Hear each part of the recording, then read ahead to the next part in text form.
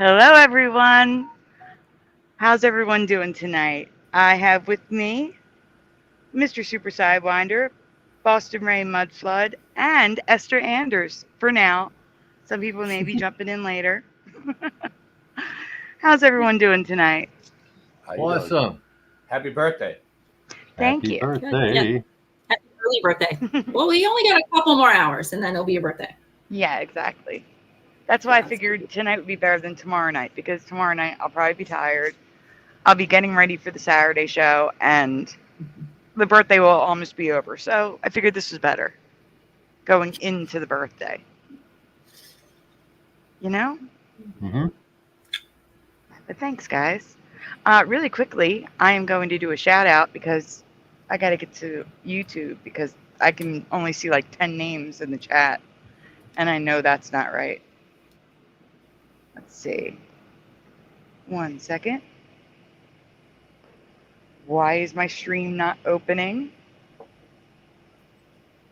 Well, that's not my stream. It is my stream. I gotta quit YouTube. To your channel? Hmm? Are you not subscribed to your own channel? No, it's not that. It's YouTube's malfunctioning. I'm clicking on my stream and it just changes color and doesn't open. Yeah, I've been having some technical issues today, like especially with Xfinity told me that like I had a power or an outage with my internet for a little while, which was a little frustrating, but I don't know. Since they worked on it, it's been a little bit slower and off. Oh, that's not good. Well, you're doing good right now. That's the important part. Yeah. All right. Earlier, I did see Go-Kart Bob. He was but first. He was first, but I can't see him now. It starts with Lugnut Lori. Hello. Philo Fire was here. I think Philo had to go. Yeah, she's taking a shower. She'll be back.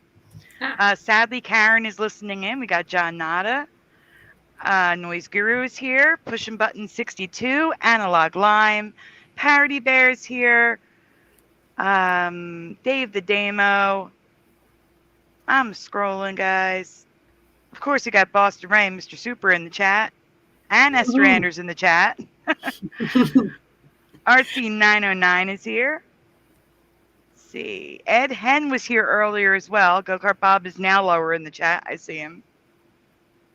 Let's see. Amari Quiznox. Nukes. Is it Knox or Nukes? Amari, please help me. And thank you. Rye Russ Real is here. Sweet. Let's see. I'm scrolling. Drew Duncan is here. On Ray's channel. Derek Lemire. Red Storm. That's Hey, Red what's up, Storm? Derek? What's up, No, Derek? we got Red Storm here too. Oh, Red Storm's here too. Hey, Red Storm. And anyone on Rumble, hello. Thank you for watching on Rumble. I appreciate it. That was supposed to be Drew Duncan. If I missed anyone, I'm sorry. That's all I can see. Oh, I see Red Storm. Yep. Yeah. You see Derek Lemire? Yep. No. I was trying to and Mojo Shop just jumped in without a wrench. Mojo. How does Red Mojo Storm not have a wrench? Red Storm didn't have a wrench either, from what I could see. What the heck? Mojo Shop? Ryrus doesn't have a wrench. Wait a minute now. Wait a minute. No, that's because they're not on my channel. Okay. My bad. You're seeing them on Oh, Rye Russ is on my channel. Rye Russ, I'm fixing that. I'm fixing that. My man. But I'm looking for Red Storm. I think Red Storm does have a wrench because I can't see unless Red Storm's not on my channel. He could be in one of the other channels. Yeah, that's probably what it is. Yeah, Red Storm is on another channel. So that's why you're not seeing the wrench. Ding, ding. There you go. Hey, guys, so tonight is going to be a little different than our normal show on Saturday. Sue Finelli's here, but I can't see her. So hi, Sue. Hey, Sue. And Jackie McCarran just jumped in. Welcome. Wow. Huge. I have actually... Wait, there's a question for you guys. Does anyone remember the movie $1 Million Baby being a different movie? I've never seen it. It No. was I a good watched it movie. once. That was Clint Eastwood and Hilary Swank. That was a Mhm. really good movie.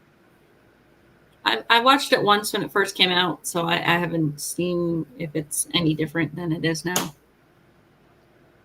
Welcome, Blex. What is the question about it, Sandy? Is it a different movie? What do you mean?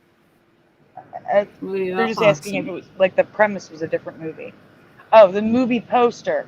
The movie poster had the two guys on the poster with a pram and the baby in it. So Yeah, you thought it was a movie about a baby instead of a boxer.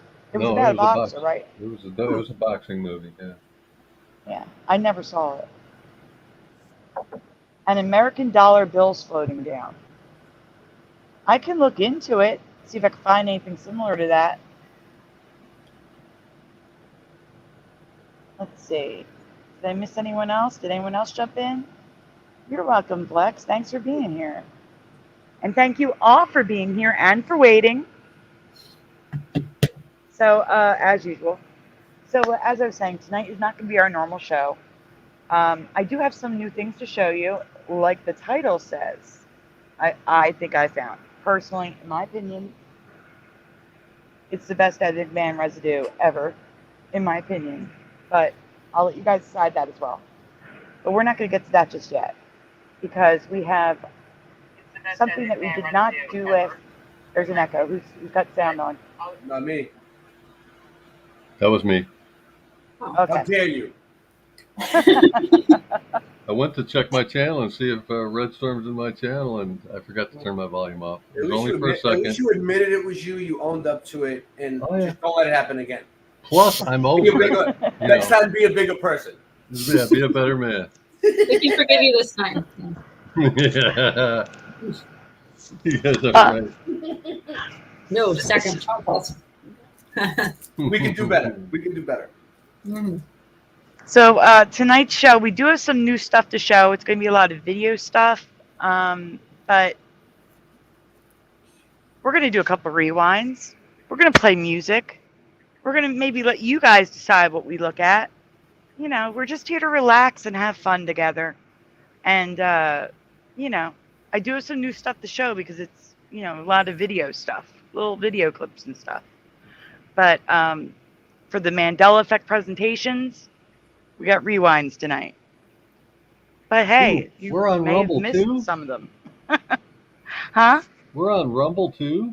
We are on Rumble too. Ooh, we're on the big time. I'm going to watch for the little Rumble tags. We can tell in the private chat or in the chat if they're in We Rumble can. or not. That's cool. Yeah, I got Mandelas for days, Ray. For years, got Mandelas. Years. So many it hasn't even gotten to yet. Yeah, there's ones we have not looked at for 5-6 years. Hey, Woo Riders, good to see you. Oh, it's so. All right. There's so many to choose from the old rewinds because there's so many new people that's coming in too. So Yeah, they definitely haven't seen them before, I know. All right, so we are going to get started with Mr. Super, though, because we did not do this on Saturday. So we have Mr. Super segment.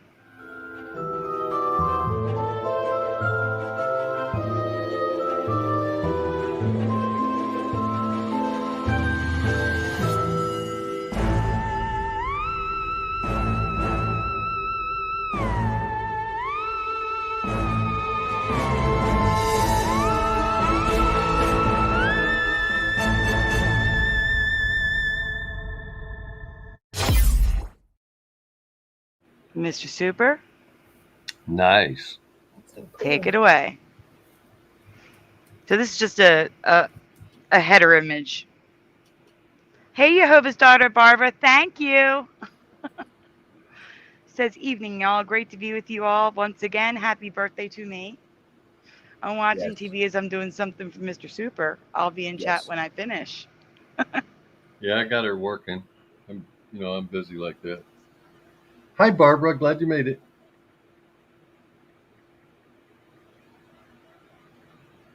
Thank you, Red Storm. Mr. Super, you may go on. Oh, I did something special. You'll see as you go along. You know how the videos just play? Mm-hmm.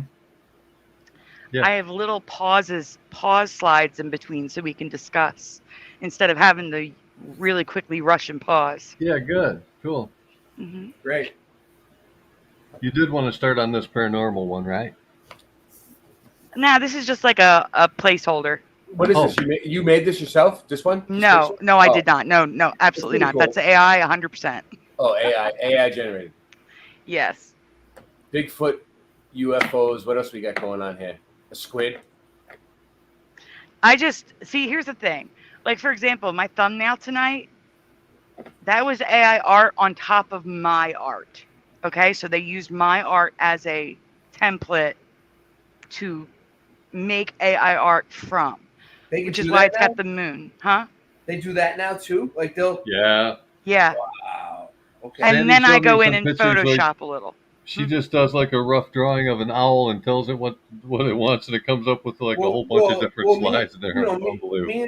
Me and Singeman have been experimenting with black magic, dark arts, and AI generated. It's all the same. Thumbnails.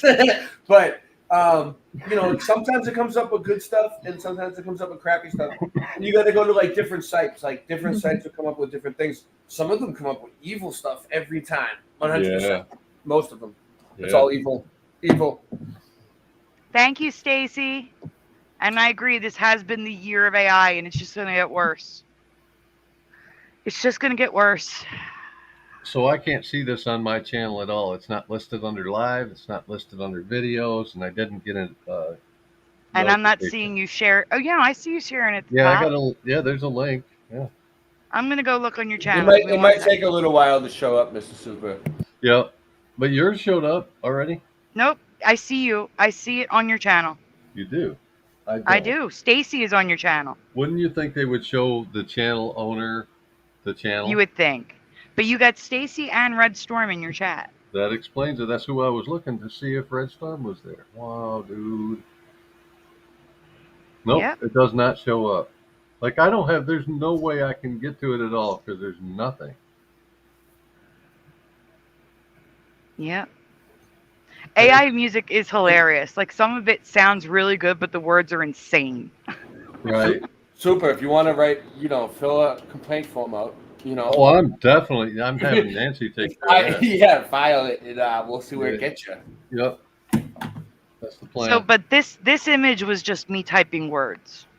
I just typed words and it spit that out. Yeah. Hmm. Yeah. I don't like that. I don't mind it helping me along with my stuff, like stuff that I created first. Yeah. My idea, but I don't like I mean, for this stuff, it doesn't matter. I'm talking about like people are taking stuff and selling it. I don't think that's right. Well, I can see where like honest people would never want to say that's my original artwork. I started it from my original artwork, but AI finished it. They would always give credit back to it. Like this came from the evil side. You know what I mean? But there's going to be a lot of people out here that are going to say, no, I created that. That's my stuff. Yeah, it's not right. I agree. Hi, You're Sophia. lying. Hi, Joe King. Joe King is on Mr. Super's channel. Hi to everybody on my channel. I can't even see my stream, so I'll be there if it shows up. Hi, Supernatural Bible Changes. Do you want me to send you a link to your channel? To my own channel. Yeah, why don't you go ahead and do that? I'll Yeah, post it in that'd be handy. I'll post it into my community section. And then send the bill to YouTube. No.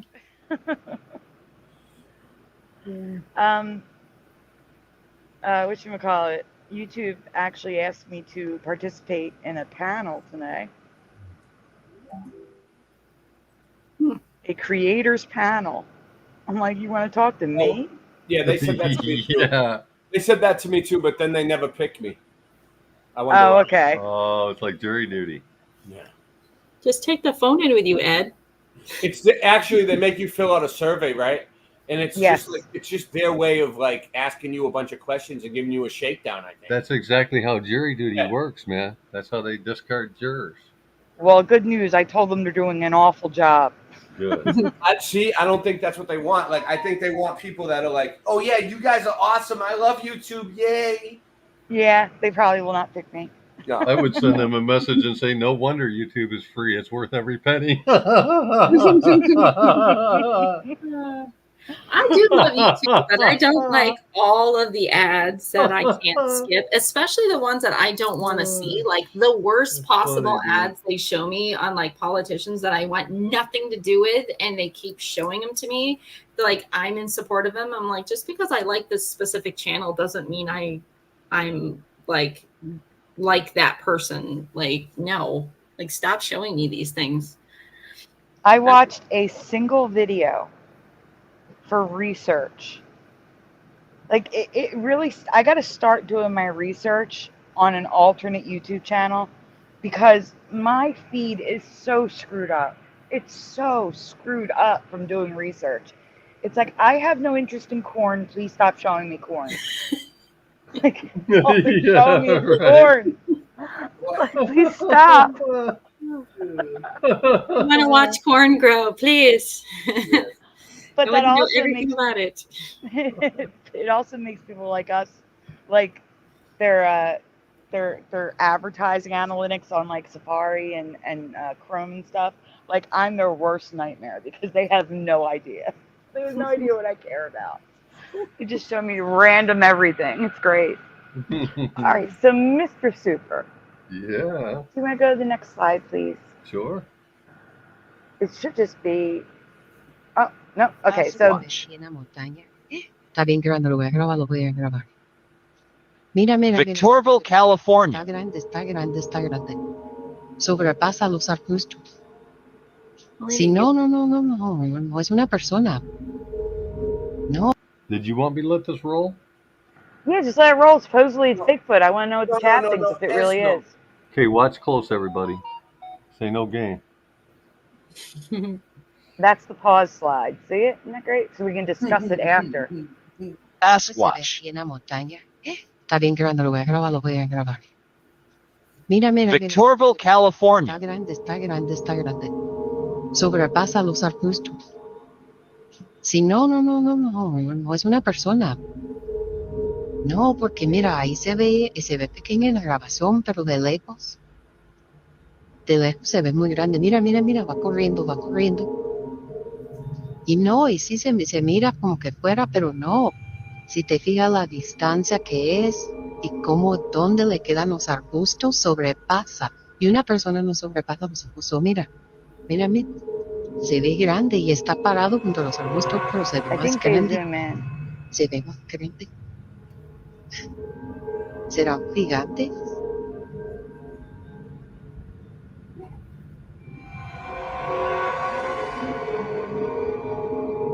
Can you pause?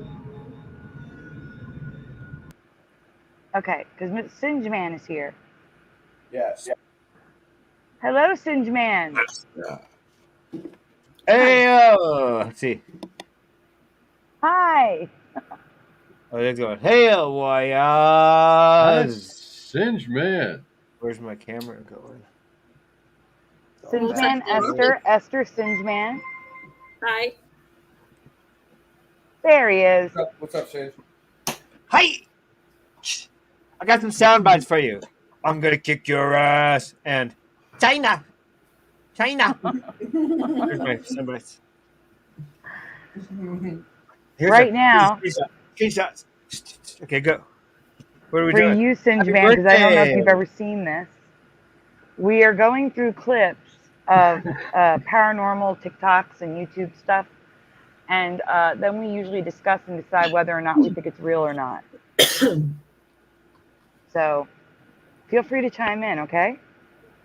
Okay, I'll come up with some sound bites for that. Okay, cool. So what do you guys think about the last one? I just think it was someone jogging. Yeah.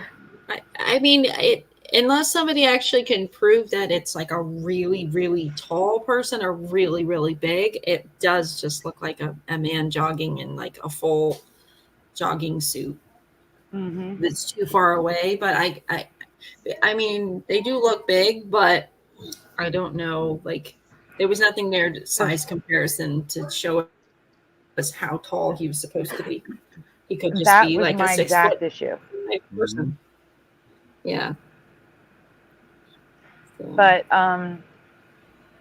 honestly, I think my Bigfoot from Kamala's rally was even better than that one. Me too. Yeah. What do you guys think in the chat? Do you think it's a jogging man, or do you think it could be Bigfoot? I think Kamala might be a Bigfoot. I have no idea. I mean, I believe. oh, did her brother come to see her on stage? I believe Nobody's ever seen her on stage. Nobody will show up. Didn't she have to pull in that famous singer to get people to show up? Yeah.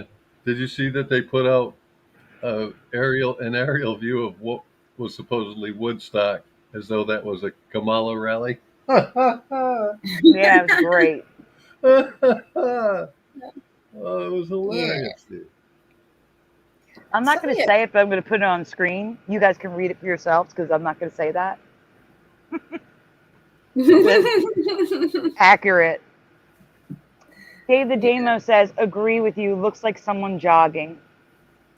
Yeah. Yeah. That was the real Bigfoot, says Go Kart Bob. Well, they might have big feet. I like your pause screens, Sandy. That's cool. Thank you. And thank you, Joe Bloor. And Jehovah's daughter, Barbara, is done with her homework. Nice. Nice.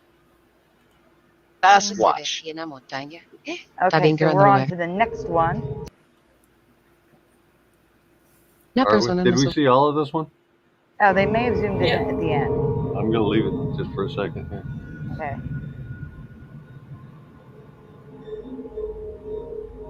Now that looks more like a Bigfoot. Sasquatch. Bigfoot is naturally blurry. Naturally blurry, yes. Yeah. Nobody can ever get a good solid picture. Right. Even if you try. All right, so this is just recorded from television. Someone's just recording their TV screen. Thank goodness for DVRs where we can rewind, right? Check this out. Civilization, live news, disappeared, clean, live news, Woman just disappears in the thin air. Just phased right out. She got about here.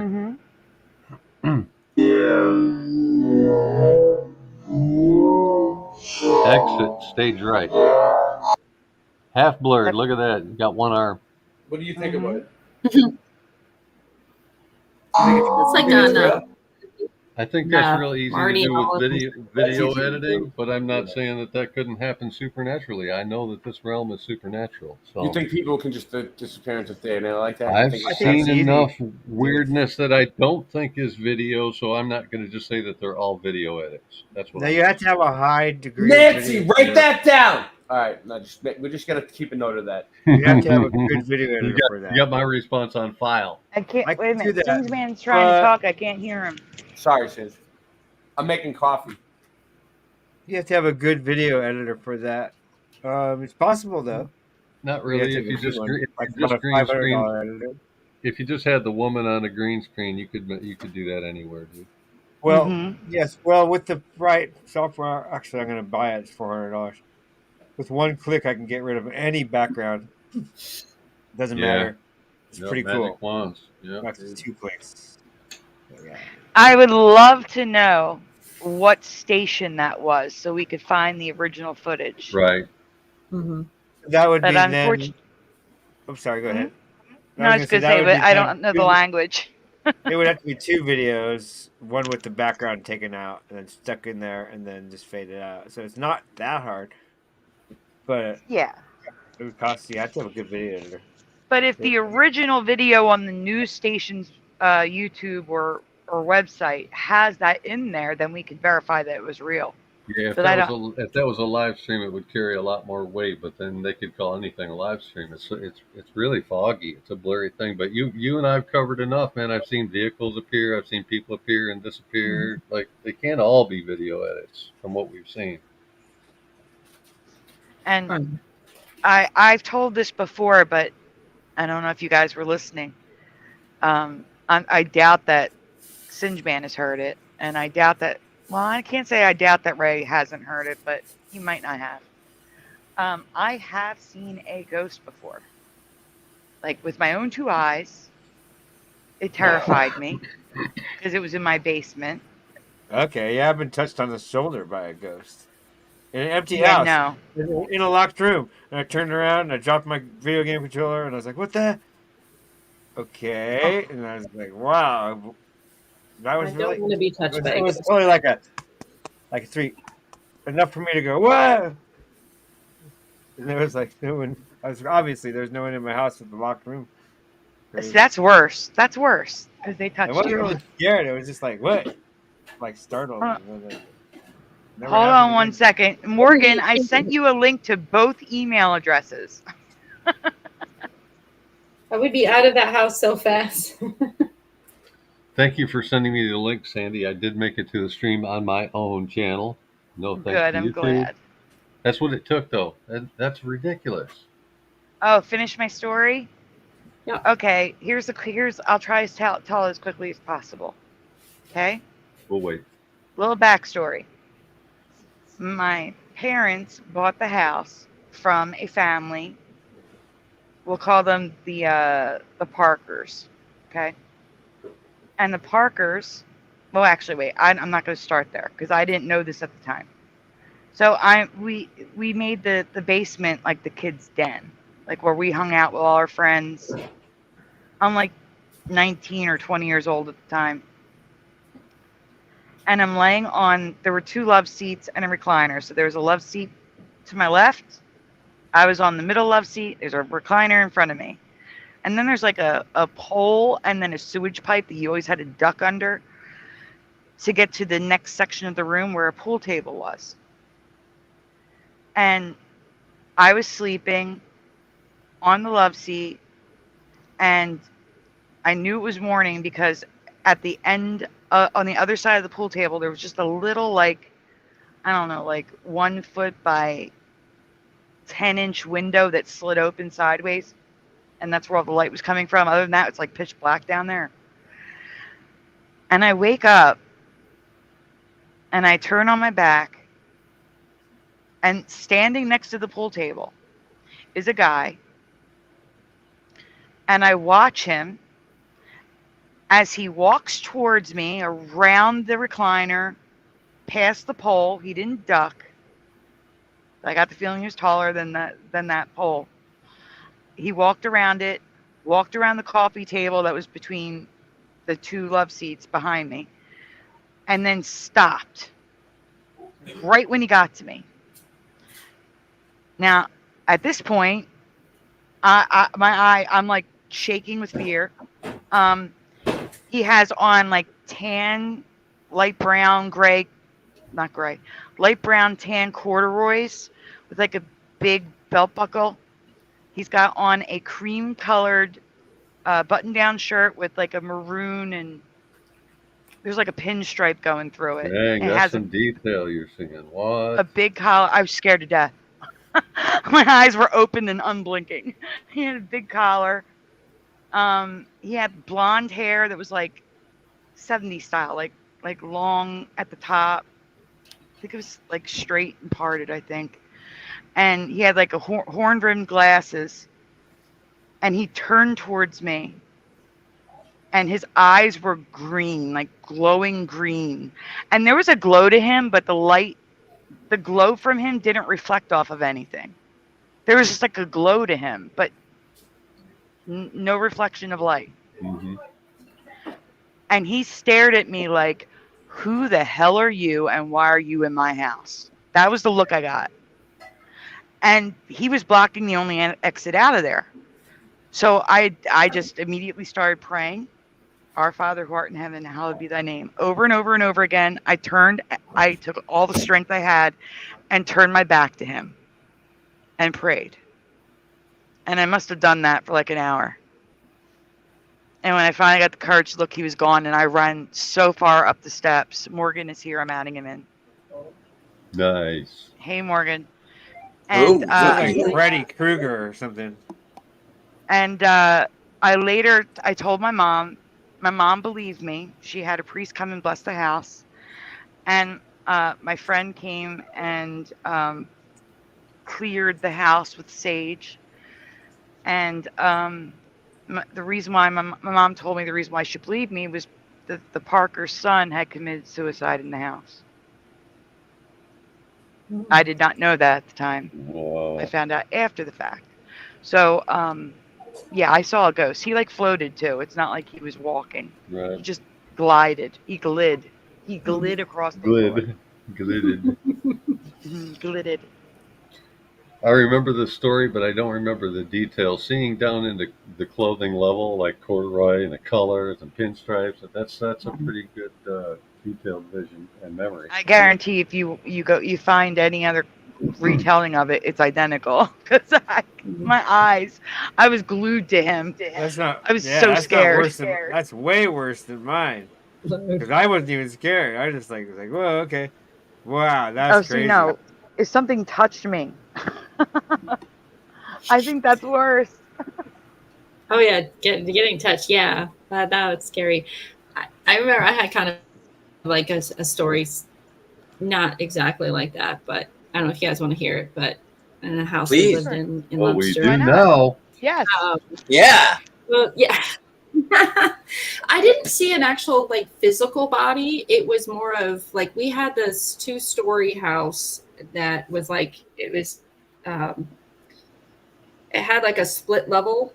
So like half of the living room was just like covered with the second story, but it was like really open concept, and it was a stacked staircase. So it was you walked up a flight of stairs, you took a couple steps to your right, and you went up the next flight of stairs. They had like a landing, and then they were stacked on top of each other. So the stairwell was just one straight island going straight up.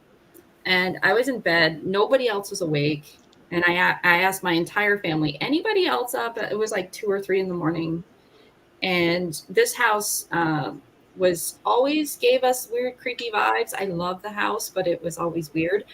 And I remember just laying in bed and like getting this really creepy feeling. And it was like I looked down, it was like I could see through the wall, this green thing coming up the stairs. I was hearing footsteps coming up the stairs, creaking up every single stair. And this green light was like, I could see through walls, this green thing coming up the stairs. It was just like this green glow. Went down the banister to where I was at on our balcony. And as soon as it got to my door, I had actually got a CD out that was, it was a Steve Green song, I Am in God's Hands. I put that on, and immediately, as soon as the song started playing, like I saw the door handle, like it got to the door handle, and as the song played, and immediately disappeared. And it was so scary because it was like what every night after that I listened to that song before bed. I couldn't sleep without my light on in my closet because I always felt like something was staring at me from the closet. And later years down the road after I got married, and we were going to this church, and they're like, oh, we had the house next to you, and we found out that they used to sacrifice animals on the property. And they're like, we know that they sacrificed at least animals, but we were only brave enough to test out that. We didn't want to know what else they did. So they're like, we were too scared because when they had moved into the neighbor's house, there was an altar there. And they actually like had it moved, and they did some testing, and they said they did find some animal, but they're like, we can't. They couldn't get themselves to test anything else. They're like, this is as far as okay. Like at least we know that they were definitely sacrificing animals on the property. So there was definitely it was a cult that had owned the property, and the entire area around. And every single one of my siblings had very demonic and very, very creepy dreams. My first time I'd ever had sleep paralysis was in that house. Like I was sleeping and something said, if you don't wake up now and if you do not move now, you will never wake up again. And so I had to like literally force myself to get up, and it was so scary. And I was like, I love this house, best house ever, except the fact that it had that really creepy, like you would be downstairs in the living room and you felt like somebody was watching you, like from upstairs, and it's like there's nobody else in the house. And like I checked with everybody that night. I'm like, anybody get up to go to the bathroom, because there were 6, I think there was 5 of us at the time plus my parents, so there was like 7 of us in the house. I went to everybody, they're like, nope, nobody was up, it was nobody else, I was the only one that was awake. So because I was like, maybe somebody got up, went to the bathroom and changed their mind and went back to bed, but I didn't hear them go back down the stairs. They just went up the stairs. And then, like I said, as soon as it touched my door handle, the song played, "God, I Am in God's Hand," and immediately disappeared. Nice. And it was that weird green glow, and it was, what was that? Yeah, that's creepy. That's That's worse than mine. Yeah, I was like, it was coming for me at that point, and I'm like, what is it? Like, and we still lived there for a good like year, I think. The design of the house was awesome. What's that, What was Ray? that? Sorry, no, it's fine. No big deal. No, I said you took off after a year. Yeah, we lived there for a good like 2 or 3 years, I think, and then we moved to Kellyville, which was down the road. We wanted to be closer. After you saw the thing, you took off. Yeah. Yeah. Can you hear me better now? Can you guys hear Yeah. me? Oh, yeah. Yeah. All right. You go. Yeah. Yeah. Well, I wanted to, in a way, I wanted to move out. Like I said, it was creepy. My sister was having dreams. Like one of her dreams, she said that she believes like Satan himself came to her and tempted her, said, if you sell your soul to me, I will give you the power to see people's souls and like know where they're going when they die and stuff. And that was weird. She's like, I know it's a dream, but I feel like Satan really came to me and actually proposed, like, to snatch me. And I'm like, that would have been creepy. My brother, like I said, had very demonic dreams. My sister barely had dreams, so when she had dreams, they were typically horrible. And yeah, like I said, you couldn't go anywhere in that house without feeling like you weren't alone. Yeah. And so that was definitely like freaky. And like I said, it was. I'm impressed you guys stayed there so long. I couldn't do that. Well, my dad didn't believe any of it. He was just like, whatever. Like, he's like, there's no such thing as that or whatever. And I've always been under the impression that ghosts are really like demons in disguise, or, whether they're demons or angels, they're not of this world. Yeah. And I agree. Not somebody you want to mess with typically. I don't think all of them are evil. I've seen ones apparitions that try to show you things, like they'll have like something in their hand, right, and they're presenting it to you, and it's like an invention or something. Like it's like a contraption. It's like a whole bunch of shit put together that like, and it works, and like whatever they're showing you, you're like, oh, like what is it? But then before you can like explain it to the person next to you, they change it to something else, and it's like something completely different that is really cool. And they just keep showing you things like one after the other sometimes. I've never heard of that. That's insane. Yeah, but you never heard of that? They call them the clockwork elves or DMT entities. People see them. They say that they exist between the two realms, and they make the inner workings of the reality work, and they're always around us, but like, with our senses, we can't see them. You go see them in certain states. Well, Ray, you and I have talked about my interest my entire life. I think they're evil. Yeah, they're probably 100% evil, but I don't know. They're here. Simultaneous invention, where when something is to be brought into this realm, it seems like 2 or 3 people in completely different, isolated, remote areas invent the same thing at the same time, and then they're fighting over the patents. That's true. Yeah. But like the thing is, like, they come at you in different shapes. Like, all right, like I seen one at this house I used to go to. I think it was haunted, and it was like one of them got up off the floor and just ran away, and it looked like a plaid shirt, but he didn't have a head. It was like a body with a plaid shirt, got up off the floor and ran away and then disappeared. But I seen him. Like I So, looked up Sandy- and like, you know what I mean? Like I seen a bunch of apparitions in this house that I used to go to all the time.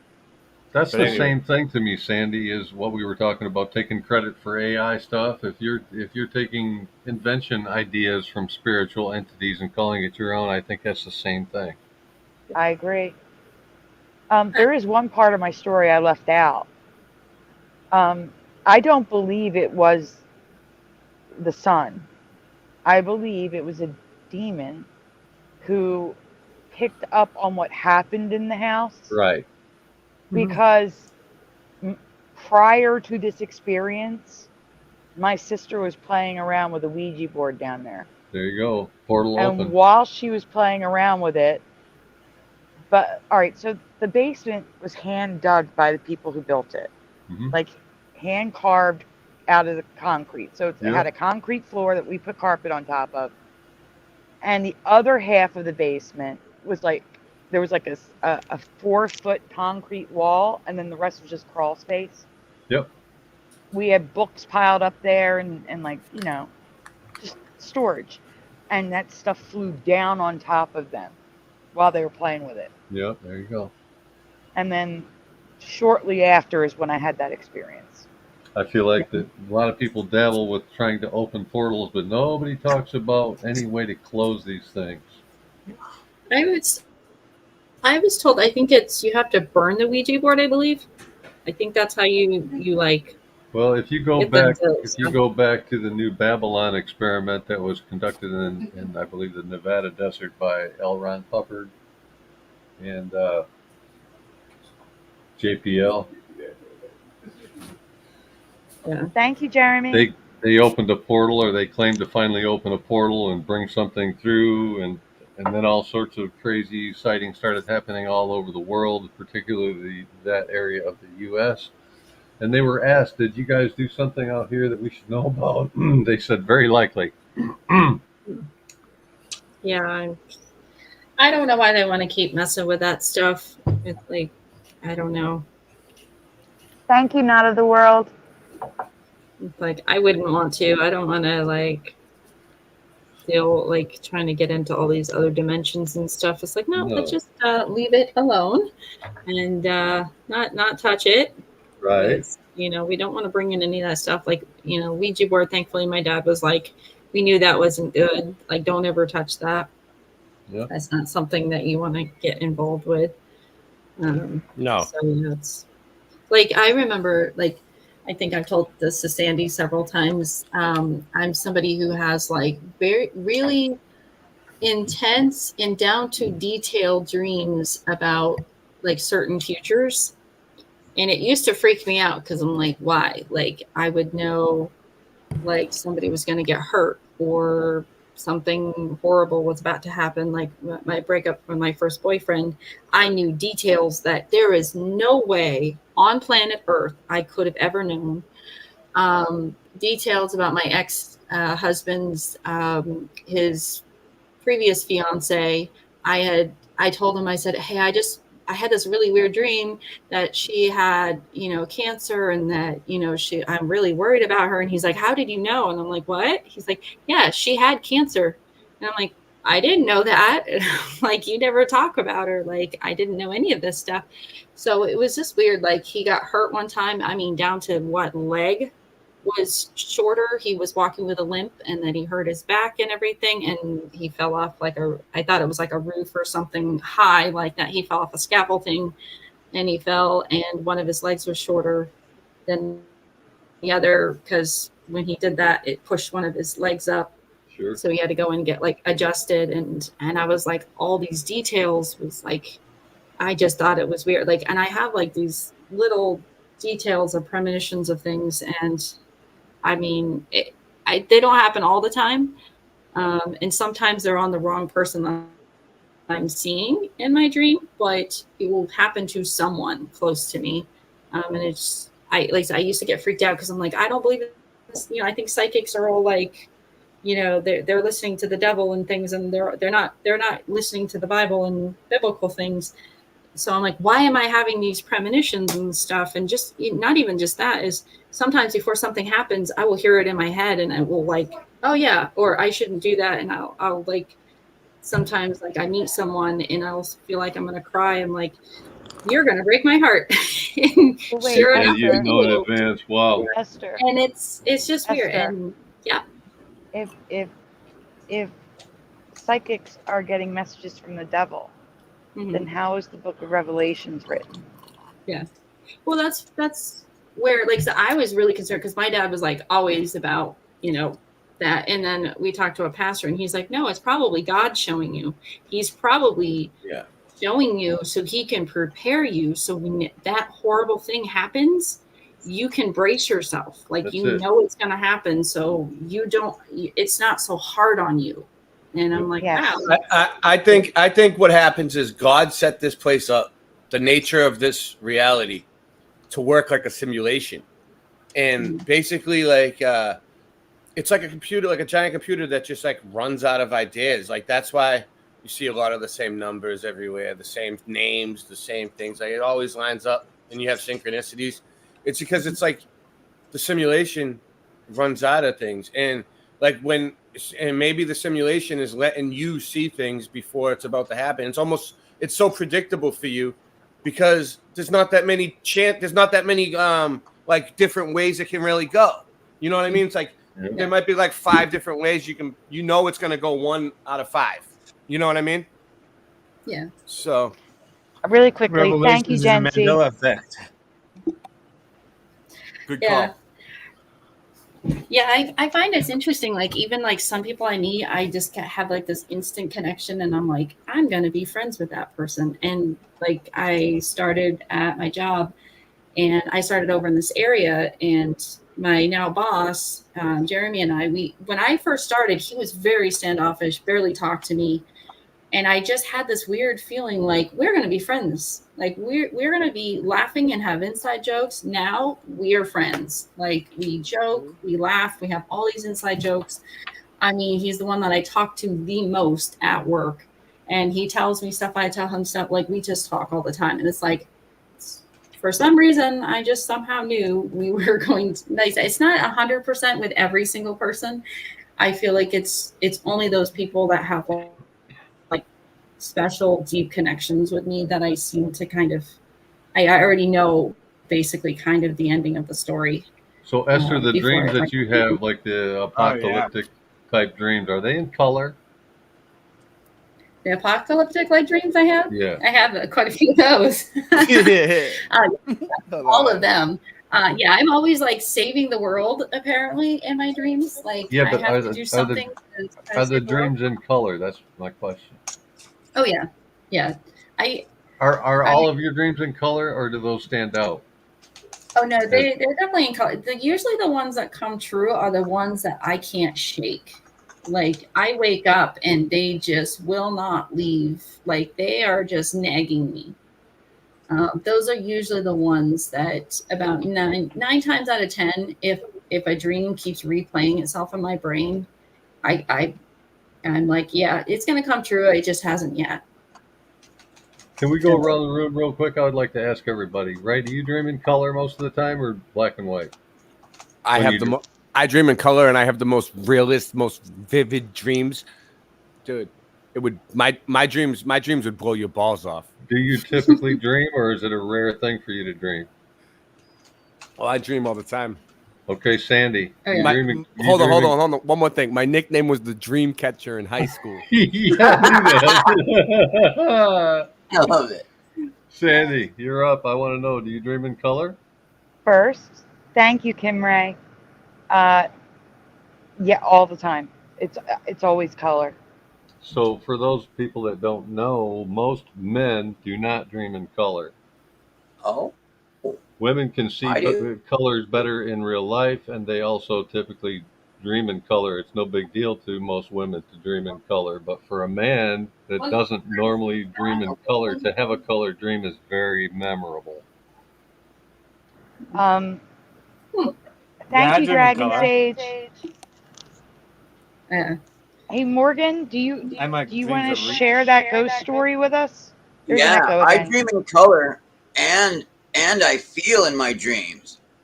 Like Mhm. I can't tell sometimes when they're real and when I'm dreaming. Yeah, I've had a ghost show up right on my stream right now. I'm going through Holistic Media's videos because I have a video, my clip of it, just 17 seconds. I had the Dove of the Holy. Here it is right here. And now, Sandy, I've got the video that Holistic Media made. So he made a presentation of 2 minutes and 13 seconds. I'll just press share here, grab it up, and then I'll come put it in backstage in our thing because it shows it much better than I can.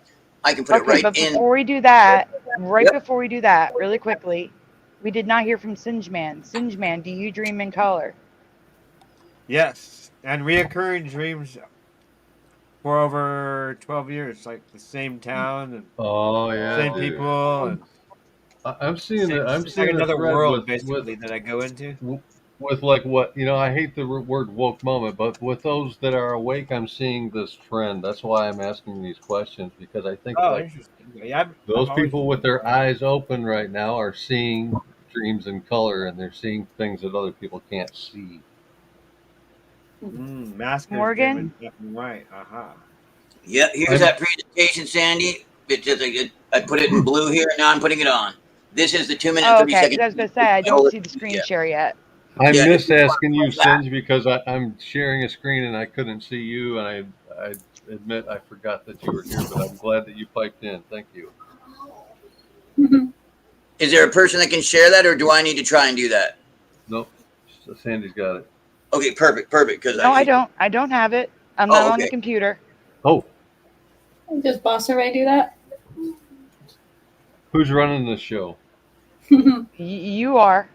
Put me on. Put me on the screen. Put me on the screen. Right there. Okay. What is this? Hold on. Let me start it over. Thank you. Is this it? This is this is the ghost presentation. I've had a ghost.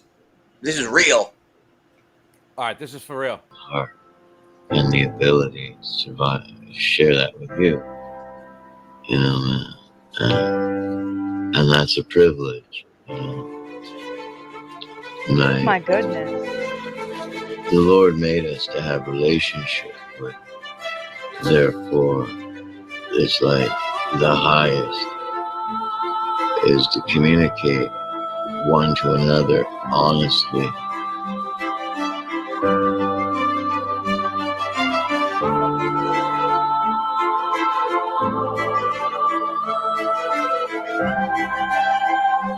Wow.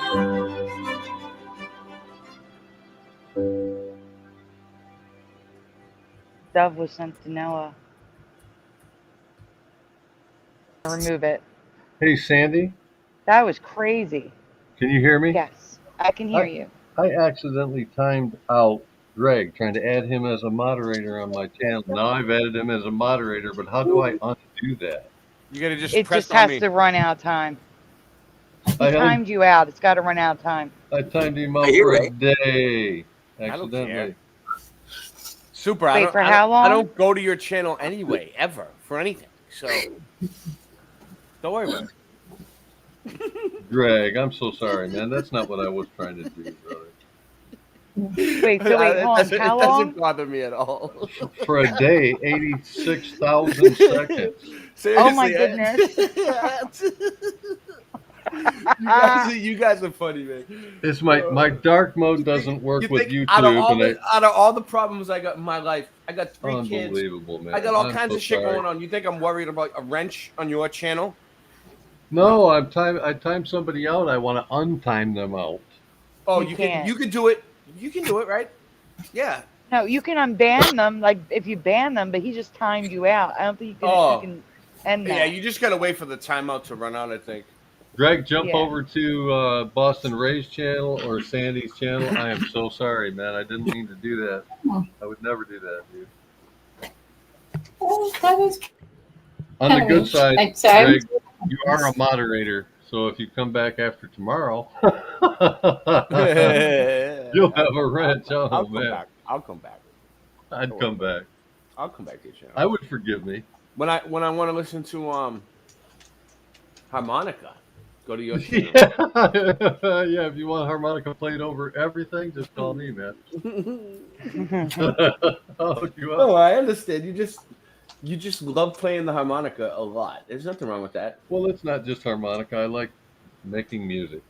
Yeah, but you do love playing that thing, and all the other ones that sound like harmonica. That I like. I'm not saying a harmonica. There's a whole bunch of them. They all sound. I don't know the difference. I don't know what they are. You can't tell the difference between a flute and a harmonica? I can tell the difference between a flute, but there's a few of them. I'll show you which ones that I Or can't. Vinova, or kalimba, or handpan. The Vinova, I can hear a little difference. Ukulele doesn't sound at all like a harmonica. No. Yeah, that's a guitar. No, it doesn't. No, but you know what though? You know what though? We need to get, not you, we, both of us need to get a better way of delivering your ukulele skills, because it's kind of like we need it doesn't come through the stream well. You know what I mean? Right. We gotta hook it up. I've got to take it in my other room and plug it in through my interface, because I've been doing it acoustically, and two-stringed instruments don't mix well acoustically online. No, because you can't strum them hard anyway. Because they work off vibration. That's right, Ray. That was exactly right. Yeah, and if you hit the exact same chord at the same time, it just sounds fatter but a little bit mushy. And if you hit the wrong chord, it just sounds like crap. As opposed to the harmony naturally being created, which it should do. You know what I mean? So when Ray and I do play like online, I let him do the chords and I just play the melody or like a lead line on a single string or something. Yeah, you do. You follow a lead line. I noticed that all the time. Yep. Yeah. Yep. You follow the melody or you make up a lead yourself. Yep. Yep. My nickname was Line Leader in high school. Cool Hand Luke. My name is Jack. There's a question for you guys in the chat. Thank you. Red Sox Master 25 asks, any idea where mass accountability has been? Missed that guy. Oh yeah, I saw the Yeah, he's episode been the around. other day, but I didn't see him. It was a different guy. What? I He watched has a Mass different- Accountability the other He day. has and a it was different like- guy on his channel. All right, I'm gonna have to give him a call. I'll give him a phone call. Who was that? Morgan. No, who asked that question just now? Oh, okay. Oh, Red I'll- Sox Master 25. Oh, really? All right, I'll find out. I'll report back. Yeah, because I did check him out the other day. I was trying to check him out. When I saw that, I was like, "Hey, what is Mass Accountability up to?" And I No, thought, I haven't. I was thinking about him the other day actually. 'Cause I haven't heard from him. I've been so busy, man. Been so busy, but I'll find out if he's all right. Yeah, like because Chili got out of jail, Chili Yeah, Castro. But I don't think he would have someone else running his channel. That's weird. No, it was just a video that just had a different guy that wasn't him, and I imagine he was just showing that other video, Yeah. like probably the fellow auditor, right? But Yeah, probably, man. Oh. All right, so we're going to get back to the presentation. We were only one slide in.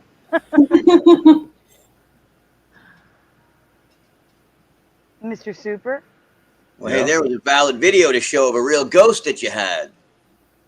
Yeah, that was awesome. Oh, okay, so let me explain this one really quickly. A long time ago, I covered a new to my reality weather phenomenon, and I know there's a lot of new people here. Have you ever heard of hail glaciers before? I don't understand. Oh, you mean because it hailed No. and then froze, or I have But no yeah. idea. Yes, Never heard of it. no? I haven't heard of it then. New to Yes. me. Hail forming like a glacial sheet that goes Oh, through that's what I places. thought you meant. That's what I meant. Okay. I've heard of hail falling so much that it's like moving ground, and then it takes all of the stuff that it fell around with it. Whoof. Yes, it's called hail glaciers. I do not recall them Okay. being in my reality. Before I covered this in 2019 or 2020. They were very rare. Like, but I know they existed. Well, this is one on video. I only had Yeah, pictures before. I'd never even Now seen. I have a video. What is it we're expecting to see here? A ghost? A Bigfoot? What is it? Hail glaciers, a weather Hail phenomenon glaciers. that was not hail part of my glaciers. past. Okay. Yeah. Ready? Is everybody ready? We're ready. Suit up.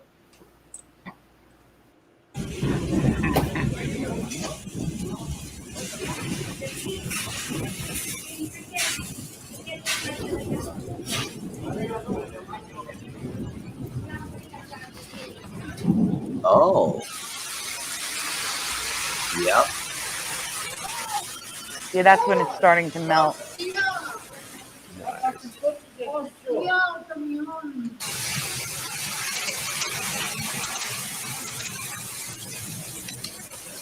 That is a massive amount of hail.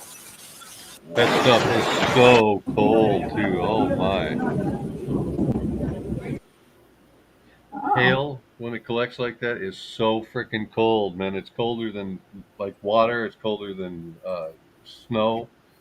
It's colder than ice by itself. Yeah.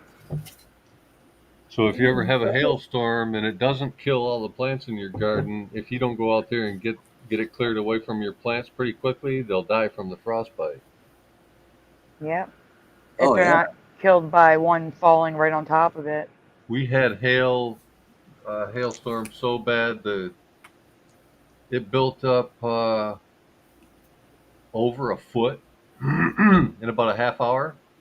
And just shoveling it off my deck in the middle of summer, it was 80 degrees, built a pile of hail over 3 feet high that lasted for almost a month out in that heat. Wow. It probably cooled your house down a little bit. Cooled everything down. Mm-hmm. Yeah. In the summer, that's so good. Make an ice house. It's a bunch of cars because it was pretty large hail, and we had a car dealership pretty close to where I live. They had hail damage on almost every car that was outdoors. Which is why I covered the invention that never existed in my past, hail cannons. So what good is having insurance like renter's insurance or house insurance or whatever if they exclude acts of God, which almost everything that's going to take it out is going to be called? Acts of God can be covered for a premium price. That's what I'm saying, but it's not included in your policy. It's an extra thing, much more expensive, like you said. Yeah. Yep. Because they want to make money. That's why. Because your house is more likely to sustain it's either no damage or severe damage. You know what I'm saying? Exactly. Yeah. Yep. Well, we can continue now. I just wanted to show that because it was an actual video of hail glaciers. Rolling. We've been pretty much hunkered down in my bedroom the whole day. Just me and the dog and the baby. But at this point, she's got to go outside, so I'm going to let her out. I figured I would just record the whole thing. Here we go. Let's go potty days. Wow. There is photos after this. Okay, but this is intense already. Like my heart's already going. Nope. Go to the room. Go. He said nope and turned around. Listen. I don't own any of the stuff that was on the table. We've been pretty much hunkered down in my bedroom the whole day. Just me and the dog and the baby. But at this. So if you want to play it again and focus on the table. I don't own any of the stuff that was on the table. Trying to find it. Put it in slow-mo. Put it in slow-mo. Go to the room. Go. Daisy. It's okay. I got pictures of it. Next slide has pictures so you can look at it better. That's all I really picked out real quick was that. Oh, wow. No, someone's there to kill you, bud. No, go back in the room with the baby immediately. Thank God that you're still alive. Shut the door. Obviously, he hasn't come in there. He's not going to because for some reason you're protected in there probably by the child's angel. Bam! Morgan's got it. The angle of the knife is really bothering me, but the thing that bothers me the most is the chair is moving on its own. And Really? and I just covered the St. Peter's cross. I love how the cross is upside down. Yep. Does it look like that blade is curved? Yeah, that's what I'm saying. It's at a very odd angle, like someone's holding it up. Something weird there, yeah. It looks like there's a sheath and a blade, and it looks like the knife might be outside of the sheath and on top of the blade, but it's bent. The blade's bent at an odd angle. It does look like it's bent right here. Doesn't it? Yeah, it looks like it's out of its own sheath. Or it also looks like something's pressing down on the handle, making the knife stick up. Oh, yeah. Wow. Wow. Chat, what do you guys what's think? going on in Terrifying. That literally gave me goosebumps now. So. Yeah, I I'm need that definitely noise looking every over time my I hear shoulder. that. I may have to watch some different YouTube videos before bed. Play it, Sandy? Oh, yeah, you can play it. Oh, I got some good ones. Kazakhstan. There is a fire river going on right now. It's happened right here at the end of July. It's very hot outside. All the firefighters are having a bad time. The whole town is very stinky. All the sulfur smelling air is going on. So Kazakhstan has been known for a lot of methane leaks, the second largest in the world before. So this methane here is just rolling. I don't know if it's got into a river or what. There's not a ton of info on it. The town there is on fire, and the firefighters are putting it out. I like that little buddy is encouraging the firefighters, give them the old thumbs up at the beginning, trying to help them. So, but it's crazy. I wish I knew more about it, but this is definitely wild. You can tell that's also wind driven, which is never good. So with the heat and everything, that's very difficult. And from what I can tell, this is a little bit in one of the towns from the fall. You guys have seen what's going on in Kazakhstan. There is a fire river going on. So he is saying he couldn't find any information on it. Thank you, Twilight Nights. I know a lot about it. You know a lot about it? Yeah, I would say it is an entity, a live Samvartika fire with divine force.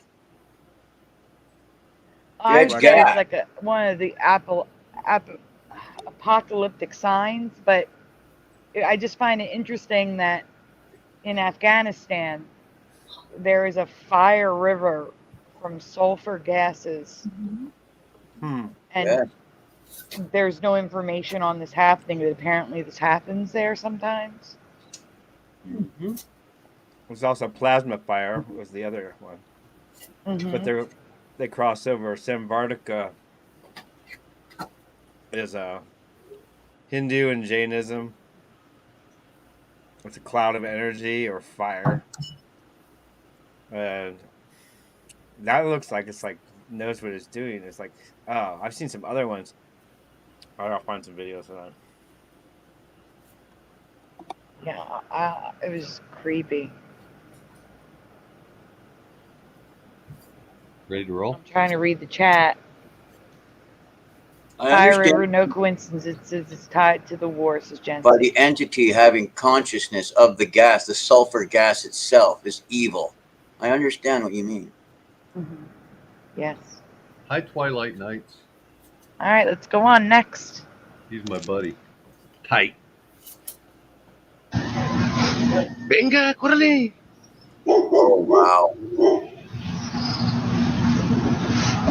I hate that he turns away there. But he does. It keeps doing it. So, like, worst cameraman ever. ¿Eh? ¿Pero qué es eso? Honest, though, I believe it because nobody would ever fake a video where they just did that. Morgan, feed your dog. Eddie. Thank you, Jenzy.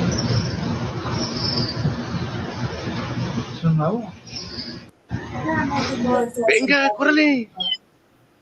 So, what do you think? Do we think that's real? No comments? Or did he just learn how to work an editor, right? And it's just one that we've never seen. I don't know, man. I can't. I'm never good at telling these things. What do you guys think? I'm gonna say that would real. be amazing if he was that good at editing video, Yeah. but didn't know how to record. Yeah, because why the mistakes? Maybe we better watch it again. Yeah. Venga, córrele. Morgan, take your dog out. Okay. Mire.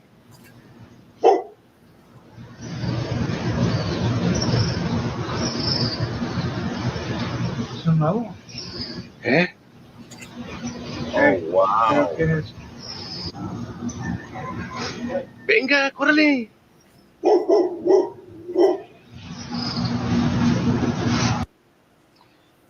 Well, it'd be sure easier to do that in a video editor and add the jitter last to make it look like it was poorly filmed. But if you tried to add those effects on a jittery video like that, it wouldn't look that good. It's not that much effects either. You would add more effects than that. Yeah, It seems real. yeah. I think it's real. It looks like it's the object that's causing it to look like you have those odd effects on his camera. You know what I mean? Like the fact that the object is super thin, except it has a sheen so that it's there, but it's not there at the same time. Yeah, there's one point there where it kind of like is cloaking. It's phasing out. Yeah, Exactly. Cool. Wow, dude. I think that's what we were dealing with. Well, in the chat, we have Go Kart Bob with fake, Flex with real. Can't I'm going fake to take the a face 1 minute. with I'll be right Flex. back. Okay. So it's 50-50 in the chat so far. I mean, it does look kind of real. I mean, I'm not opposed to believing UFOs because, I mean, it was unidentified for sure. Depending on what translation of the Bible, there's actually mention of UFOs in the Bible. If you read a certain translation, they actually talk about metal things up in the sky.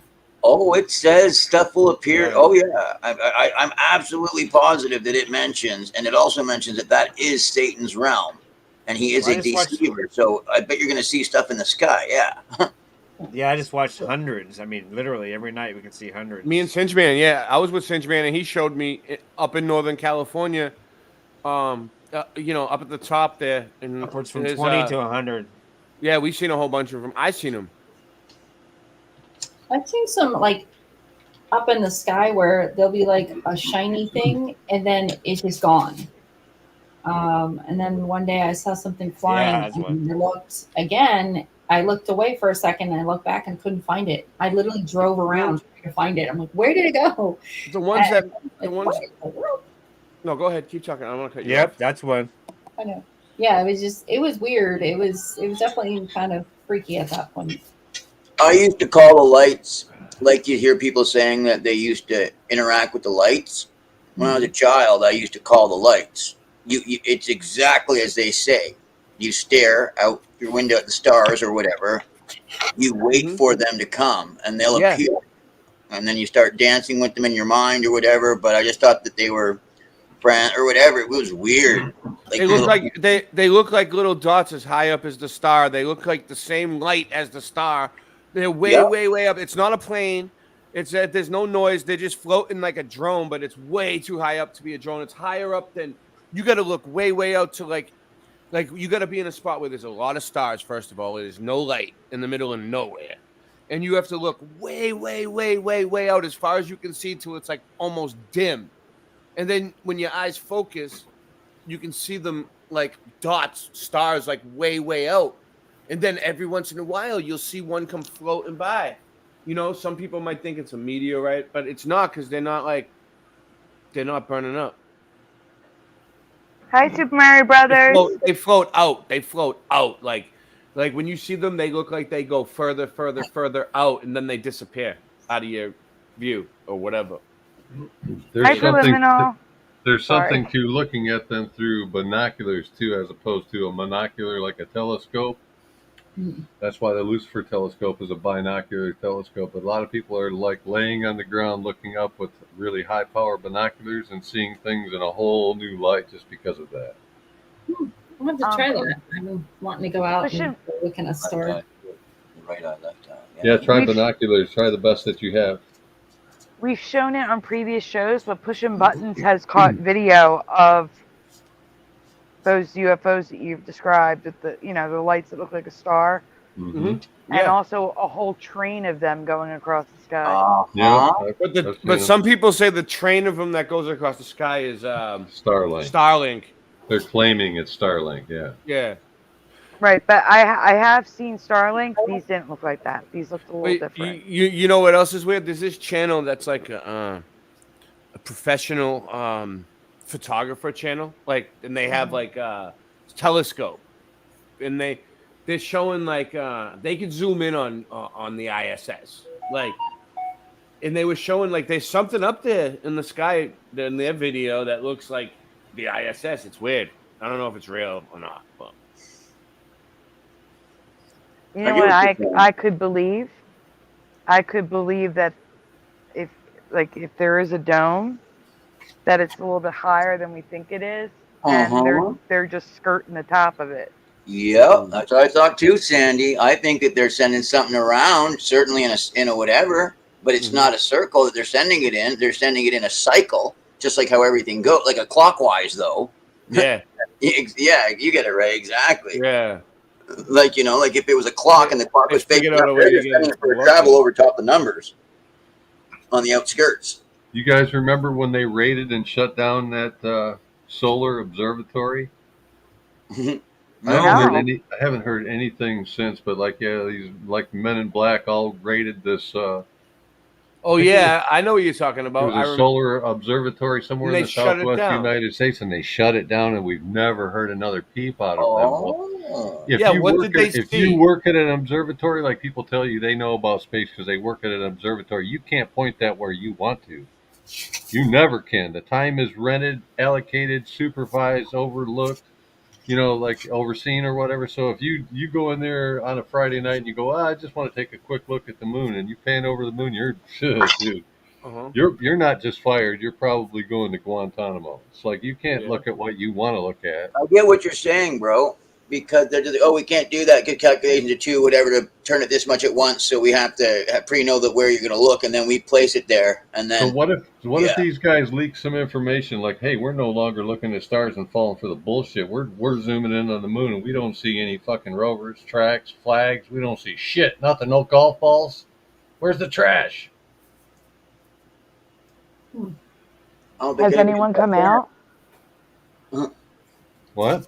No one's back there. Has any whistleblowers come out talking No, about it that? went dead silent. That's why I'm asking if anybody's heard anything more. This was like a one-time story. They ran it, and they showed them raiding it and shutting them down and locking the doors and padlocking it and yellow taping it and the whole 9 yards, and I've not heard a thing since. This has been many years ago.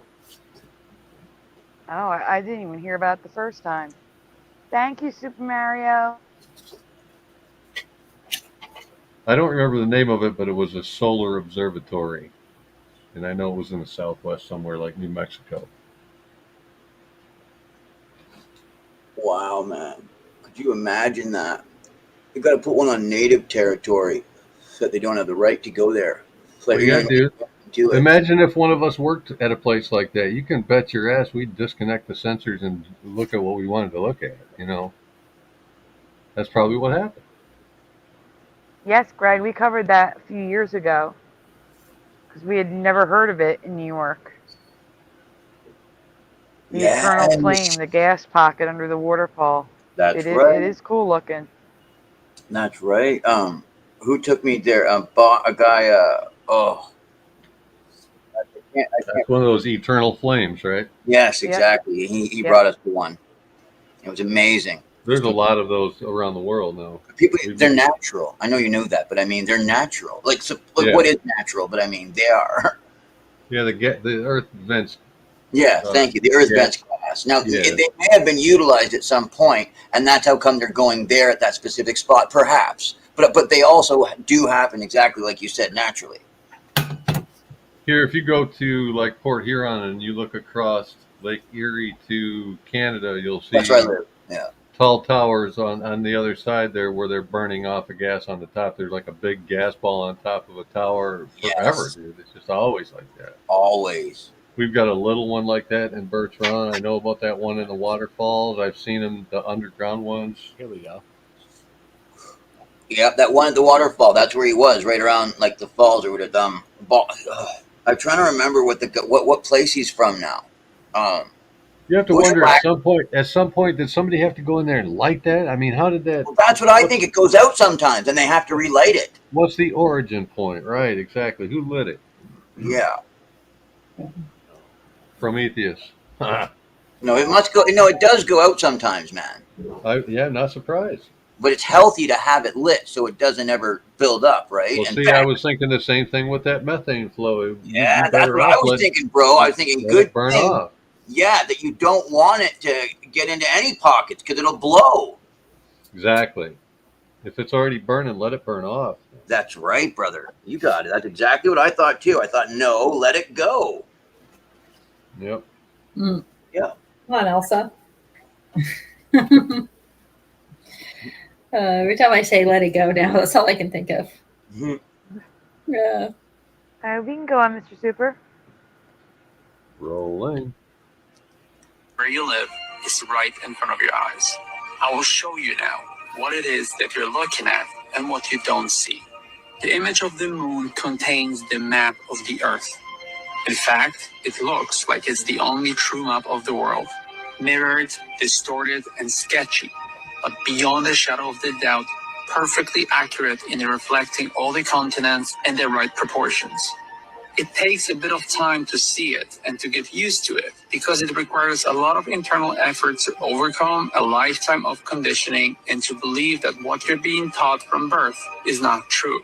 But if you have an open mind and if you're curious about what you're looking at, you will realize that this is not the first time you've seen it and that somebody might know this truth too, but they don't want to disclose it to you. Where you live is right in front of your eyes. So what do you guys think? Because to me, I don't see it. Oh, I no? tried. I don't. I don't think a dust ball would be reflective like that, like a mirror. If that's what it was. And I don't think that's what it is, so there's that.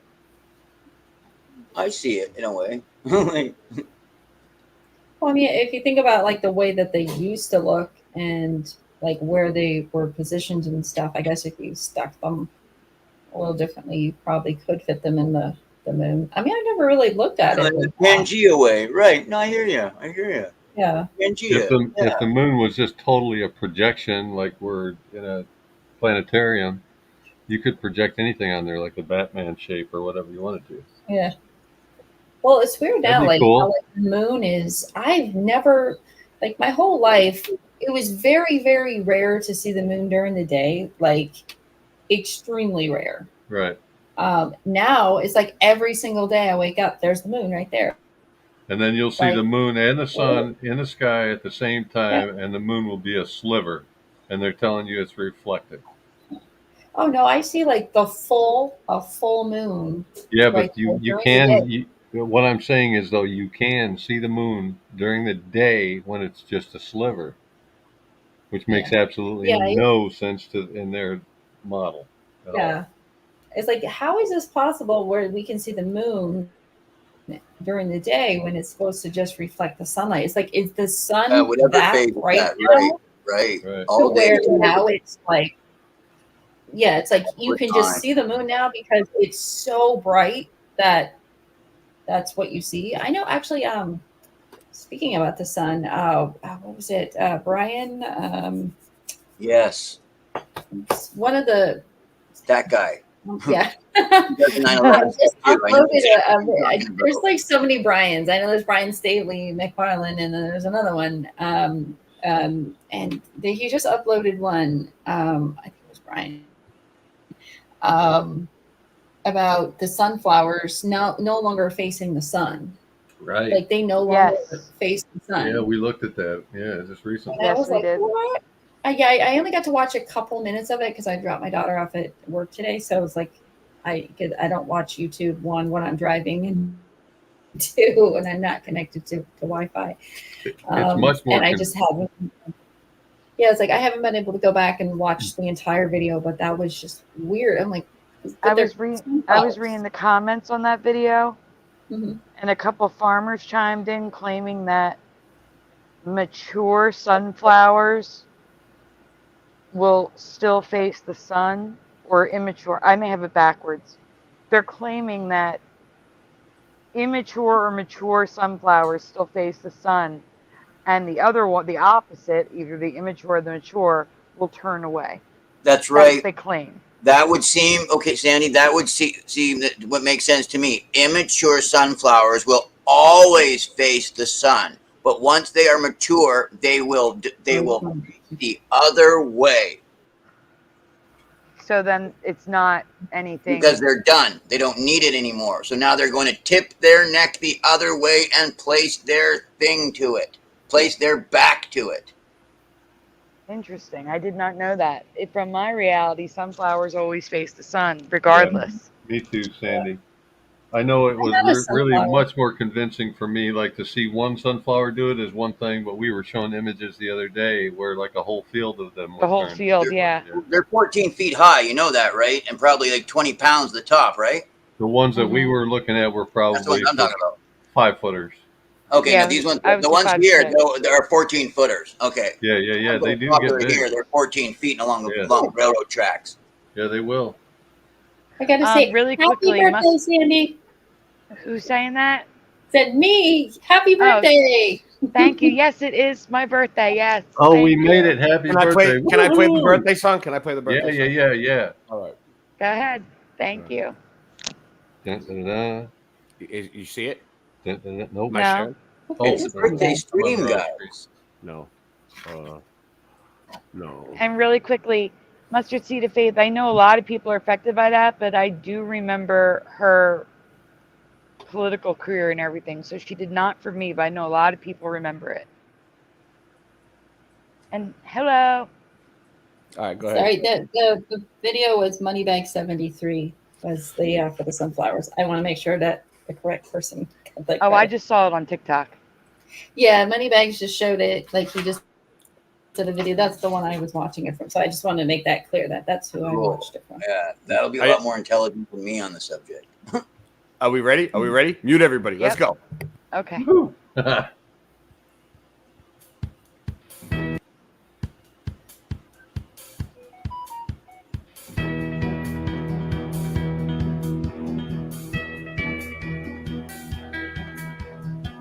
Your life's been in motion since the time of your birth.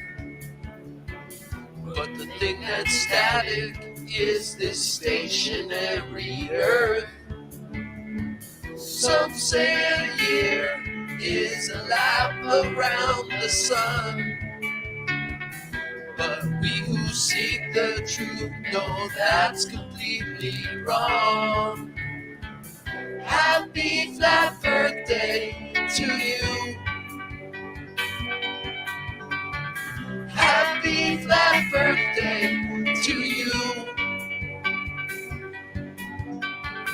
Happy flat birthday, dear Dave. Happy flat birthday to you.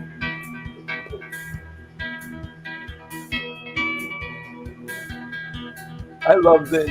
This expensive plane is the best gift you've been given, providing everything you'd want or need for good living. Here's to you for spreading truth and the good work that you've done. All the best on the next few hundred revolutions of the sun. Happy flat birthday to you. Happy flat birthday to you. Happy flat birthday, dear Dave. Happy flat birthday to you. Happy flat birthday to you. Happy flat birthday to you.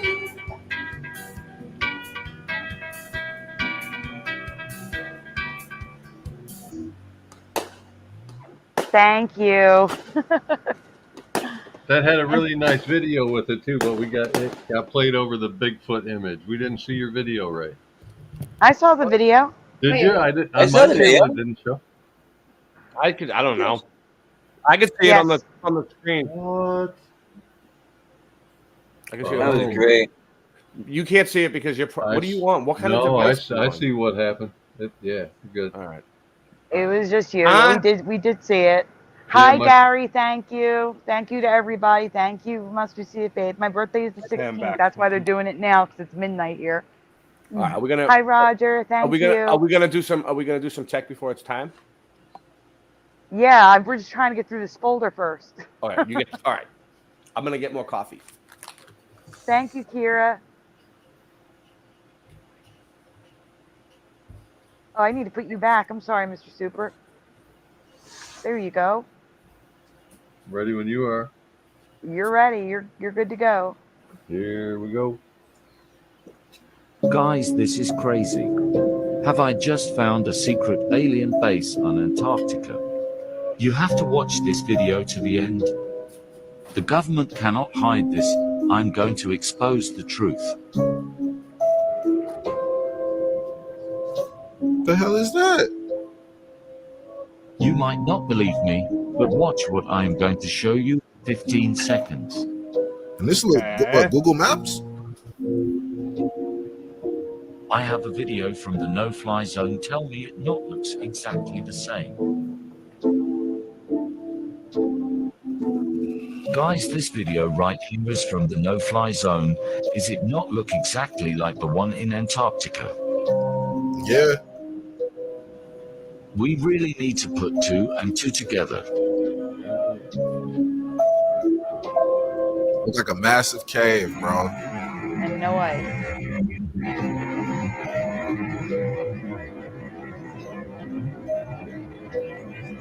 Like and share. Yeah, we go down in it. He goes in it. This is have I Maybe just a worm. found a Like from Dune.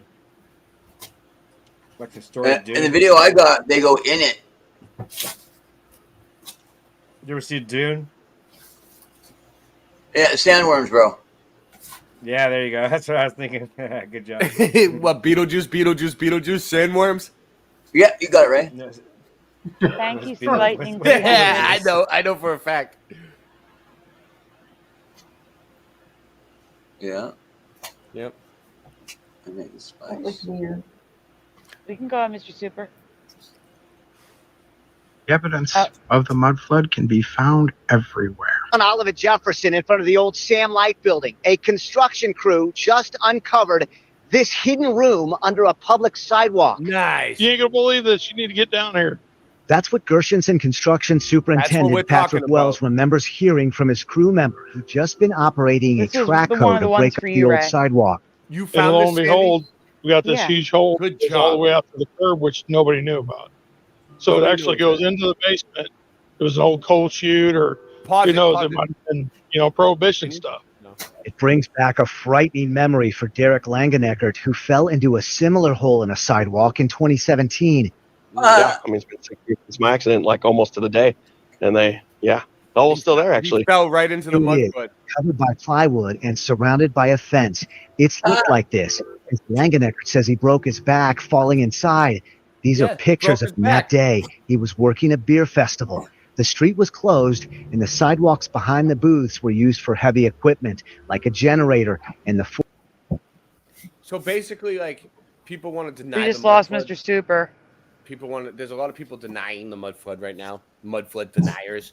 And it's like, that's the mud flood to me, right there. That guy fucking fell down a hole and broke his back. Like, I don't know if it's real because it's on the news and everything on the news is fake. But if it is real, that's mud Well, he's flood. suing. He's suing Yeah, the that's for the city. law. He's suing. That's for business. Yeah. That's great research, Sandy. Good job. Give Thank yourself, you. But give yourself we a silent lost. We chair. didn't finish it. We I know, didn't what get to see happened? the end of it because Mr. Super cut out. Oh. Where was it? Where's the link? Is it That in was there? good. Oh, the link's just put a link in the in private there. chat. Which one? I just put If one you in scroll up, it's the one that says Paranormal News, and then you'd have to, when you're in the folder, go over until you see that slide. I just put one in there, and in the first 17 seconds, she says an amazing thing. All right. Well, all right. Let's see what Singe Man is. I got Singe Man's. Yep. I will go back to You can stop whenever you want. I only watched 17 seconds of it, but wow. What is it? Stop for it. Somebody I follow on YouTube. Oh, I gotta put you on screen, right? Hold on. Yep. I can't automatically do it. There you go. At the rest of the star fort that we did not go to, and as we were looking down here, we found a couple of things. First off, there's this down here. You can see the platforms on it are going. Oh, side- boom, there's a boom, whole boom. door. Yep, that's all you But need. what we found really intriguing is that all these markings, which are not carved in, but are actually standing out on the wall, and this is the kachina. This is the blue and the red kachina. This is a horseshoe magnet, so electromagnetic. And then another kachina, and then there's a figure 8 or an S of infinity. Yeah, so I know what she's this getting is to, the but only the first wall part is pretty cool, that we huh? saw that have that these it? symbols all over them. And Is that the best? I mean, that's the best you got. I'm just You didn't messing with see you. it? Yeah, it's pretty Dude, good. it's a whole great, other man. level under That was insanely good. Wow. That was crazy. I The want to watch more. magnets. Like I've always wow, man. It's always had more to do with it. That looks super high tech from the old world, man. Speaking of markings, Send you her Ray, links. can you do Thanks. me a favor after we show this? Yeah. I saw something in the ocean on Google Earth. That's weird. If I give you coordinates, can you show it? Perhaps. Okay. Yeah, I can. Let me put you on the screen. Are you ready to present? Do you want me to go to do? You want me to show the Google Earth first or this? No, I don't show care. this I don't- first. It doesn't matter to me. I mean, I'm here all night. No, you already have it ready. I and mean, Mr. I get Mr. paid Super by must I have get paid by crashed. the hour, not by the screen share. So I mean, I'm here. Just boom, boom, boom. All right. So so this is I don't know. You guys tell me what it is, okay? Just press play. They're spring. Those Well, are it's springs. fire, man.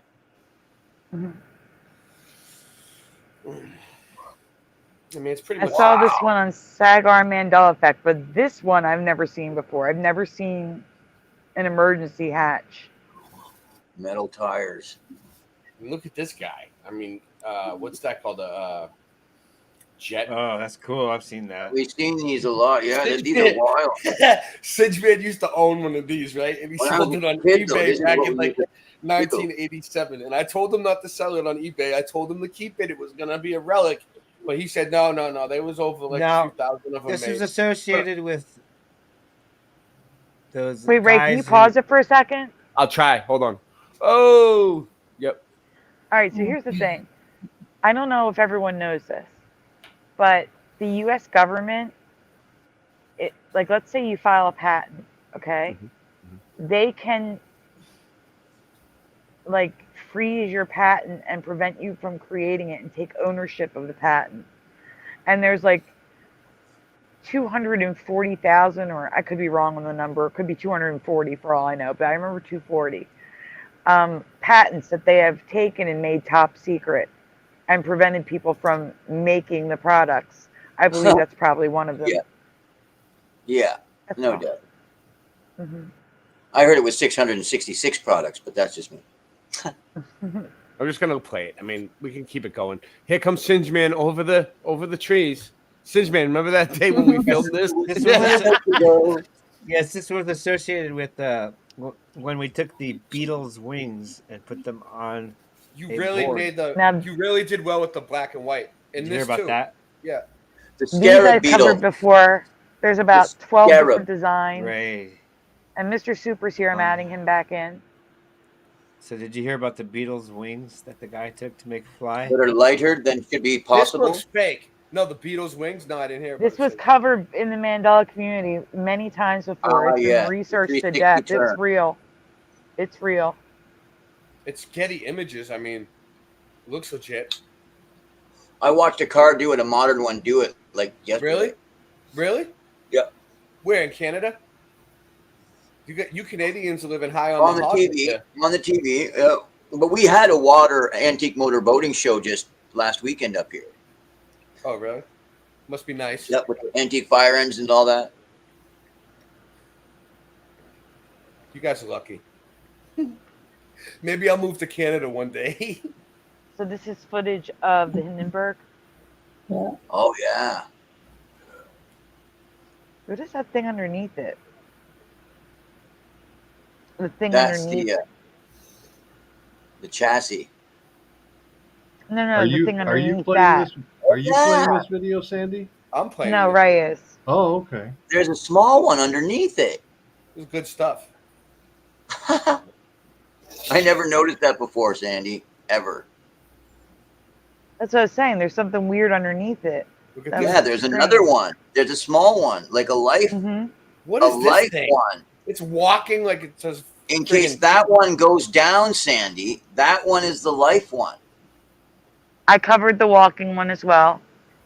Look at And this one, other people in the community have covered this one. It's crazy. It's crazy. We call it tech before its time. Yes, it is. It is tech before its time. That's what you call it. I would also call it tech lost to time because we don't have this option anymore. The trains used to do that too. I wonder if anyone still owns one of these. Yep. Someone must have it somewhere. They rebuilt them, right? I don't know. Can you get me one? How much? Just look it up. You'll be able to see the new pictures. They're selling them. So that's how I got to see it. They were marketing it a lot. I wonder if they're going to show the steering wheel with the wheels on the steering wheel. Oh yeah, the steering wheel on the steering wheel. I hear you. The two wheels on the steering wheel, yeah. Yeah. Because that's how you do it with a double axle. You know it. All right, what are we looking at here? Oh, the double axle, I think, aren't we? Oh, this is a car running on. Oh, what's it running on? Isn't it? Is that water? Is it water? Wow. That's what it is. So maybe it's a steam engine, maybe steam engine, perhaps. That would make sense, right? Oh, look at that. 70, 60, 13. Don't need to be too aesthetically pleasing for that weld. Yeah. I mean, no, but a that car 60 that runs on water sounds like it's a great idea, but you think about we only have so much water on planet Earth.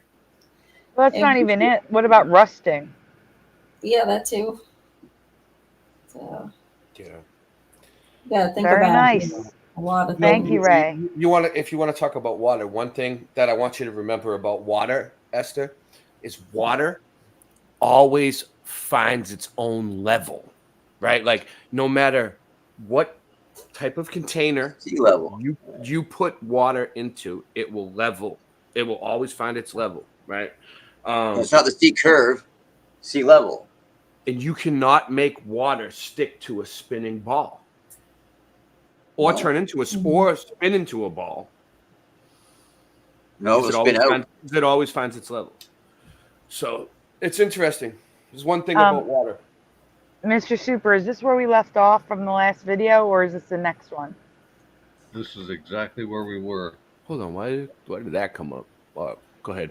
It just kept playing. Go ahead. Okay.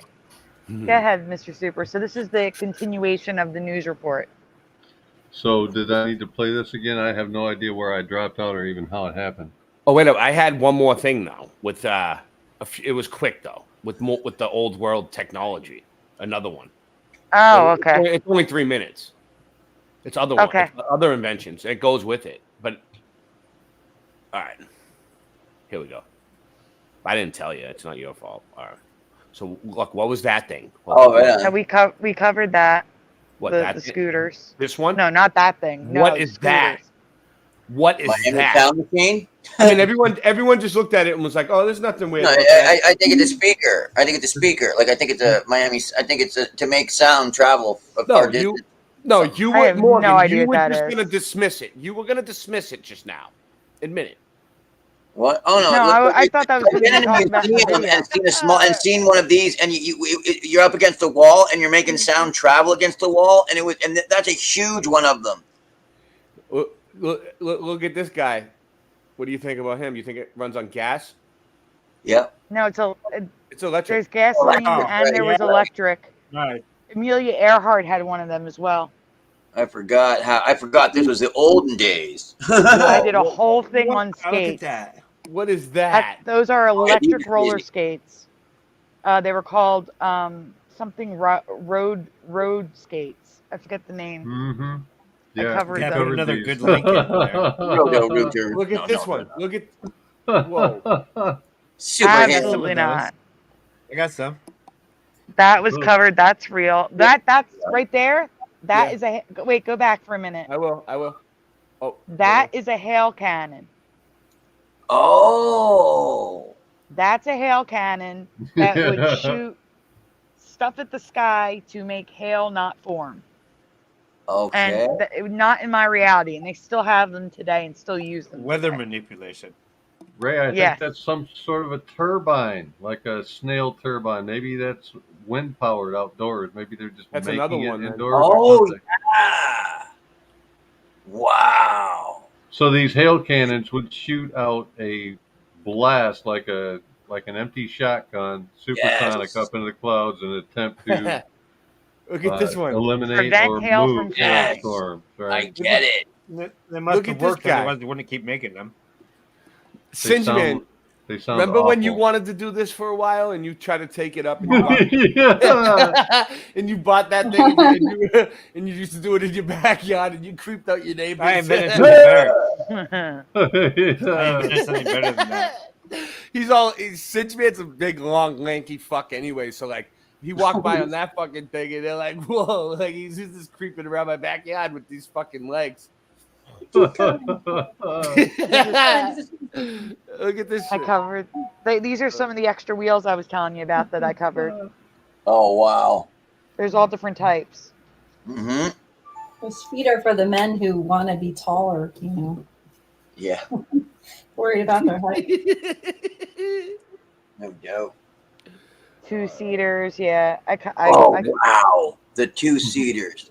Yeah. Look Now at this this I thing. have not seen. This is for. I would assume that's for That wheelchairs. That guy looks like Stephen Hawking. Hawking's. That's what I'm saying. I would assume that's for a wheelchair to go upstairs, but I've never seen that Yeah. before. Yeah. I've never seen it. No. Look at this That one. I've never Wow. seen before. Whoa. Never That's, seen that. I mean, that's a smart idea, but I don't know if I believe it. Let's see that. I've never seen it. And so they can snipe people from the sky. Like, I don't know how practical it is, though. It's if you see attached this to thing, an asteroid. if you were the bad guy and you see this thing floating up, you would just take off right before they could zoom up to in front of you. I guess if you're protecting a building, the ground. Wow, jetpacks. Hmm. That lady Yeah. looks like she has better transportation So than modern. Look at that. It's a shame they weaponize everything because that could be cool on a weekend. Yep. I Wow. agree. I. That's pretty cool. Yeah, dude. Let's get through it. Look at this. Docking stations. Yep. What is that? Is that a monorail? I don't know. You want to go back? Let's see. Because everything I was think I think it's a monorail. It is. It's just upside down. Wow. and it looks like a one of those air. What do they call them? Those Yeah, the trains in the Frigidaire? air. No, Frigidaire on the front. Maybe not. Is it real? Kind of look fake. Prop. Now that looks like CERN or something. That's See real. go back to. You want to go back to that one? Look at the reflections Which one? on the window. Reflections on what window? That back Right there? Let's look at the reflections. Does that look like plastic or a window? Like a plastic blow up thing? Or... It kind of looks like a window. Tinted. Kind of Yeah, looks tinted real. windows. That's why I assumed they were. Take a sample and send it to the lab, and then Could get just be a back to us. prop for a movie, but it still looked pretty good. Anyway, we'll take a sample. Yeah. The cool thing about that monorail, Sandy, is in remote areas you could have that rail farther off the ground, so like animals could walk right underneath where it's going. Oh yeah. You'd only have to bring it back to the ground for boarding. and Wow, loading. that welding, Oh my gosh. that diver's welder suit. That's crazy.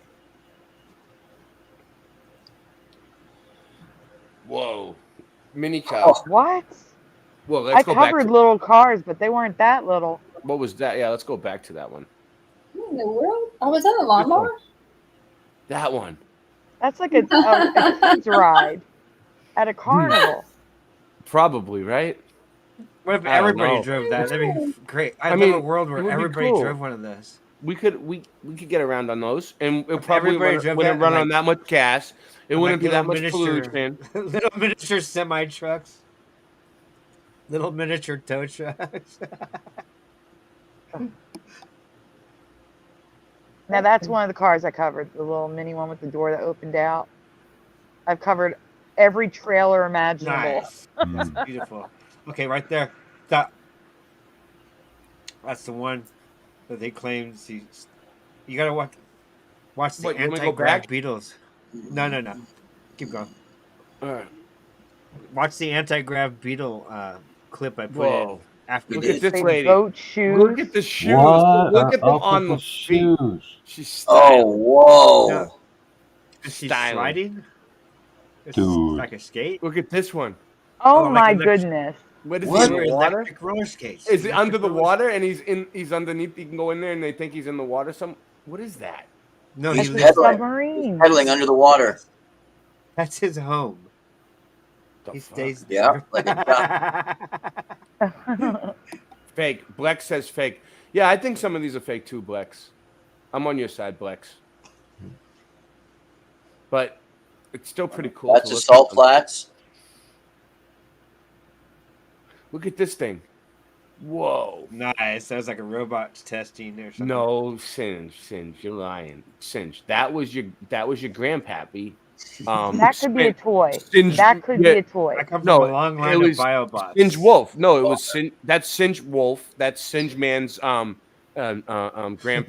And what happened Okay, was okay, after. okay. I do come from a long line of biobots, so biobot transceivers Awesome. made at Lockheed. Nice finds, Ray. I'm a corporation. In the fallout. All right. Well, there's more of these, but you guys can do your thing now. We'll get back to Matt. Now, eventually. play that next Right one, on. anti-grav beetles. It Where was is a really it? quick clip. I put it in. Oh. Take guys what? It's the last It's one. in What that am I shows doing? This. It's in the private Oh, his chat. Beatles. Right, anti-grav Oh, Beatles. okay. It's the second to last in the Right here. Right here. It's up I there. play the last one. It's shorter. Okay. It's right there. The other one's 15 minutes. This one's The like, third what? video in the Grebennikov video replication series. Today we're going to try to get one of these shells to hover over the other one. The original of this video is what inspired me to do this series. So I hope you like it. Let's get started. They're chrome. Упала. Начинается опять. This is the original right here. Выше не поднимается. Странно.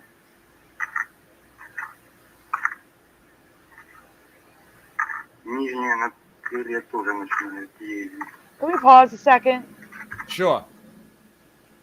I'm not sure what I'm looking at. Do we so- remember how clear the look how clear that is, right? Mhm. And then the video where they hover is the blurriest stuff you've ever seen in your Yeah. life. Uh-huh. No. That's the original that he's showing you. Wait, just wait for it. Oh, he's Play going to the do it video. again. Okay, good. Okay, good. Okay. That's the original. Yeah, we should I all gotcha. watch the original. They have technology that they hid. His name is in there. So these are Beatles?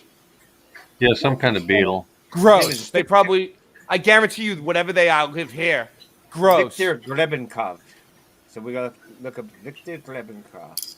Oh wow! Ooh, look at that. That is Oh, that's real.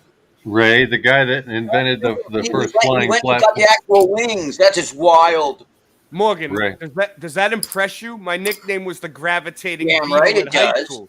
Now what watch I- There's like an electromagnetic film on those wings, man. He was asleep, Ray. What were you saying? What are you saying, Mr. Super? The guy that invented the first flying platform used thousands of these wings on it because he All right, realized guys. there was a That's my levitating replication power. video. There's someone and who he knows would what I'm talking about. Pretty and convincing. he wouldn't. How did I do it? Tell me what you think in the comments below. So you can make an And airplane 1 fly week like from this shit today, if you put enough I'll of post it the on it. explanation. It achieves neutral buoyancy, so it's not propulsion, Looks like but I'm all it's This is authentic makes footage. things levitate. Platform. He wouldn't release what kind of beetle it was because Military he figured device. everybody would try to finish him off. Yeah, I get it. So this is what we got to do. Okay, we need to acquire about 5,000 pounds of those beetles. Right. And we need to do it. We need to do it ourselves. Yep. All right. So you start looking around. Looking at prices. Oh, I've got it. Nancy's on it. This is authentic footage of Hewler's flying platform from 1957, a military device that was intended to give soldiers the higher ground. It was built more than 70 years ago, an engineering wonder for its time, but Hewler's flying platform pales in comparison with the anti-gravity machine of the Russian scientist Viktor Grebenikov. Viktor's machine was based on imagery. He used the wings of a species of beetles that he kept secret for years. Nobody Here it is. This is the beetles. knew the exact beetle. In Not the this same video, ones, but- I'll not only reveal the supposed species, but I also guide you through the labyrinth of Victor's legendary experiments and show you exactly how you can replicate them on I don't know. Do you trust this guy? your own. According to Grebenikov's writings, he could fly up to a speed of almost 1,000 miles per hour. 1,000 miles He an was hour not and your affected hair by wouldn't even wind get due to the blown up. magnetic What? field surrounding his device. He soared through the skies, traveling between continents. Then, in a twist of fate, the Russian military seized Victor's work, and the machine that challenged the heavens was forever lost to time. Or was it?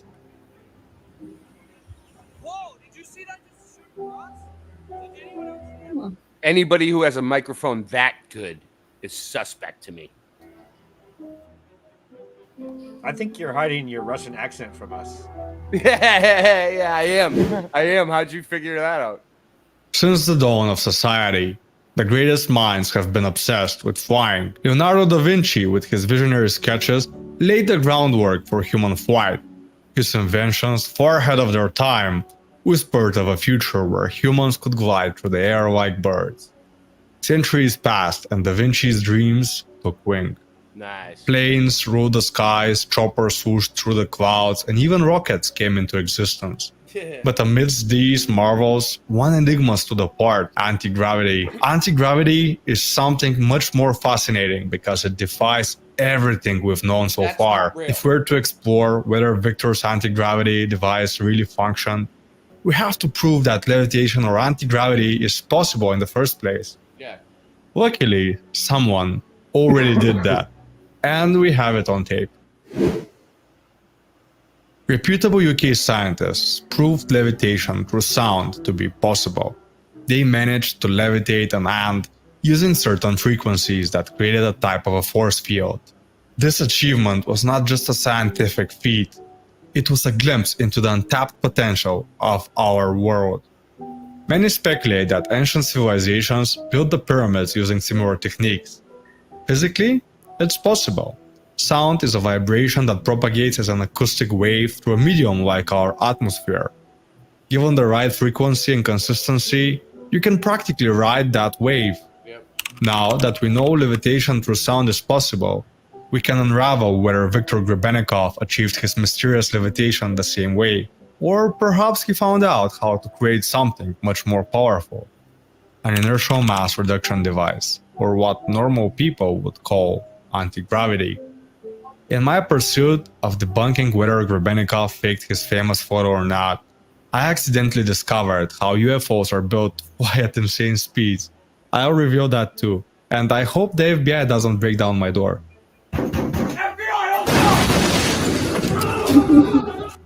After several experts examined this photo, in which Victor is levitating on a platform, they concluded that it wasn't digitally modified in any way. But let's get back to the beginning to see how he built the device. One sunny afternoon, as Viktor Grebennikov was lying in a green field under the sun, a metallic taste crept into his mouth. He felt unease, and suddenly he got so disoriented that he was about to vomit. He got up and moved 10 feet away from the place he was standing, and immediately got better. When he returned to the place to pick up his belongings, Grebennikov felt ill in a matter of seconds. Upon closer examination, he realized that right beneath the spot where he was lying down, there was an underground beehive, and from the vibration of the buzzing bees, his organs and blood were feeling out of place. He returned several times to this location, testing out whether the bee buzz affected him at different times and in different weather conditions. Each time, the results were the same. He came back a few months later to the location and found out that the beehive was dead. Regardless, he took a big slice of it in his backpack and went to his laboratory. Then, during some tests, Victor placed a mechanical clock over it and noticed that it would disturb the accuracy of his clock. But why was this happening? If the vibrations were key, as he thought, and they were gone now, then what was causing this effect? There were no bees anymore to vibrate there. Grebennikov then tested the hive on himself. He noticed that it would affect his hand when he would put it over the comb. Several other people did the same, and they would experience different sensations: hot or cold waves, numbing, and feeling of unease. But none of this could be documented using a scientific device, as thermometers or ultrasound devices weren't affected by the beehive. He had unintentionally rediscovered what Oskar Korschelt was granted a patent for 100 years prior in 1893, the cavity structure effect.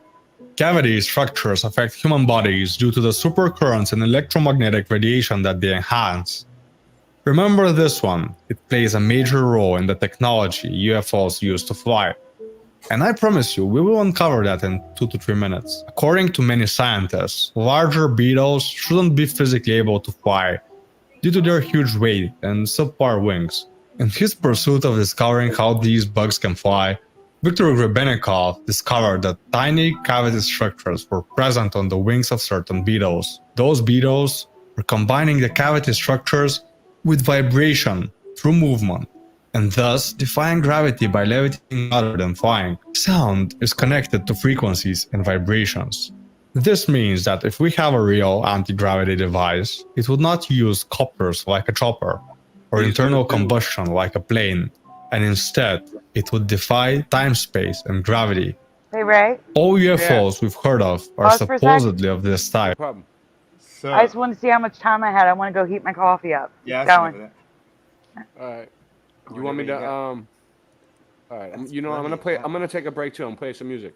Give me a second. I got a slideshow and some. So music. that could be like wait, if type you're of gonna play use of music, Tartarian, right? Yeah. What's up? I gotta do your thing.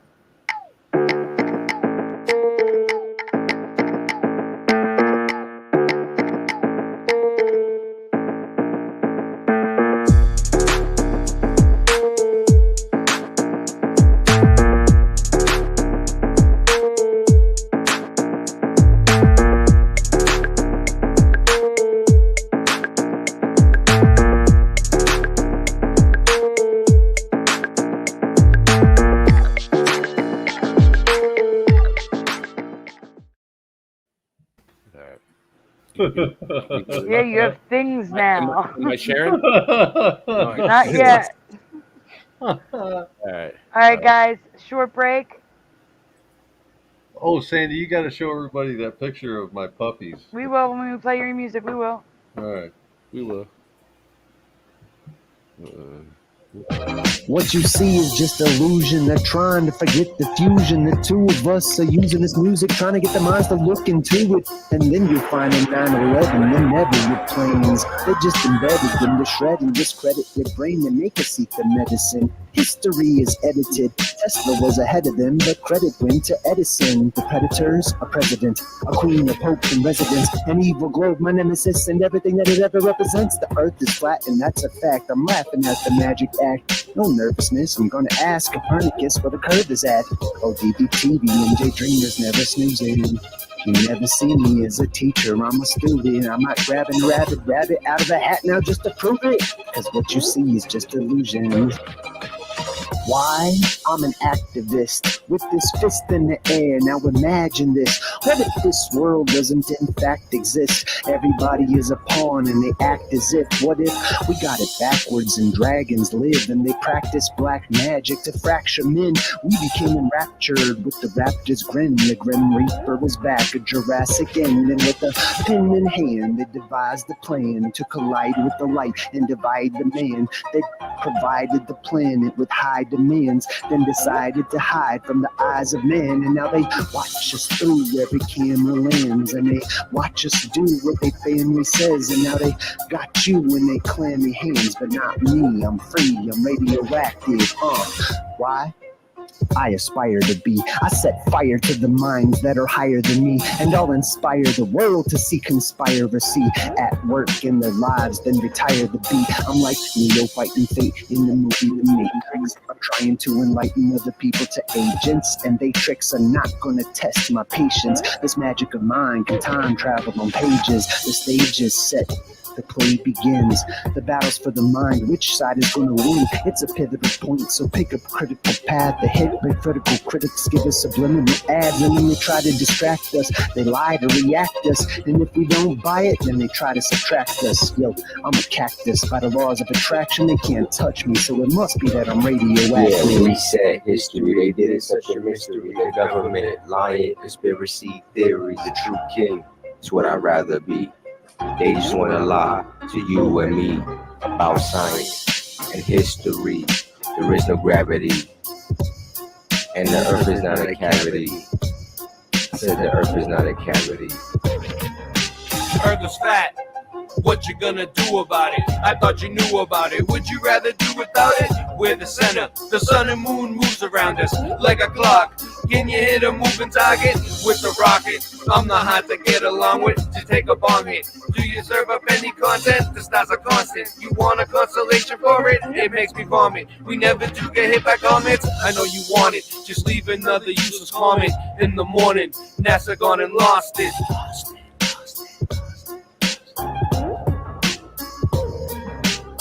We know it's flat, and there is a bunch of us. Them globies munching on a bunch of snuffleupagus. You think we're cute? Then why not cuddle up with us? We know it's flat. Why you making such a fuss? My supper was the fucking best. That's just because the earth is flat. It hit me like an uppercut to my nuts. Earth is flat and there's nothing you can do. I'm rushing with the crew. How do they brush after their food? Reset history. They did it such a mystery. The government, lying, conspiracy theories. The true king is what I'd rather be. They just want to lie to you and me about science and history. There is no gravity, and the earth is not a cavity. The earth is not a cavity. History. It's a mystery.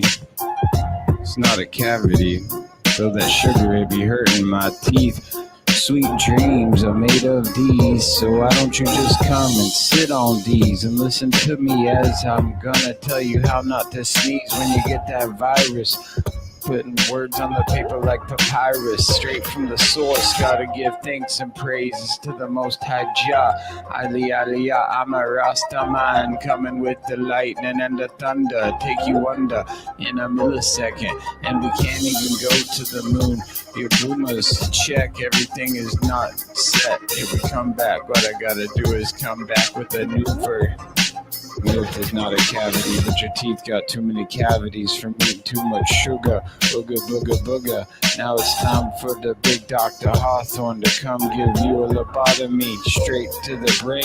We're still gonna whack you upside the head. Walking Dead, Portland, Oregon, yeah, you spoon fed. Cause you got to understand where we be. Making history. Sweet dreams are made of these. Who am I to disagree? Travel the land and the seven seas. Well, everybody, they're looking for something. Some of them I want to use you, and some of them want to abuse you. Some of them want to get used by you, and some of them, they're just a tool. Big up me fool, they're lost sheep. Gonna be a creep, gonna have to get in the driver's seat and take him off past the moon and even Mars in that little red car. What the fuck you are? What is CERN? What's up with 5G? Is it a simulation, multiple realities, dualities, the yin and the yang, the sun and the moon, the joy and the pain? Is it all just a game? We're playing for keeps. If you're gonna climb the mountain, don't say it's too steep. Are you a lion or just a good little sheep? Do you believe all the stories you're told? Or do you question authority because you're brave and you're bold? Do you eat good food or do you not really care? Why would they lie? How would they dare? Whoa. I'm getting pretty sick of even trying to explain. Your ignorance is decrepit, it's nonsense, I'm done. Subatomic, bubonic, ascension, accumulation. We're doomed as a nation. Boomers, they are doomers. Blowing down to Satan, calling him Jesus when that's not even his name.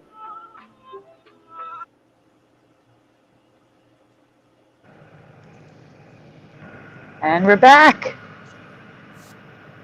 Mr. Super. I was seeing if Mr. Super was back. They're great songs, Ray. You said you have more coming out?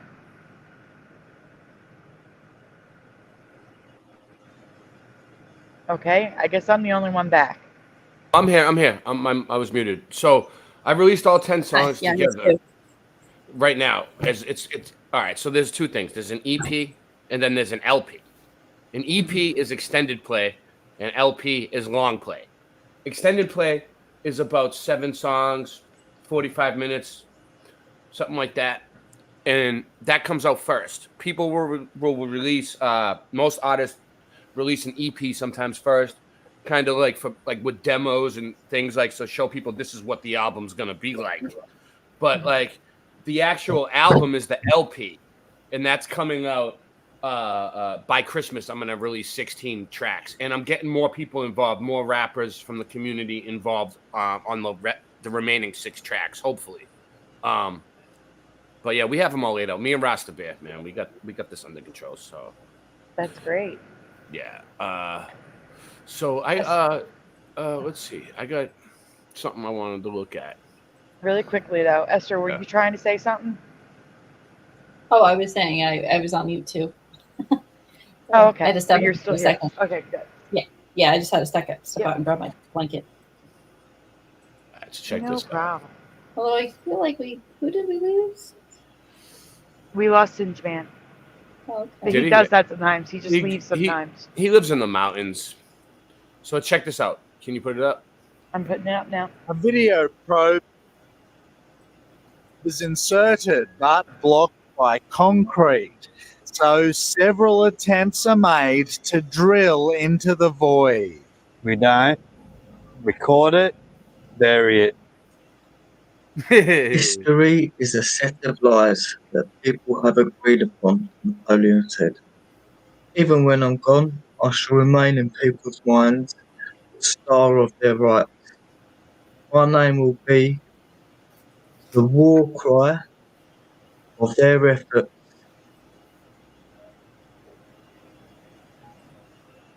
Bonjour, hola. Hope everyone's fine and dandy. For a cup of the old mud flood this week. Seeing as I haven't really spoke about it, it's a hot topic. pause for a second? What do I know about the mud flood? Yep. So those are the hieroglyphics that Teresa Lynch found back in 2020 or 2019. This right here, I've never seen this before.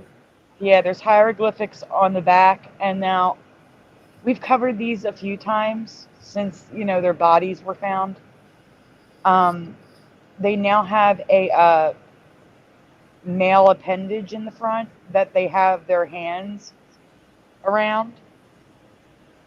Like they have hands now, and between said hands is a male appendage in the front. And they're all different sizes now. I don't remember them being, they were all the same. They're all different sizes. Some have the hair on top, some don't. That Recall Vector discovered in 2017 or 18. Mm-hmm. There's so many issues with these. And also, they've restored some of them. So now some are in full color. They're painted. How they knew that they were painted, who knows? But there's some painted now, which may show up in this slideshow. And there's That's some odd. that just the eyes are painted, which really looks weird. Yep, that looks creepy. I know there's a lot of evidence nearly in every single country. Moai. And I know that it's been done to cover up history and for a reset, I believe, in the early 1800s. Right, pause one more time. Now, whether it was... And we also talked about the moai that were discovered under the ocean. Mm-hmm. So there's also, besides being under mud, they were also underwater. Underwater, yeah, they're finding them everywhere. And those things are weird. It's like, what did the people used to look like that? Or whatever built those things look like that? A man-made... You know, I was thinking about it, like the whole mechanism. thing about the giants, the mud flood, and all that, right? Like, okay, you know how people are, people like us, right? Like where I live, people are strapped. Like it's guns illegal, like pretty much. I don't know. I don't really look into it, but like, you know what I mean? So Yeah. if there was ever a threat like that, like, all right, if there was ever something that lived here that was smarter, bigger, stronger than us, we might want to take it out because like it could wipe us out one day. You know what I mean? So I don't know. Yeah, Maybe I have a question here. Yeah, go ahead. Why is that so small? What? The Sphinx? That's what she said. No, I'm serious. It's like so much shorter.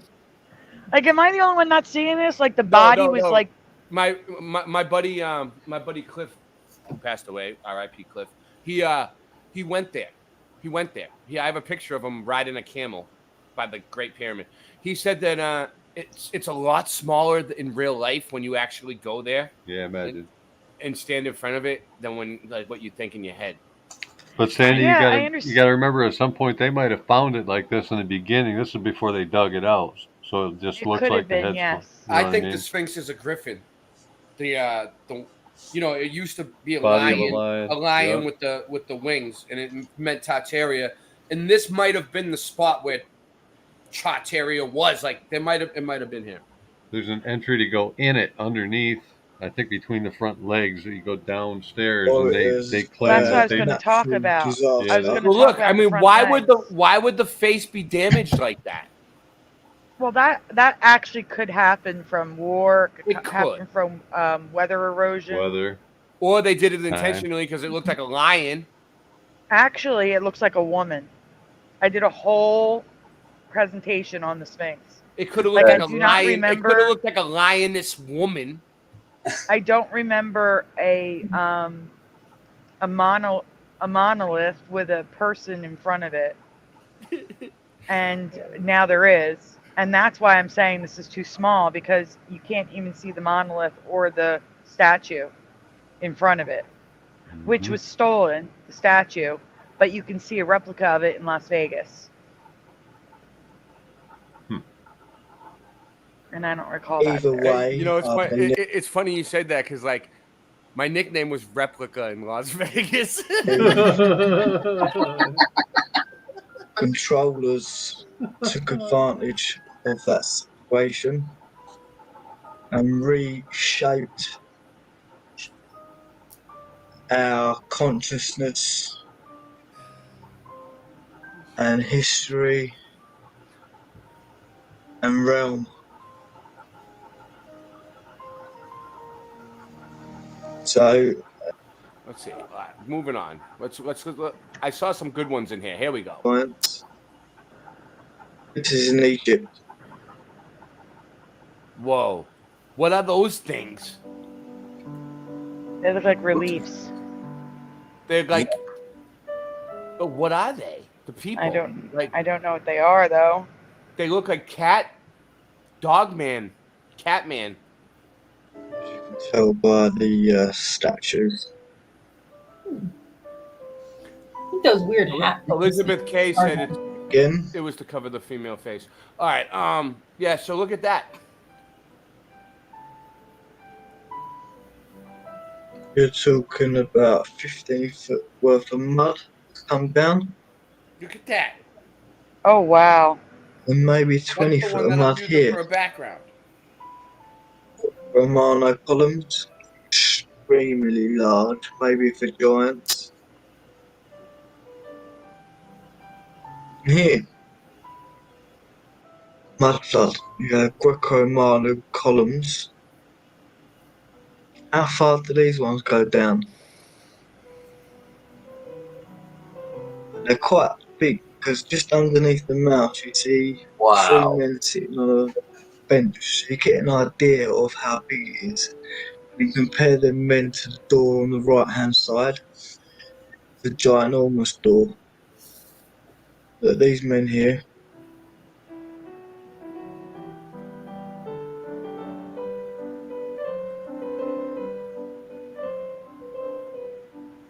I wonder how far that went down. So it looks like the medieval built an arch over that after it being mud flooded.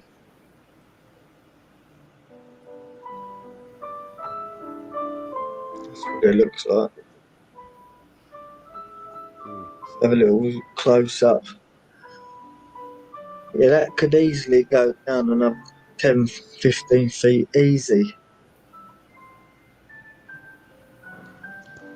I wonder how many times our realm has been built upon.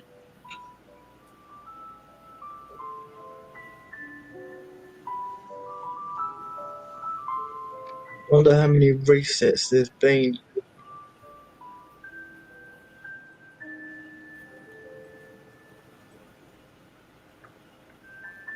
This is how you know it's not humans that control this realm. This has been going on forever. I can't see a group of people in charge forever. Yeah, I don't know. So it's inhuman. Just talk over this guy. So, yeah. It looks like so if you look at that the bricks almost look melted there. You see that? Up around? I don't know why it looks so puffy, but it almost looks like it was heated and melted. And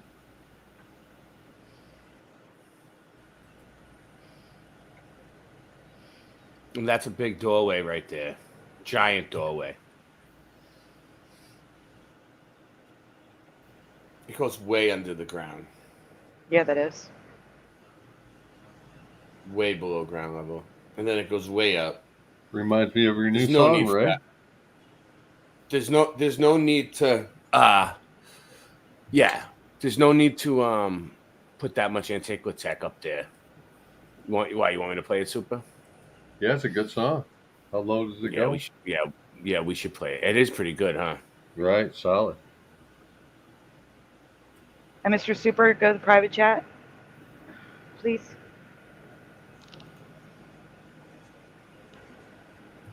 All right. Let me see. 1 second. I'm gonna need you to let me share again because I need to share a different way.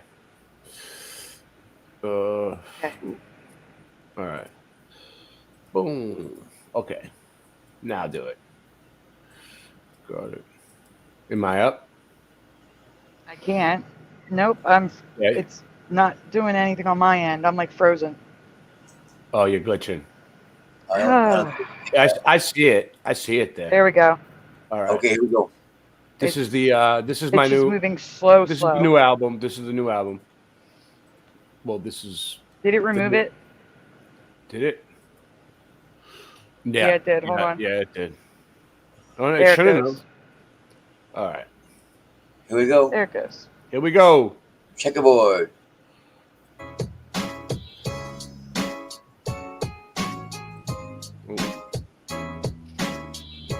Good night. Oh, good night.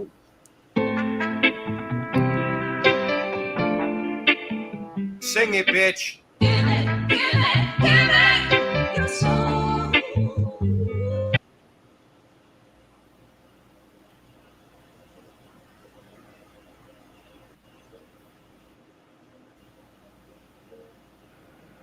What just happened?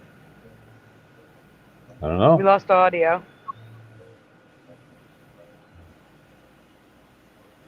You lost the audio? Yeah. That's weird. All right. Hold on.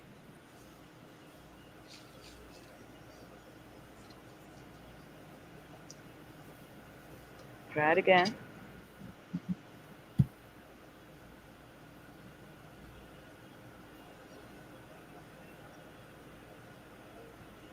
Well, we got 45 watching. It was 47. Now it's 45.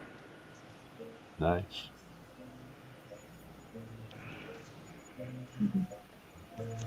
Look at that.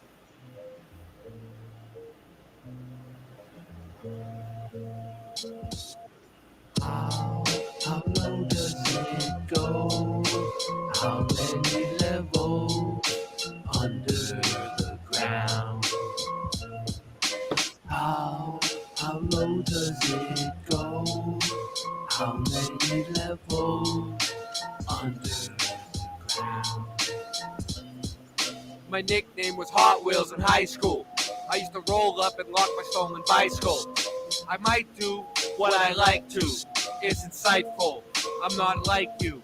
We don't want the same weed all the time. We want flavors. If I have you on Late Night Live at night, that's a favor. I'm glad that you found God. I hope he saves you. You want a scratch ticket? I'll wipe my ass with it. You little ass licker, I ain't your fast ticket. You're just a whack midget. That was last minute. We're all glad that's finished. There was a time and a place for that. Let's leave it in the past. I ain't even gonna ask. So moving on. It's a grooving song. The rent's due tomorrow. I dropped it from the banger, so I just drew the bomb. They knew the song, and you were wrong. So move along.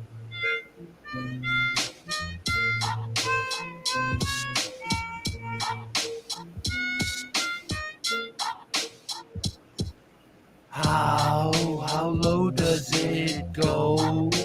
How many levels under the ground?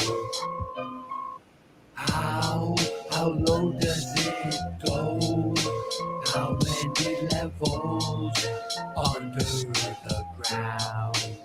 How high can I get? I'm gonna fly so high like a jet, but I don't need no fuel, cause I'm not no tool. I'm not no summer cassette tape. Everybody wanna hear what I wanna play? Hey, listen to the music that I sing. All of the joy and the happiness I bring. Late Night Live, you know you're gonna hop on and give us some comments. And I'm not AI, I don't need none of that to write these lyrics, cause that shit is so whack. Yo, like a heart attack, gonna come back and just bang it, sing it. Yo, I just really know that I can bust my flow any night and day. Yo, so tired of the weak sauce, I need better. Gotta grade it up like I do with cheddar when I'm making my quesadilla.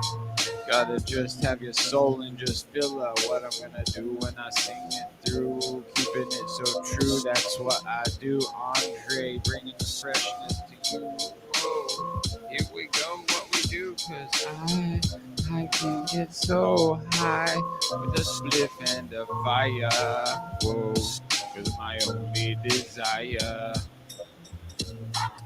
Listen to the music as the Rastamana sing. All of the goodness and the joy that we bring. Burning Babylon, cause we praise King of Kings, Lord of Lords, conquering Lion, Rastafari. Whoa, whoa. Here we just wanna go. How low does it go? How many levels under the ground? How low does it go? How many levels under the ground?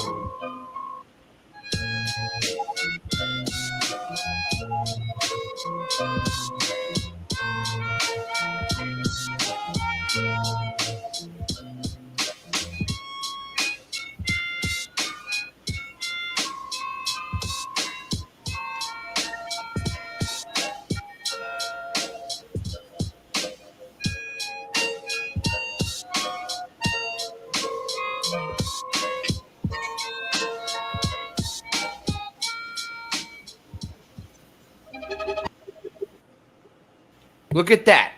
That's an entire like building under the ground. Dude, look, let's pause it. Yep. There was Look, a that's flood, a big. That's like worldwide flood.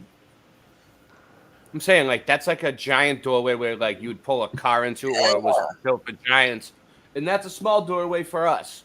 And look, that's a pillar, and that's like maybe that's the roof right there. Who knows? Well, it also makes it look like the door for people and the door for horse and cart. But I mean, yeah. But why is it under all that dirt? Yeah. Exactly. And somebody took a lot of time making those pillars rounded like that, where you could just block them off and go easy, you know. And look at the guy standing down there, right? So the guy that's looking up at the camera or whatever, at the guy up here. Look how tall he is. He might be what, 6 feet, if Maybe. that. Yeah. And look how high that goes up. I mean, that's at least, I don't know, 16, 18, feet. yeah. Yeah. Right? Yep. Every bit of it, Ray. And that was a beautiful song, man. Good job. Yeah, that was awesome. At the end there, that little thing you added. That was Mr. Super playing. What were you playing at the end there? Yeah, that's harmonica. Harmonica. See, I can't tell. I could. I wasn't sure. Yeah, that's a fun one, man. They don't have hardly any of it dug out. Yeah, who knows? How much farther does it go, dude? And how long has it been going on for? I mean, it's been going on for a while. They've been digging shit out. But look, it's all brick. All brick. Red bricks under the ground. Why is there so many red brick buildings under the ground everywhere? Why are they digging them up? Why are people falling into holes that are like rooms? It's crazy. Oh, man. We know why. You know, there's so many stupid people out there making videos about meltology and mud flood, making us look bad, that like the real evidence, like this type of stuff, gets overlooked, and people are like, "Oh, it's about mud flood's bullshit." I hear so many people talking shit about mud flood right now. They write it off like categorically. No, the stuff that I look at is legit. Like, I don't think this is an AI photo or a photo. This is a real photo. Look, that's a ton. Like, look.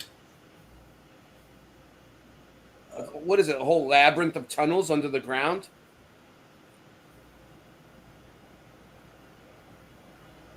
I do know that some places do have a labyrinth. Yeah, let me turn him on for a second. See what he's saying. And what's been exposed is ancient blockwork. Oh, so look at that. So that's the street level where these people are walking, and that's where was it? Way down. Let's see. Right there. Look, they're up there on the street level where there's cars and streets. Mm-hmm. That's way, way below. It proves nothing. It proves nothing. Look the other way. Go about your day. Right. Nothing to see here. Been exposed is ancient blockwork. Ancient blockwork? Wait, what do we have ancient blockwork here? anywhere. There's nothing in between the roof of that arch and that road, to be honest with you. The road's just been slapped on top of it. Unbelievable. So it means they obviously knew it was there.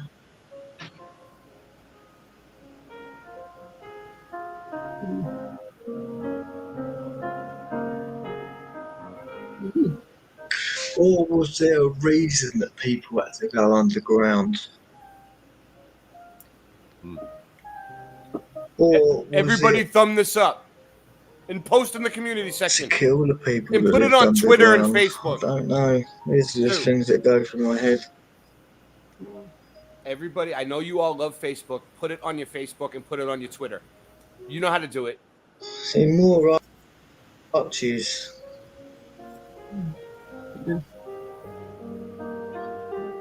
Underground. It's been an excavation. Look at this one. And here again. Yeah, this is the one that I like. Okay, so that's just like, I don't know. It looks like the city, maybe like New York or who knows, Chicago, right? And look at that underneath it. There's like buildings right there on the side, and people just walk by it all the time. Oh no, that's probably an excavation. That's probably an excavation, but people don't notice that shit. They'll paint over it or facade over that.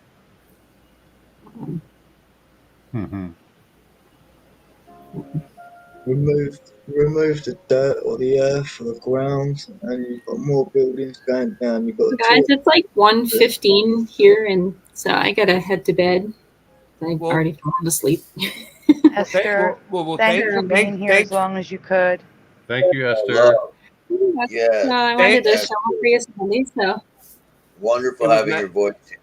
It was nice to meet you, and thanks for Yeah. participating. Thanks Very for much so. participating. Yeah, I wish I could come on more. Just my schedule kind will. of doesn't seem to line up with Sandy's all No, the time. It just you happened to should- be I don't have anywhere to be tomorrow morning. So You should adjust your schedule a little bit so you can come on a little more. it's hard when you have to get up at 5:40 in the morning and yeah, if that is streams tough. don't start till 1 at my time. It's like, I kind of need sleep. No, you do. You do need your sleep if you have to get up that early. Or just pop in with us for a short time. You know what I mean? Don't put it up Or, because you think or you're on going the to get nights, trapped, you know? or on the nights that we go on earlier. Hopefully we won't be going on. I so do late. try. Yeah. Any like tonight when she said what, I'm like, hey, I will be there. It's as long as I didn't fall asleep and sleep through it. That's why I took a nap. But it was great having meeting everybody, and it was awesome to see all of these videos and everything. And happy birthday again, Sandy.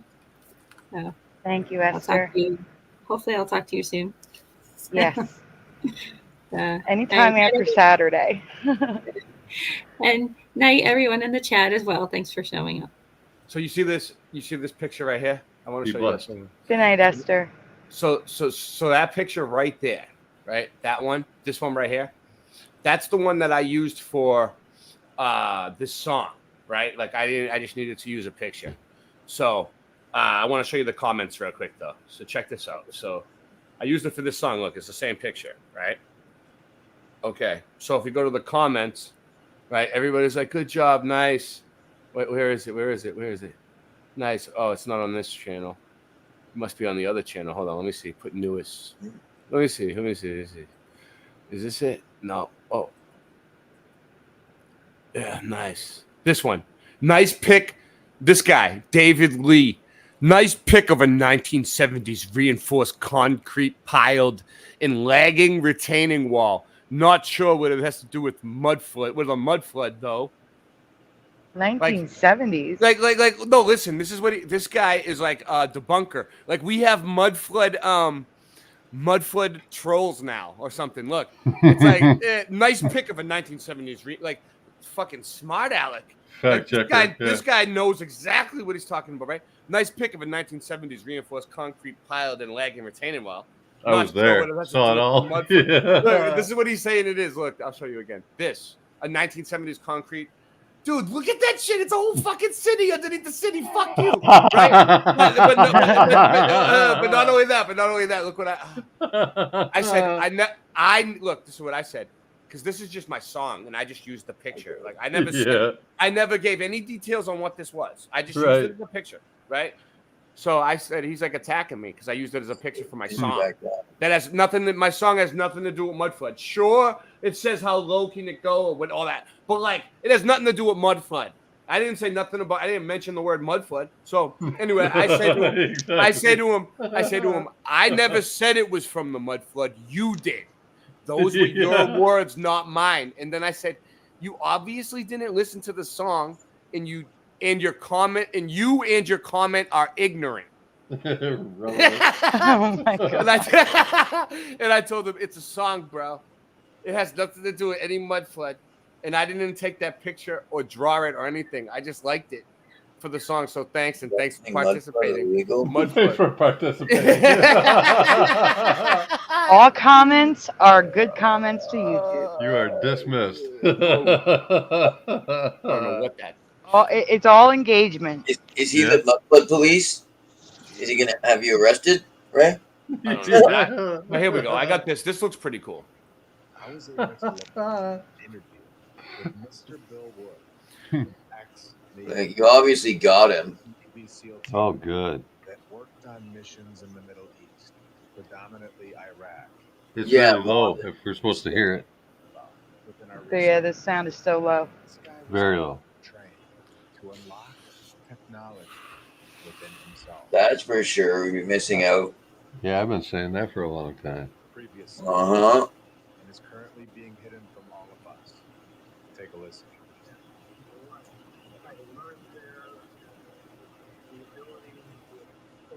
Can't hear it. Really? Hold on. Rather easily. Good call. Were most easily described to the layman as Jedi skills.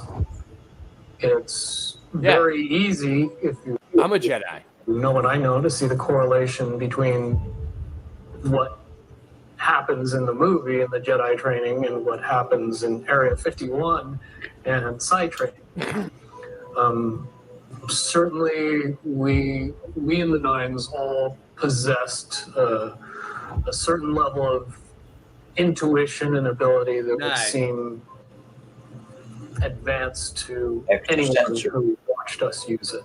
But at a certain point, you were trained extrasensory perception. That later because of your psychic ability. Is that right? I guess the proper term would be potential. Everybody possesses a certain amount of inherent ability towards. Ray, can you pause for 1 second? No problem. What's up? Pushing Buttons, thank you so much. Pushing Buttons sent me a birthday present. Oh, that's good. Thank you, Pushing. I just saw it now. I looked down at my phone and saw that Phil didn't have a wrench, which I fixed. And I saw the alert on my phone. Thank you so much. Oh, you super have to do cool. that. Thank you. I'm sorry, you can go on. Just want to say thank you.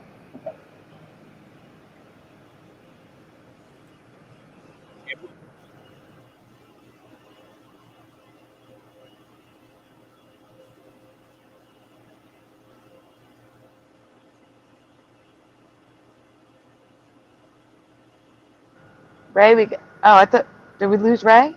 No, can you hear me now? Okay. Yes. So I'm adding you back to the stage. I don't know what happened. I don't know either. All right, where was I? This one. Am I still sharing?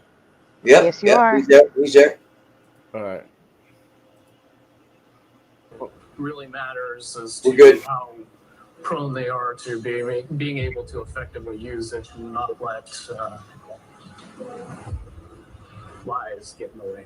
Beyond human abilities, for every human, not subject to popular belief, but we as human beings are far more capable of using many, many advanced skills beyond 5 senses. With a little bit of training and the knowledge that it was actually possible, most people would accurately predict the possibilities of the future. to know when other people were thinking about them. Pick up on what is easy to describe as reading people, where you don't really need to use your five senses to be able to know what somebody else is thinking or feeling. Hidden old world technology exists, and we know this. Technology that we have discussed and shown right here on this channel, where it also seems like there is hidden technology, and it's within all of us. And once we are aware of these abilities, it unlocks it just by knowing that we have it. And we're just getting started today. Welcome to episode 86 of My Lunch Break. I hope you're all having a great day. And if you're new, welcome. Welcome. Let's say I'm working on a research paper about the future. No ads. Of renewable No energy. ads on my I come channel. across a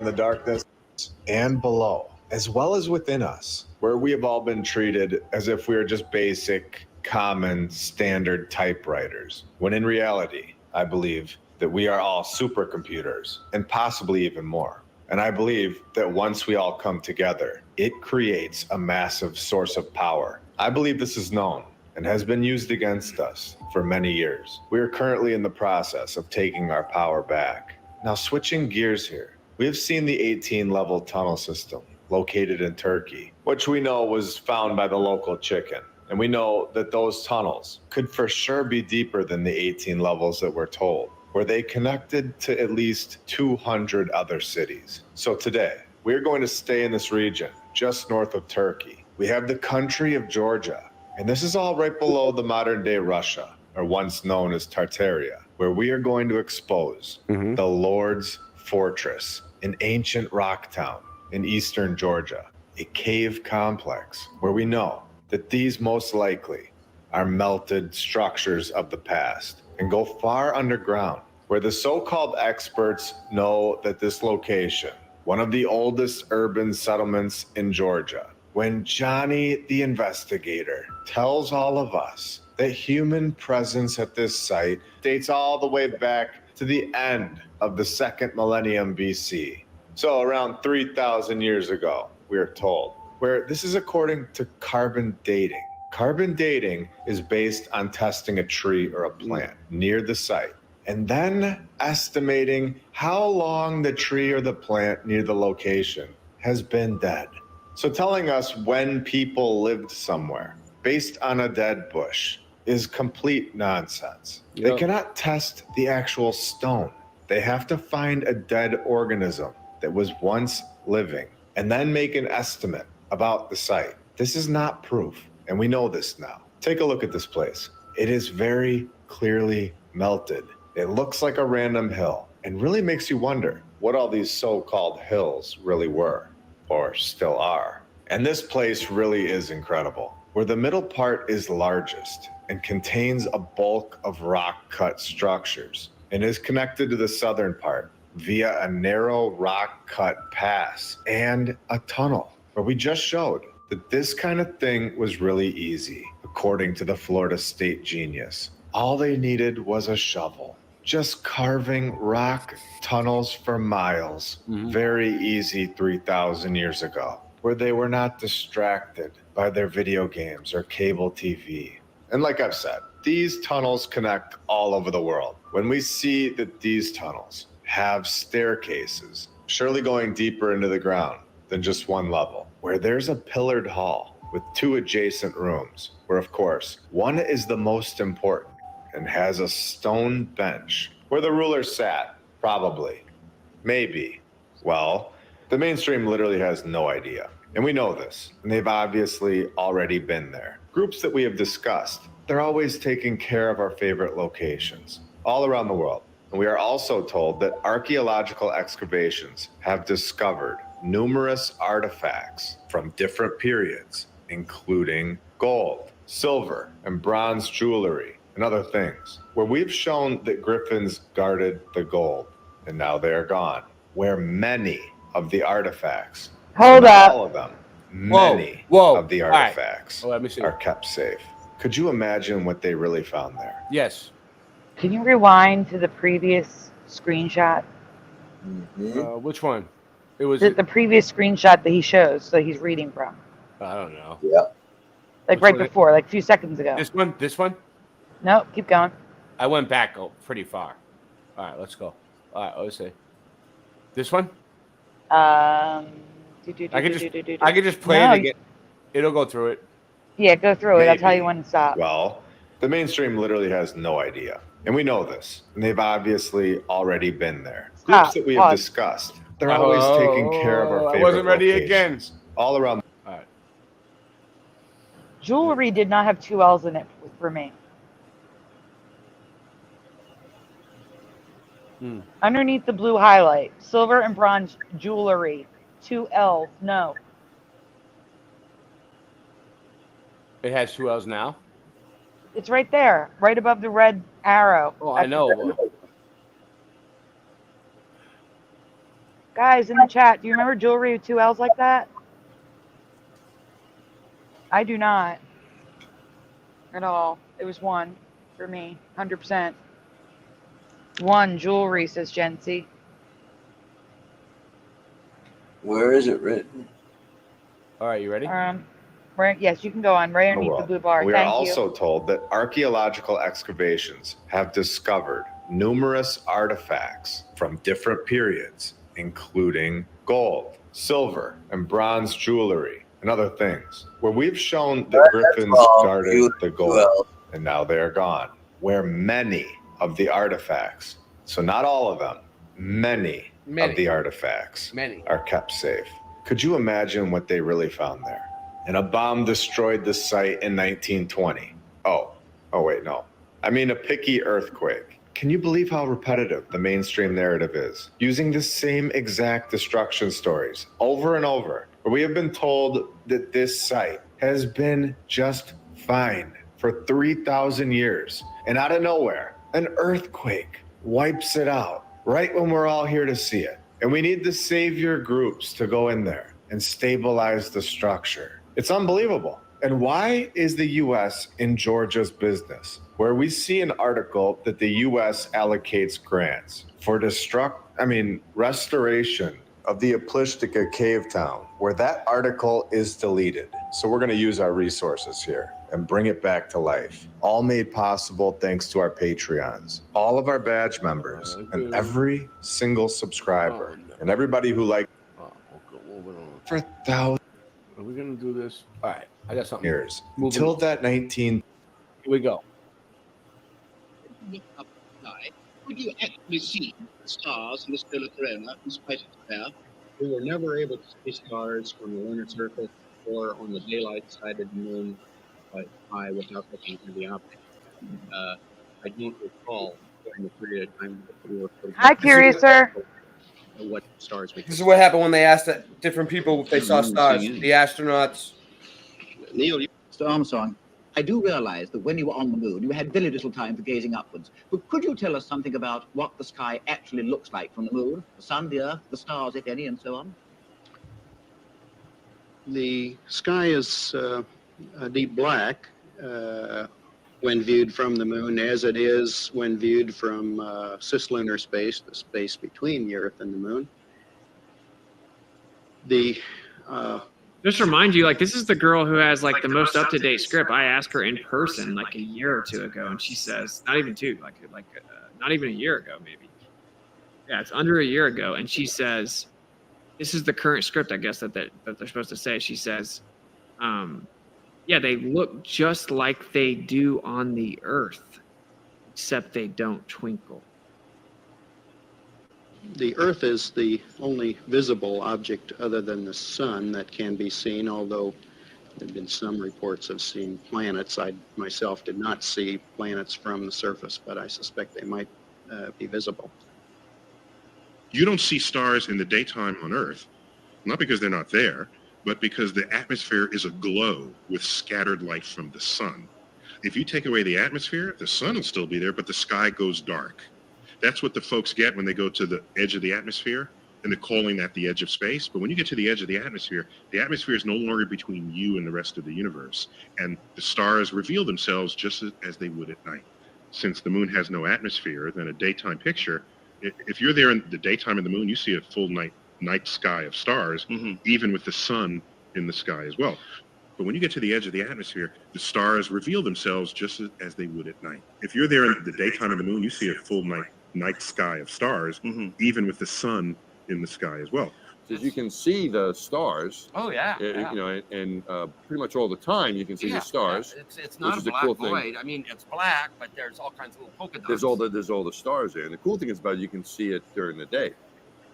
Yeah, you know, actually on my very first mission, we went up and when you're in space and you're looking into deep space and you're on the sun side of the orbit, the sunlight washes out all the starlight, so you can't see any stars, just like here on Earth. But then when you look out into deep space away from the sun, it's the darkest black you can imagine. Because you can see the stars. Oh yeah. You know, and pretty much all the time you can see the stars. Cool thing is about it, you can see it during the day. And when you're in space and you're looking into deep space and you're on the sun side of the orbit, the sunlight washes out all the starlight. You can't see any stars, just like here on Earth. There's all the. So these are all different astronauts saying all different shit. Yeah, what do you think? We're saying hi to Curiouser who just jumped in. You're still up. Hi, you're still on the everyone. screen, right? Very Hi, interesting. Curiouser. Hello. Hi.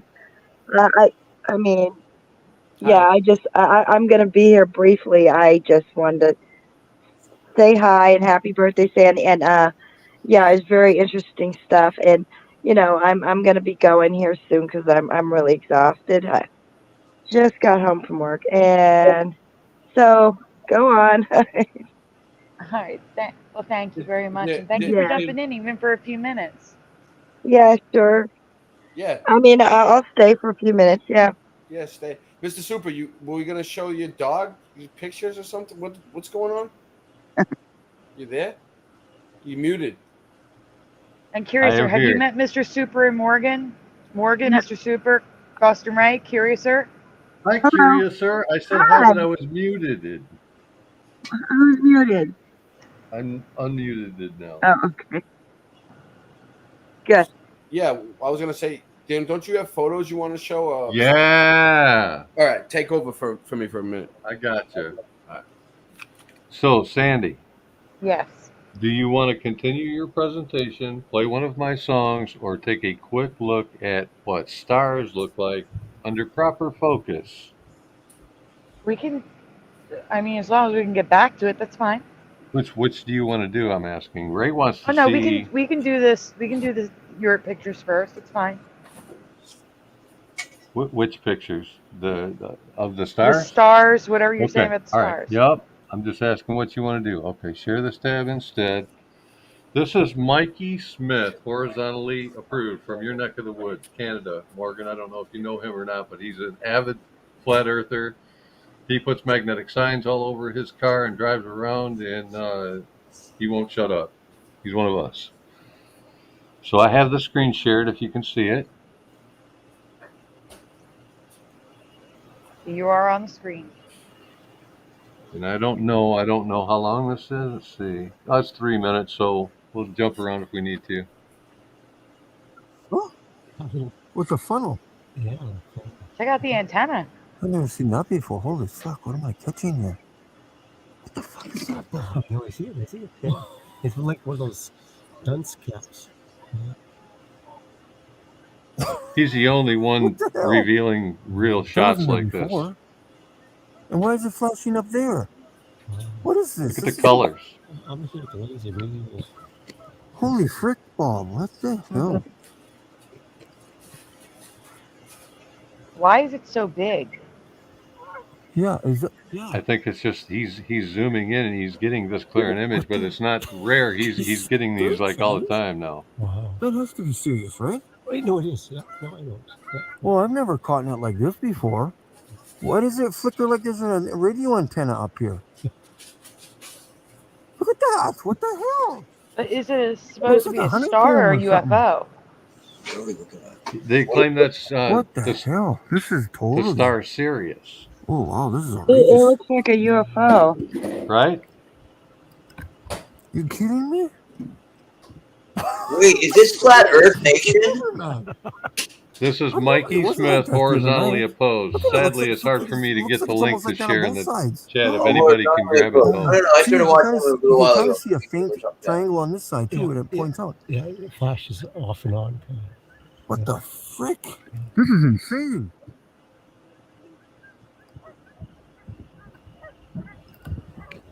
That's the dog star. Pretty wild to What see. the hell is going on Oh, here? it's wild. Everything from NASA is all blurry and nasty. He's really showing you, you know?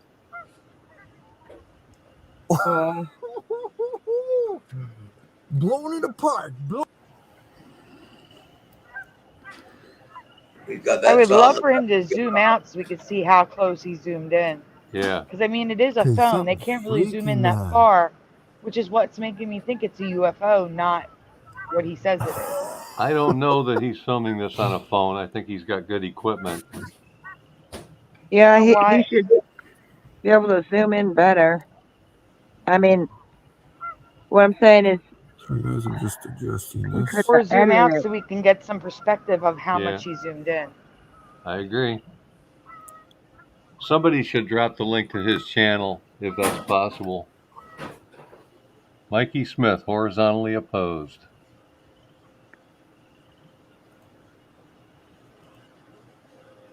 Now I should be sharing your presentation again. All right. I'm Okay. sorry. No, go ahead.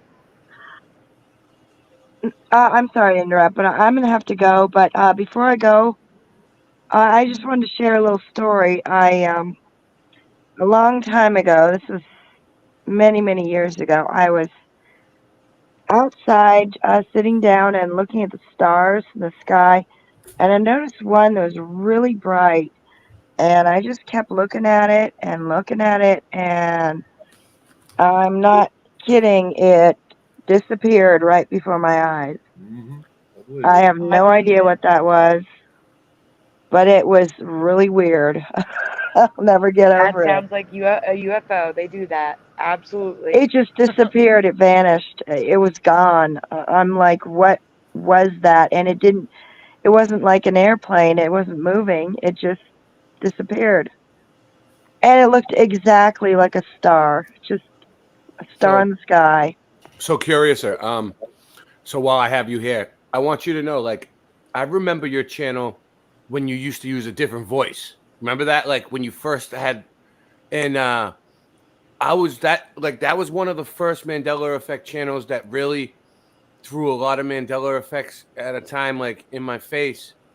That Yeah. you helped wake me up. And Oh, I'm glad. You know, that's the whole reason I made that channel, was to get people to be aware of the Mandela effect. And I said, this has got to be out there. We got to get this out there. And I think it worked. So, yeah, that was a while back. And like I've been watching your channel for a long time, like off and on. You know, sometimes if I'm looking for stuff, it pops up. But I used to watch it a lot when I first, came into the community.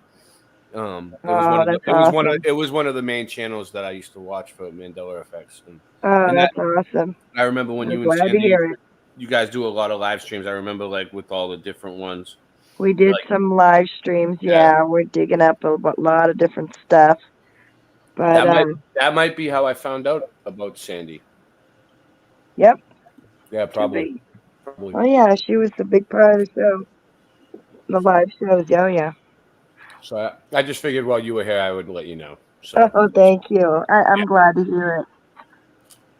And yeah, I still have that channel up. I'm gonna keep it up just in case anyone wants to go back and look at it, and so. Yeah, put the link in the chat for everybody on my channel, because we're live on my channel too, Boston Ray Mudflood Adventures.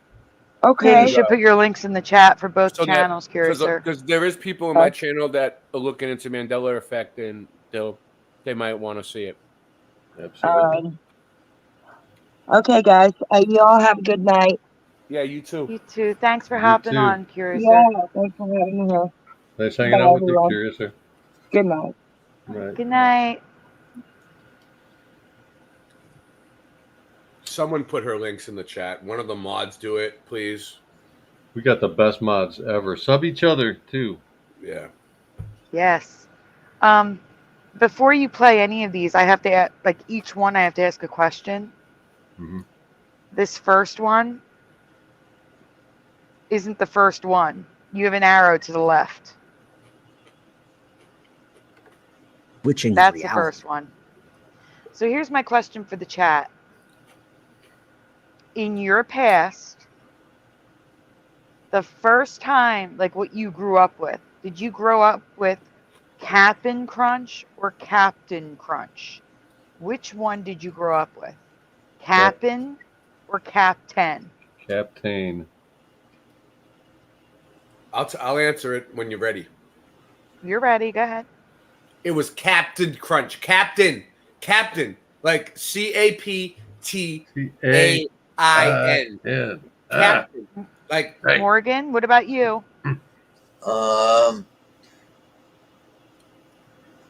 Spell it again, because I don't remember it that way. CAPT. How do you remember it? I don't want to suggest anything to you. I know how captain spelled. CAPT. Right? Mm-hmm. Right, but the current way is CAP''N. Captain.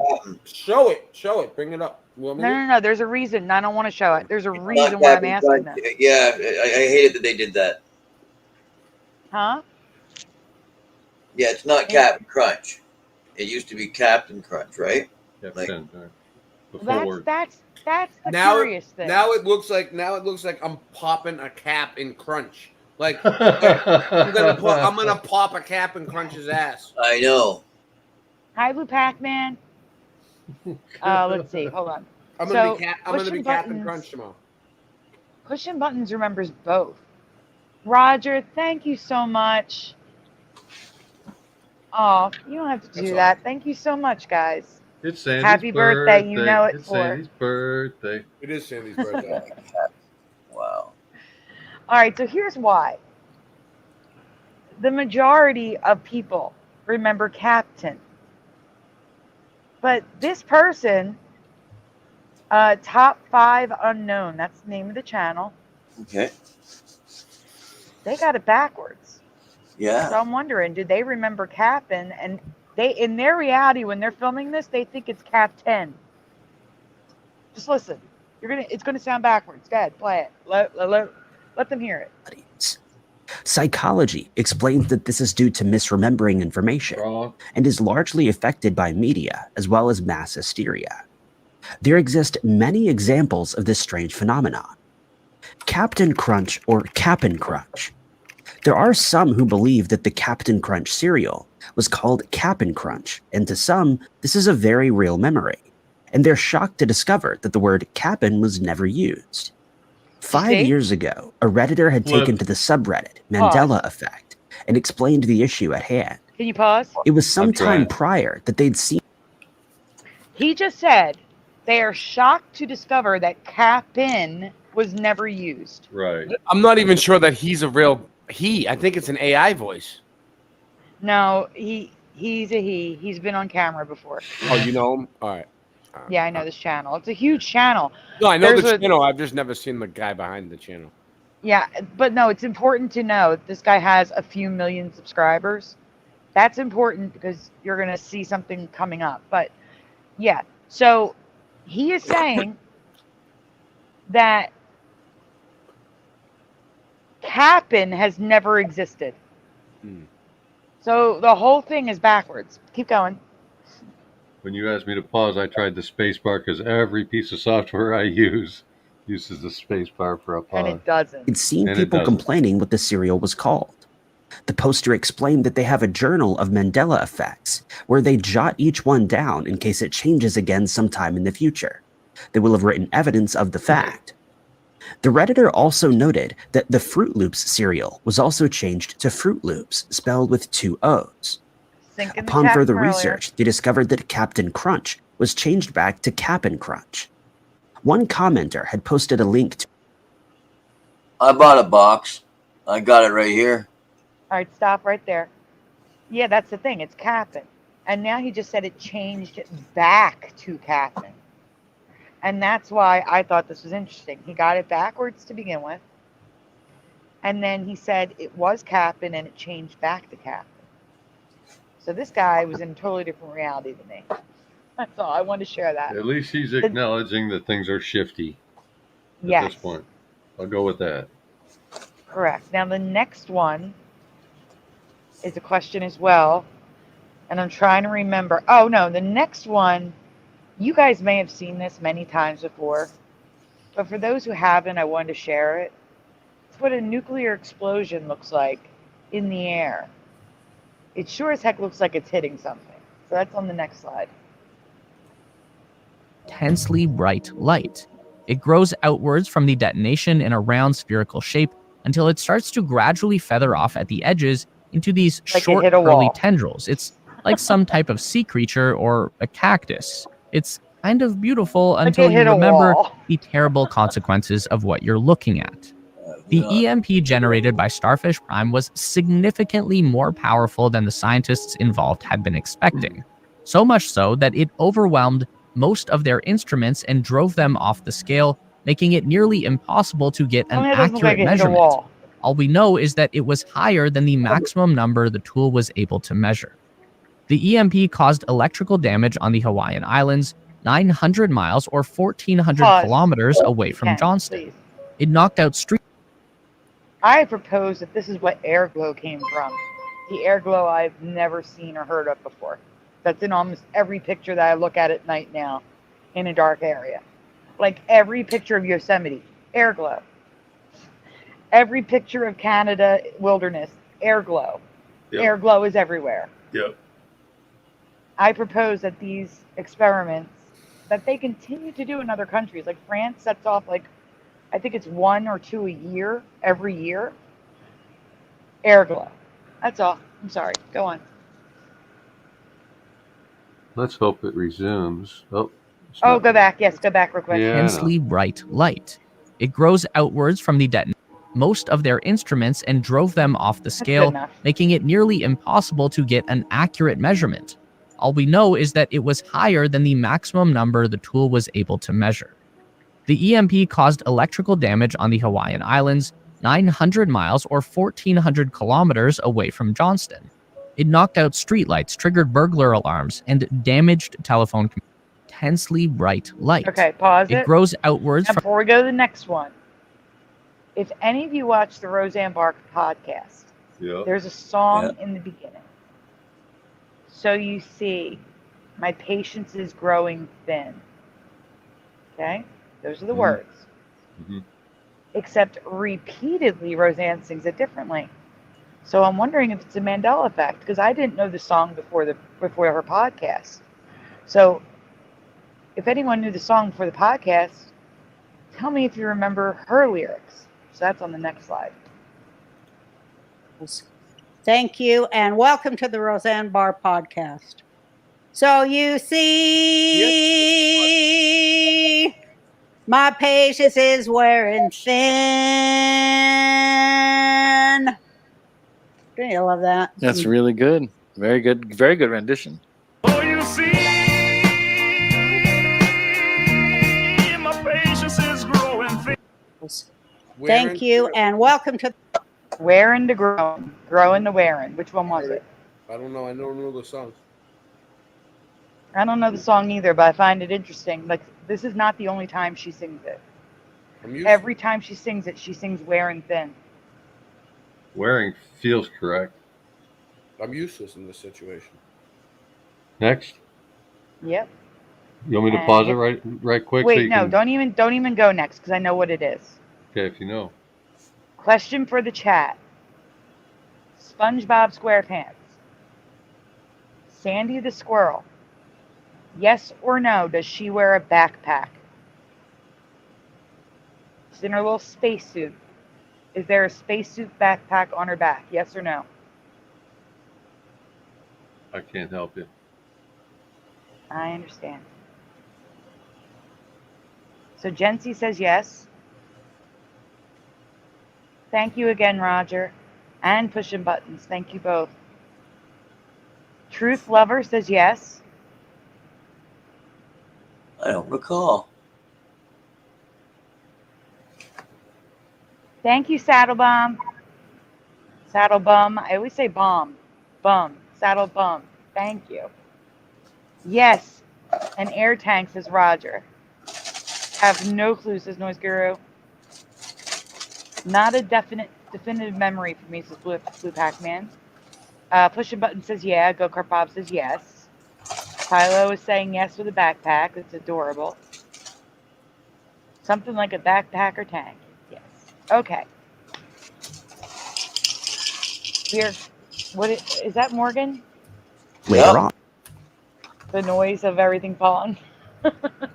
It's Fruit Loops. Oh, it's Fruit Loops. That was I was really holding loud the in my box ear. to show it, and I decided to eat a couple. I was like, "Oh, these are good." I know you are. You are a Fruit Loop. You are a Fruit Yes, Loop. Mandela How affected. sweet. Air tank, but not an air tank. We're going to get to that. All right. So first off, I want to say congratulations to Crazy's Lab for being featured in a video by a channel with millions of subscribers. Go ahead. And then when you're ready, I got a couple of things after this is over. More. I looked up some stuff. Later on. Perhaps they remember it from a different reality. A TikTok user had also covered this story and played TikTok clips from the user, SpongeBob Crazy's cartoon. Lab. Sandy's backpack isn't there. The viewers were in utter confusion upon seeing it.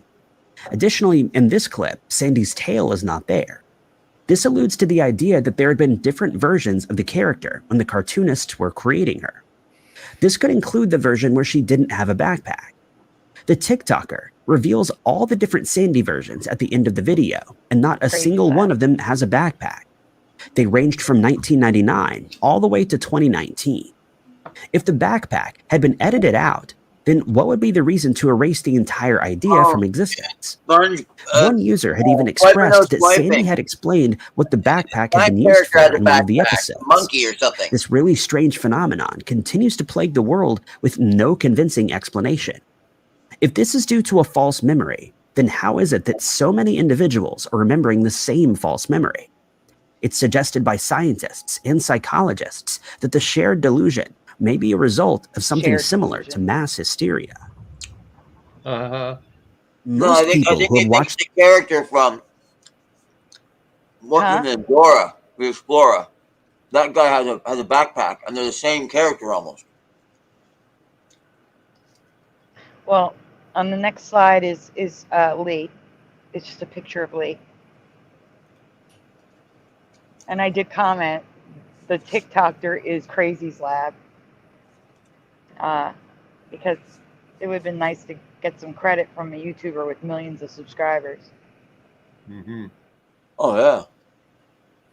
But it was still kind of cool that I saw Lee on, The million subscribers, they never seem to give us credit, like the big channels. It's always like, it always happens to me too. It's like, whatever, it sucks, but oh well. It just makes us stronger, Sandy. We just did it on our own. That's all. We didn't need to ride on anyone else's coattails. That's true.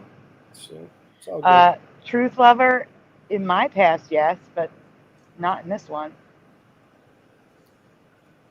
All right, so the last clip shouldn't be here. So maybe it should. Yes, it should. Is this the monthly stuff? Go next. We may have already seen this. No, we didn't see this one. We saw the last one. Look at that. Hold on, let's look at it first. This one's for you. It's from it's from my lunch break. My lunch break. Written on the building. The date 1806 or something like that. This is the only thing I gotta say. Do you see how nice the building looks? Mm-hmm. Polished. Beautiful it looks. Okay. Now you see the street in the sidewalk. Mm-hmm.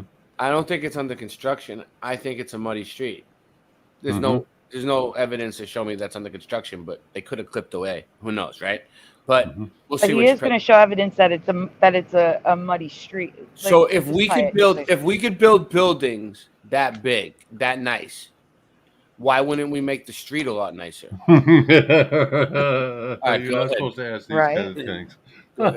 That will take the mainstream history that we have been force-fed since day one and rip it right in half. So here we go. The photo description states that in the summer of 1903, construction continues inside the entrance to the Palace of Machinery for the Louisiana Purchase Exposition, the 1904 World's Fair. The date of this photo is in 1903. The fair in St. Louis was in 1904. So this would all make perfect sense, except there's a massive flaw. I do want to, I talked about this a few weeks ago. In my past, the World's Fairs were always a single year. So like the 1903 World's Fair, 1904 World's Fair, whatever it was. But now, there's the 1966 to 1967 World's Fair. Yeah. I don't recall that. That's a Mandela for me. And I wonder if it's 1903 to 1904 now. I have to look into that. That's all I want to say about that. I'm sorry. Go on. Wow. Flaw. A flaw so big that it's undeniable proof that this building was constructed 100 years before the 1903 date that we are told, and proof that there was a mud flood that ripped through this building at some point after 1803. Where is the foundation of this building? Incredibly detailed construction projects do not take place on top of dirt and garbage. This, in my opinion, is the most incredible photo that I have ever seen to this point. A lie right in our faces, saying that this was being built in 1903, when we have multiple dates of 1803, time-stamped right on the building. Multiple times. Not only that, but you can see that the mud flood damaged the bottom of this building here. The mud came after the construction, not before. And I want to make that point very clear. This is a cleanup project, 100%. After this World's Fair, they knocked these buildings down, not because they were pathetic, but because they held dates that do not fit in our mainstream timeline and architecture that we cannot reproduce today. It's incredible. I've been talking to many people, engineers, construction workers, architects, and more about this photo. They are telling me that this is undeniable proof. And at this point, there isn't an excuse in the book that could save the mainstream history. It's time for everyone to wake up to the nonsense that we have all something that will take the mainstream history that we have been force-fed since day one and rip it right in half. So here we go. The photo description states that in the summer of Now we're at the 1903, end of this folder. Mr. Super, I need you to go to the Ed McMahon. Look at the folder. one. Is the one look like an I or a one? Like a letter I or a one? I put it back on the stage. We'd have to play it to get back to it. Mr. Super, he wants you to play it so we can see the number on the building. construction. Play the whole thing, or what? No, Jump to no, the end? that's all right. Don't worry about it. Don't worry. Continues inside the entrance to the Palace of Machinery. Here's construction There you go. workers, architects, and more about this photo. They are telling me that Oh, this you're is talking about it, undeniable man. proof. And at this point, there isn't an excuse in the Aye. book that could save the mainstream Aye. history. It's time for everyone to wake up to the nonsense that we have all something that will take the mainstream. Aye. Okay, Ray, did you want to show something before I get to Ed McMahon? Yeah. I got, before you get typing, man. Let me see. Morgan's showing us the Fruit Loops box. I don't know. Do you? I mean, mine is. Yeah, it's not that. All right. Yeah, mine's not that long. I guess. I don't know. We'll show this. All right. So you guys look in the star for it. So Morgan, look at the bottom edge of his top beak. I can't see it closely in here. Is it serrated or is it smooth? The bottom of his top beak. This edge right here. Oh, you can't That's see a my new mouth. design. I'm just Covered looking to see if they're recently. following the serrations that we found, Sandy. Nope, it looks Mhm. smooth. It is smooth. But there was a design of Toucan Sam that I have no memory of from 2020 where his whole beak is tie-dyed. Yep, I've seen it. Bad. Bad. Oh, you knows. It always knows. Well, if you want me to play Blue- it, you can put me on the I have screen. to, Yeah. Go wait a ahead. second. I have to respond to this first, Ray. Mhm. Blue Pac-Man says, Sandy, have you noticed a new residue appearing where you have already searched before with the same search terms? It's happening to me multiple times. Where do you think the residue is coming from? I'm going to tell you. This has been happening to me for years. I will frequently go back and look for new residue, and that's what I did with Ed McMahon. and found something amazing, which I'm going to be showing you tonight. The only thing I can think of is that we are traveling through different timelines, and this timeline has different search results. Or they're adding things or unblocking things, or I don't know. But for me, I believe we are moving through different reality timelines. Sandy, what And did you want me to do? Load a different presentation? yep, I have to give you the new link. I was going to say I don't see a new link. But that's Plus- just my theory. I could be wrong. I mean, we Going could all be through wrong. different tools. Yeah, I know what you're saying though. Ray, you're on screen while I get the link for Mr. Super. You want to play one of my songs while you do that, or you got it ready? Right here. No, Ray's already on the screen with it.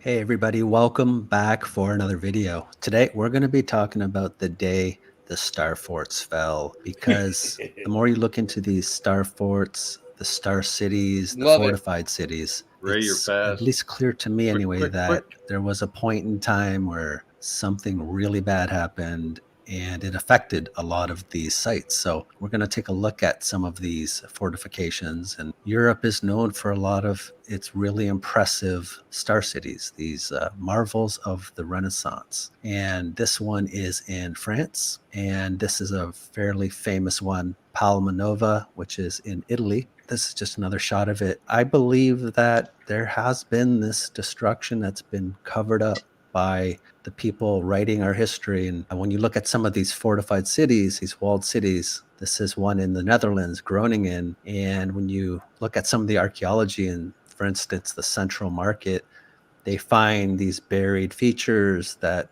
appear to be from the 1600s or so, but they're 3 to 4 feet below grade. And what gets built on top are these Greco-Roman styled architecture, the neoclassical architecture, and this happens a lot. And I want to look at Brussels, which is in Belgium. And I think this is another one of these walled cities, these fortified cities that felt the brunt of this unknown event that is not in our history. And this is a painting from 1665, and it is 30 years before the bombardment of Brussels, because when you look at the history of Brussels, one of the most destructive, if not the most destructive event occurred in 1695, or so we are told. And a lot of the city of Brussels was reduced to ashes, and we're told it was under orders of King Louis XIV, the Sun King, in 1695, and these French troops bombed the city basically. And what I'm thinking is that this is a cover story to account for this unknown event. And these are just some images of ruins of Brussels after the bombardment. And there is archaeology that has been done in Brussels that does indicate there is this buried level. So it's not a secret. It's just they're attributing all of this damage to this French force in 1695. But I think that this destructive event happened earlier than that. But we're told that the city wasn't even taken, actually. It was just subject to this intense and destructive bombardment, 5,000 bombs, 4,000 cannonballs, and then they left. And I think the narrative says that the city burned for 3 days, but miraculously, 5 years after the disaster, Brussels was almost entirely rebuilt, more beautiful than before the fire. The reconstruction was of an exceptional speed. So 5 years after largely being reduced to ashes, the city's rebuilt. And why that's impressive is because, just according to some of the statistics you can find, the bombardment of Brussels, in which more than 4,000 buildings were destroyed, including the entire city center. So thousands and thousands of buildings all gets rebuilt in record time.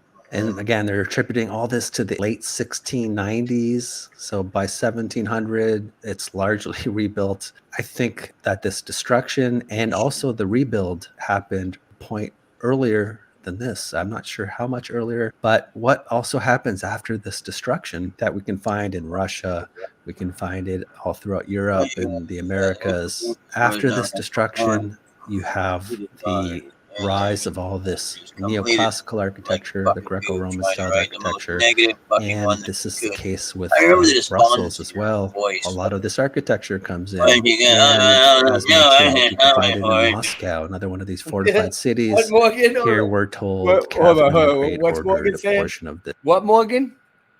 Oh, what I was talking. I was just talking about that situation. Anyway, sorry. What was going on? Are you? Right. Sometimes I start talking about my situation just automatically out of nowhere because it's always on my mind. Talking to yourself? What that was me sitting here listening, right? And then all of a sudden being overwhelmed in my mind by the argument going on in my head between the law and myself, right? Yeah. And I start going off on it, right? It happens to me all the time. And I forgot. Sorry about that. No, it's okay. I just wasn't sure if you wanted this. If you wanted to. No. That was weird. To be I do it all the time. I know what you're talking about. Okay. And you can find it I guess buried it just below the happens present once. grade. You know what And I think then it's from, Morgan? I think it's from a very stressful life of a long time, and then you survive it, and then like me and you are like survivors, and I think it's from surviving the war. I really appreciate that, Ray, that you said that. Thank you so comes much. in after you get the neoclassical architecture. So I think Brussels is a really good example of this same pattern, and this is the city center where most of the damage they're saying occurred. And number 3 represents the royal palace at the time, the Palace of Kudenberg. Now, what we're told is that during the fire that lasted several days, people who survived managed to get to this royal palace to find safety, and this palace went on to survive the ordeal. Now, what's interesting to me is that here's that central square. This is the area, and I just drew a measure here to roughly where the Palace of Kudenberg was, where people sought safety, and it's less than a half a mile away. So it's not that far, but we're told it survived this bombardment. Well, when you look at, what happened to this palace, it survived until 1731, where a major fire destroyed most of the palace, and it was left in ruins for 40 years. Basically, the present grade, you can find a buried level, including a street that's buried, and basically the exact same phenomenon that has happened to this palace happened to most of the city. So I think that the narratives they're giving us are false. I think all this damage happened at one time, and what gets built on top of the palace, just like the rest of Brussels, is this neoclassical architecture. So it just seems fairly evident at this point. And during the reconstruction on one of the buildings in the central square, they placed at the top of this building a phoenix rising from the ashes. I think that's about all I wanted to hit on with regards to this. It's just different narratives that have been, in my opinion, crafted to hide this destruction from us. Cool. That was it. All right. Here's another one. All right. So, did you guys ever see anything on old world fireplaces? Sandy? No. All right, Yes. No. Bring it up.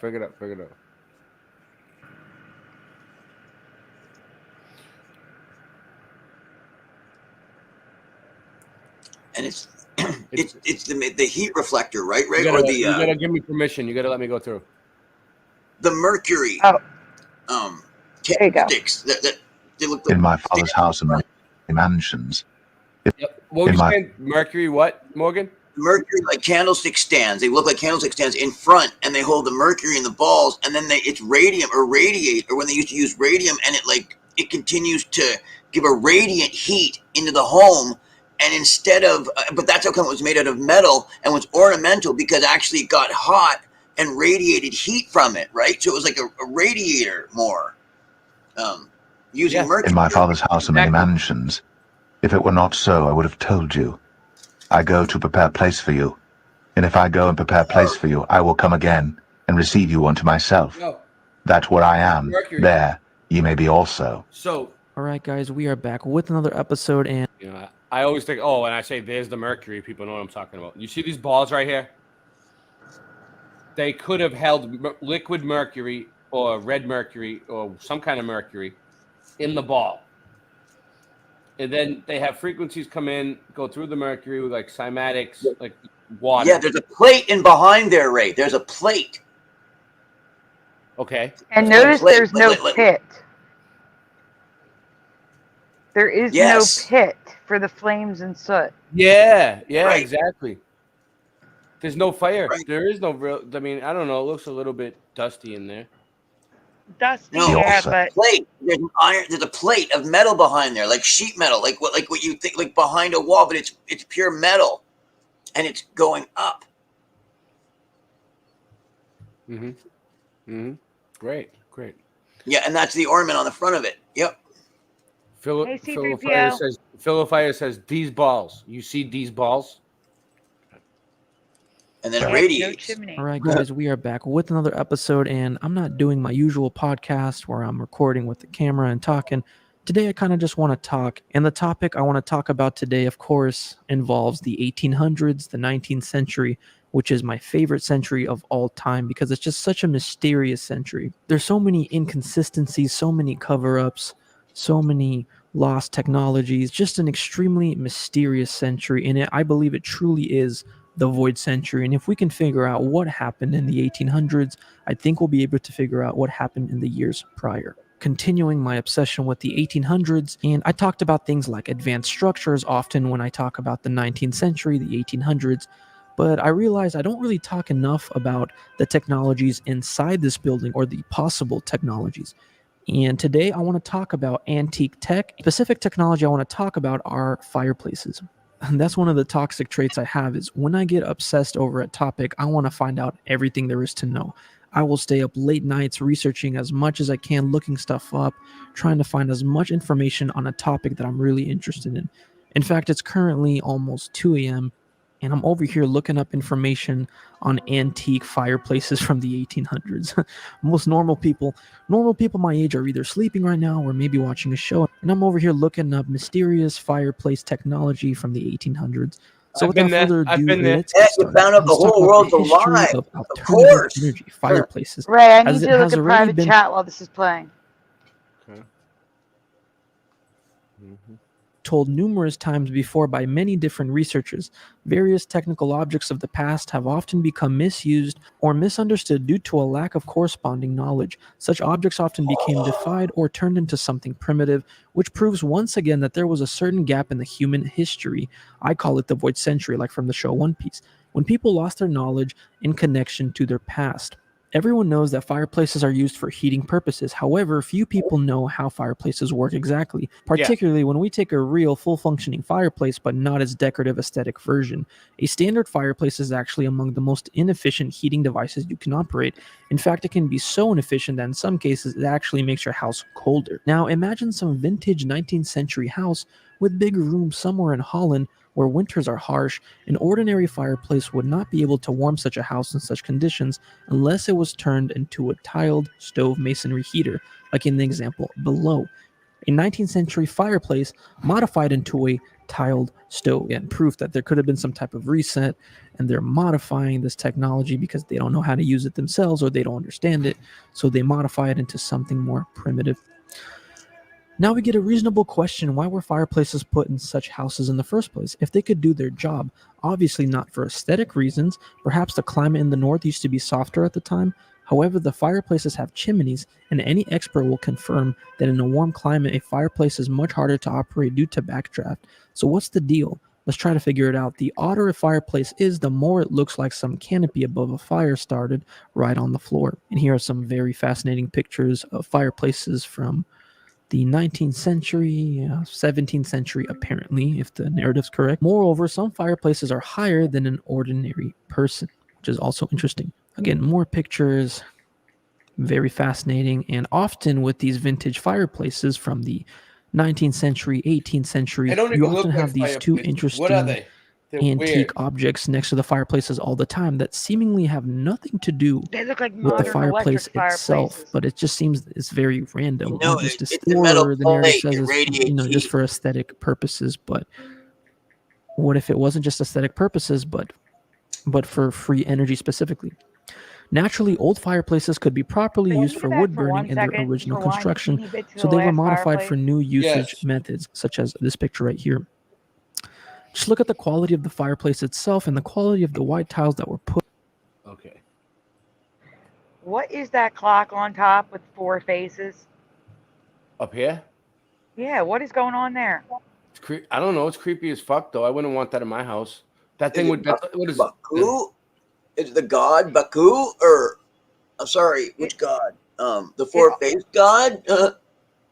But it also has the ball and steeple on top of that. I just want to point that out. Oh, two-ball cane. Mm-hmm. It's a Masonic clock. Well, moving along. Specifically. Naturally, old fireplaces could be properly used for wood burning in their original construction, so they were modified for new usage methods, such as this picture right here. Just look at the quality of the fireplace itself and the quality of the white tiles that were put there afterwards in order to reduce the size of the firebox. Again, this is pointing to the fact that these were not just used as regular fireplaces for woods, but had another purpose to it that maybe the people living in there during the 19th century didn't fully understand. So they had to make it smaller with these poor quality white tiles that they installed that makes it look uglier. The fact is obvious. Owner of the house got this fireplace ready and then clumsily modified it. Wait a minute, what are these things standing near the fireplace encircled in red? Are they standing there for aesthetic reasons or just accidentally get into the shot? They probably stand for a reason, considering that almost all presented images show similar objects near the fireplace. And I'll show you a bunch more pictures. Again, here are these same 2 twin orbs next to the fireplace, and you see this in like real every quick, fireplace. I'm not trying to hijack the stream. All right, so B Hendrix just asked a question. He said, what is inside those 2? What did he say? Where is he? Good question, B Hendrix. Good question. What is inside the 2 fireplace orb tech devices? Okay, so what's inside them is spinning mercury, probably. Let me show you. Oh my God, that's so weird, Ray. That was back. weird. That was No. weird. No. What? It's This? weird because it's something like that I'm going to be showing you. In a minute. See, The thing that it's a simulation, dude. It's like it runs out of things it runs out of ideas. Like it's a computer that just doesn't. I'm telling you, this is insane. It You'll happens see when we get there.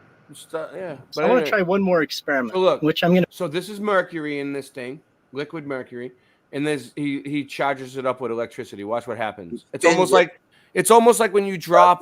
It's almost like when you drop a toaster in the bathtub in water and electrocute yourself, but it's mercury instead of water. I'm going to put the wire down at the bottom of a bottle here. I'm going to fill this with mercury, and I'm going to put this electric current through the mercury itself and see if the mercury will spin. Yeah, start doing here the we go. Fibonacci electricity. Here we go. Naturally. Watch what happens. Yeah, it starts doing the Fibonacci sequence naturally. Appears to be spinning. How about that? Makes sense because now the electricity is going through the mercury. Makes the Responding mercury naturally to oil field you create. Right. So look at the spark that happened when he went in. If those balls have spinning mercury in them, yep. Yeah. It would now help. The electricity is going straight through the mercury, and the magnet is taking those electrons which are going down and deflecting them around in a spiral, making the mercury spin. Okay. That's cool. Let's go ahead and see what happens if I hook both electrodes up at the surface of the mercury. The electrons are deflected at a right angle from their motion because of the magnet. This applies a force to the mercury, causing it to move. This is actually similar to how railgun works. Okay, saltwater solution is in place. Let's go ahead and run the electricity and see if it spins like the mercury did. Now instead of electrons, we have hydronium and hydroxide ions flowing through the solution. Since they have a charge, they are also deflected by the magnet. Positively charged hydronium clockwise, and hydroxide ions counterclockwise. If you'd like to learn more about how electricity is deflected by a magnet and how this was used to make the world's first electric motor, please check out this video that I did last summer. Okay. Link here and in the description. I'll see y'all next time. So that's all I want to show you.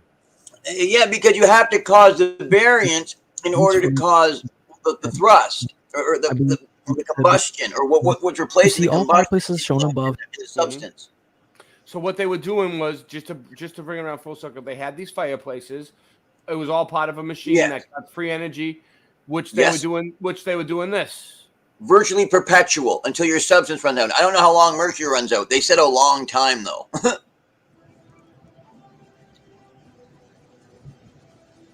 Okay, so after Ray shows what I've put in the private chat, we're going to have a break, and then we're going to come back and do Ed McMahon. I am for the translation tool here. tell Today people I will what's going discuss on. the topic of Tartaria and Nikola Tesla's technology, although Tesla was born after the fall of Tartaria.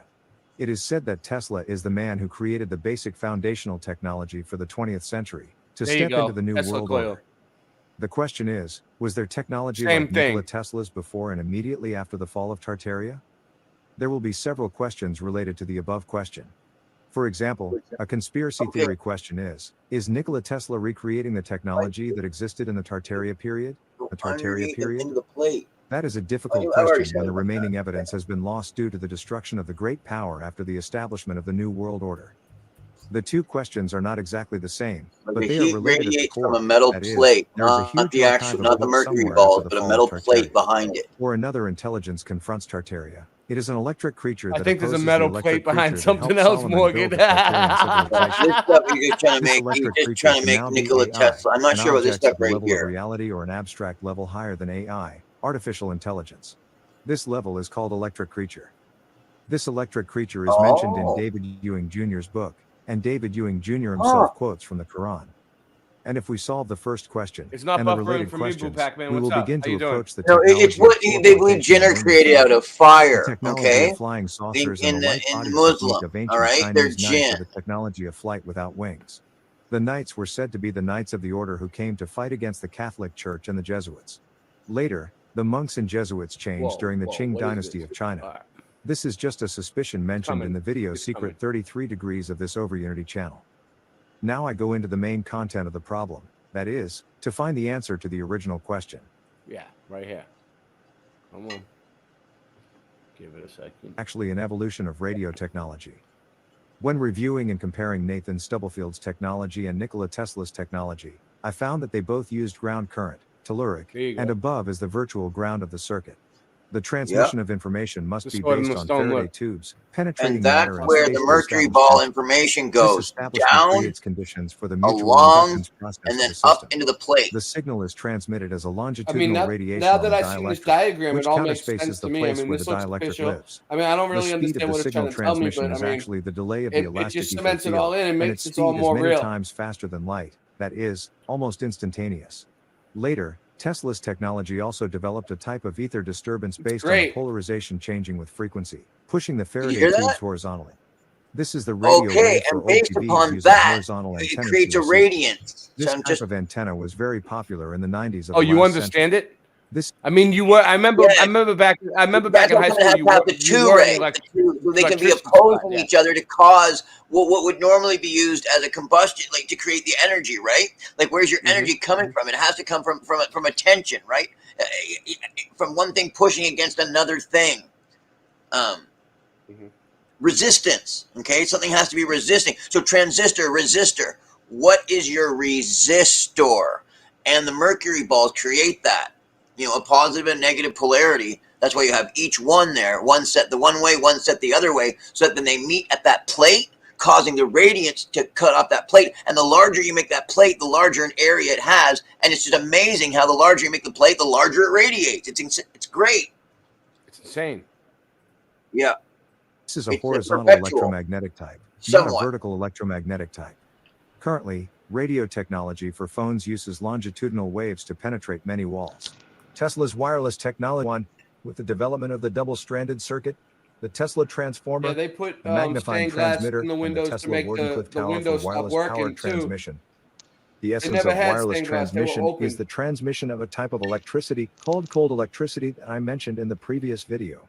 This type of electricity is considered free energy because the power Cold of the receiver does electricity. not depend on the number of electric receivers. Like moonlight. Thus, Tesla's technology for Moonlight. wireless signal transmission was later than that of Nathan Stubblefield. Tesla started in 1891, and And Nathan Stubblefield already knew that the ether allowed the transmission of longitudinal radiation faster than the speed of light. It is possible that two different scientists understood the same problem and even invented a similar patent. This led to some laws that were named after both scientists. But both of these There you scientists go. understood the ether in the Simultaneous same way. invention. We already There is talked no about. record of Exactly. Nathan Like Stubblefield Sandy said with and those Nikola patents, Tesla right? attending the same Sidewinder school. or super Sidewinder, Where right? did they get this Yeah, from, brother. you? That's I just here for think there you. was a period in the early 19th Sandy, century we when get there was it. an One of those educational elements. program Now for I get what college you were saying students. too. One of those It was things education has got to be funded this by stuff too. That's right, Sandy. France. Where the It government was takes science. it and makes it classified, This right? educational program Yeah, was you cut. got it. It is like the early 19th century It's good until to the tie all 20th that in century together when like you England did. and its allies That's funded really the good. dissemination of the Fun Quran here. in Arabic. Ether physics was used by mathematicians to develop technology until 1930. The Quran was promoted in Arabic by those who seemed to be in charge of establishing the new world order. Why is the Quran a historical document containing the truth? And why does ether physics describe the true nature of physical reality? Why do powerful forces invest in spreading the truth and cancel it? This is a matter for serious research. I will not answer these open questions here. So, with the above facts, we Hold on, can hold only on. confirm that He's Nikola not, Tesla he's not going and to answer Nathan those Stubblefield had questions. the He's going to sit there and tell us all this shit about free energy and how they work and Ray, everything. he He's not gonna admitted he's the 33rd. He Oh, is admitted that he's what a he said? Satanist. Okay. It's, I mean, we get a lot of information from Satanists, but that's because that's part of what they do, right? Yeah, don't throw the baby out with the bathwater. the same special education program, meaning they were in the same academics at that time. Now we need evidence of ether technology before 1888 and of the same nature as Tesla's technology. Fact 1, the sword is said to be from the 14th century, shaped like a cross, like the cross of the crucifixion of Jesus. Giant swords of Hungarian origin dating back to the 14th century are currently on display at the Topkapi Palace Museum in Istanbul. The sword is 270 centimeters long. The hilt has a hole. It could be used to attach an electric wire. This suggests a possibility that the sword in Hungary was a wireless phone transmitter. It is similar to the sword used by Japanese generals stationed in Vietnam for wireless communication, but that is just a suspicion as no archaeological phones have been found in Hungary. It is It's just possible a that it was a suspicion. knight's sword, and the knight's body itself transmitted the signal like a phone. I don't even know why I'm That person mentioning had the it. ability to emit special abilities. Yeah. Or emit electricity to knock down opponents. Emitting electricity or flying in the air by the skill is often seen in movies about ancient Chinese warriors. He's like, This he's is like, I got a recorded in stupid many ass Chinese fucking martial computer arts voice novels in the late anyway. Qing dynasty. As I said, ancient Chinese martial arts novels recorded the plots of the Knights Templar. That is how they plagiarized to hide history. Fact 2, the Eiffel have been We built stuck in a little bit of how 1889. electricity really works in the Some Quran, but you know what I photos show mean. that it was built before that. At that time, people still did not know what the Eiffel Tower was built for. Many people hated this tower. Some photos show that the Eiffel Tower originally had 3 towers, but after the fair, it only had 1 tower as it is now. This tower has a structure on the top of the tower that looks like a sword to receive and transmit signals. Thus, Look it at is that. possible that it is a device for transmitting that's an wireless antenna, news over dude. long distances. That ain't a tower. That's According an to antenna. Tesla's technology, ether electricity technology, with this tower, it can transmit and Just a receive pretty longitudinal tower. electromagnetic waves to communicate around the world. That tower. People with swords connected Go to to the signal bank, receiving man. devices can communicate, provided that the sword is planted deep enough into the ground. Yep. This may explain the suspicion. Deep There are enough no into the artificial ground. satellites in the world. They all use this virtual ground technology. Electromagnetic longitudinal radiation, that is, the longitudinal electromagnetic field, in experiments it is almost harmless to the body. It only affects molecules at the targeted level of gene editing and causes fatigue, like a pandemic. Basically, at the circuit Geo that works a generates this similar signal, way, cold electricity just is a bit born. further down, This I type think. of electricity seems benign, does not cause shock. But this radiation, if used properly, is a tool to edit space. In Eric Dollar's ether physics, space is established by dielectrics and magnets. It looks right. Electricity can edit space. The Tunguska explosion is like space collapsing into a sudden vacuum. Eric Dollar is an RCA-trained person. Ray, Considered Tesla 2.0. it makes sense. And they're His saying book is like in my and Over stuff Unity like that, just so Electricity they're blog. covering up the actual These types thing, of but they're towers, giving which us a can be simile. connected to other towers, and the lighthouse. They can be devices that contribute to the creation of the mud flood that covers Tartaria as Yep, we know it. lighthouses, In all Hanoi, that. Vietnam, some old photos show that the Hanoi Flag Tower also plays a role in connecting such large columns in the world. The Hanoi Flag Tower is also known as the Hanoi Feudal Watchtower. The special thing is that the Hanoi flag tower dates back to 1812. At that time, Western countries had entered Vietnam. The kings of Vietnam under the Nguyen dynasty seem to have colluded with the West, Portugal, and France. But Vietnamese history does not clearly explain this. According to my assessment based on European maps, such columns were created before 1800. Otherwise, this is inconsistent with the mud Yeah, just flood and the reading because information on the 1800s map. when These columns are called feudal watchtowers in Asia. There have been signs of weapons believed to be nuclear weapons creating the Great Lakes around the world and in Russia. And there are many Right. signs of weather weapons that made the years 1815 to 1816 cold. The terrible freeze that began in 1816 and lasted for about 3 years mainly affected Europe and North America and the US. The winter that lasted through spring and into the summer of April could bring I little wish or I no could sunshine see, across the Ray, entire 250 continent. years Two major ago, you blizzards know? occurred in the world at the height of summer in June, July and August. The temperatures were so cold that rivers often froze overnight. Snowfall was so frequent that one night more than a meter of snow was recorded in New York. A similar situation occurred in Europe, with Germany experiencing severe storms throughout the summer. It'd need to be more than Many 200, rivers, Ray. including the banks of the Rainbow River, were similar to those in Switzerland. Each new month brought more snow and less summer sunshine. As a result, crops failed, grain prices in Europe increased tenfold, leading to famine and the loss of life of about 10,000 people, which historians attribute to the volcanic eruption. Fact 3. Electricars existed before Nikola Tesla invented the induction motor by proving his principle in 1887. Before that, according to official history, induction motors began in 1924. There is not much information about the development process from Wikipedia. On the other hand, electric vehicles must have induction motors to operate. And electric vehicles began in 1830. According to official history, Hungary, the Netherlands and the United Kingdom around the 1830s began with experimental prototypes. Thus, there are signs that there was a scientific theory used to train a group of people in Europe, including Nikola Tesla. The only additional suspicious point is that Nikola Tesla's father was a priest, like the Jesuits. According to research on Tartarian, it was the Jesuits who participated in the resistance and overthrow of Tartarian. Final words and conclusion to the question. Currently, the weather control technologies are believed to be the ether technology of Nikola Tesla and Wilhelm Reich. If you can find evidence to prove that, before 1888, this mysterious technology existed, then you can affirm that Nikola Tesla relearned or rewrote the old inventions. 1500 Club. Love it. The important thing is, Yeah, so what he's saying is, did Nikola Tesla learn about this stuff from Tartaria? Yeah, right. Good. Yeah. Most of the important papers of the Tartarian Empire were burned by the Jesuits and their allies. I tend to compare weather control technologies several hundred Old years Russian math, eh? A final note. Tetris. There is a possibility that Nikola Tesla did not actually invent. So this is what this is allegedly a Freemason who used a computer voice, made this video to give us secret information from the Kabbalah and 33 degrees. After inventing the game Tetris, 2,000 years ago. Yeah, after playing a little Tetris. However, this statement still needs to be verified. The buildings of the Tartarian Empire often have antennas on the roofs. It could be a device like an antenna to communicate with other houses, or to contact people holding swords coming out of the house. However, the tall towers, which are only for antennas, are communication devices to manage the colonies that the colonial countries invaded. Furthermore, the tall masts could play a role in creating the Tartarian mudslide. At the very least, this device would explode some places, causing landslides where there is mud, and bring large floods to the places that need to be covered. Some lakes in Russia may have been seas before, then turned into salt lakes, also due to the technology of moving mountains and filling the land with mud. All of the above events need to be investigated further. I only mention it at the research level as a non-historical person. I just usually study electrical technology and find what is lost in science. There are many All other the locks facts they and use evidences to for the Tesla problem, wells but I have not to mentioned raise them the here. blocks For to more put them in accurate place. research clues, I recommend you to read the books of David Ewing Jr. and Dr. Anatoly T. Fomenko. There are two very good books that David Ewing Jr. wrote very carefully recently: Secrets of the 33 Degrees and Secrets of the Kabbalah.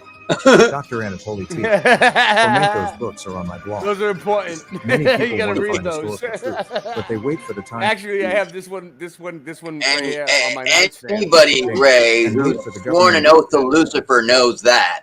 education program to tell them the truth. It is possible, but the possibility is very low, because there is a few hundred years of agenda that is manipulating the course of our history. That is why writer Susan Ertz said, "Millions long for immortality who don't know You can't what to do on a receive the rainy Sunday information afternoon. about the light until Those are you the people embrace who the are eager to light find the truth, bearer." but they often wait. So, All right, we get it. We get it. Okay. Yeah, I So, know. real quick. I got to show. Sandy wanted me to show Google Earth. Let's do it. Yeah, one thing on Google Yes, Earth that I need your help deciphering because something's not right. This is weird. It might be that effect where you see things like your brain Pareidolia. tries to make. You see it? Yes. Do you see it on there? Do you see it on there? Pareidolia. I do see Google Earth. Now, like I said, you're going to zoom in slow because if you zoom in too close, you're not going to see it. Yep. If that happens, we'll have to zoom You're out. gonna put me again. on the screen. You gotta put me on the screen. You are on the screen. Okay, I can't. Yep, you're good, Rick. You're live. Guys, I found something in the Arctic. Here we go. Ocean. That's not it. That's not it. No, You're that's on not it. land. Well, I put in the. Did you I put the copy and negative pasted. 59 in? No. It's negative. The first thing is a negative. Okay. Wow. Okay. Right here. It made a big difference. Yeah. Well, I don't know actually. Let's see. Did it? Yeah. Yeah, it's going the right place. Okay. Wow. It's going to zoom you in too close. You got to zoom out. Here we go. So Negative zoom what? out slow. Keep going. All right, now wait, stop. Now turn like counterclockwise a little bit.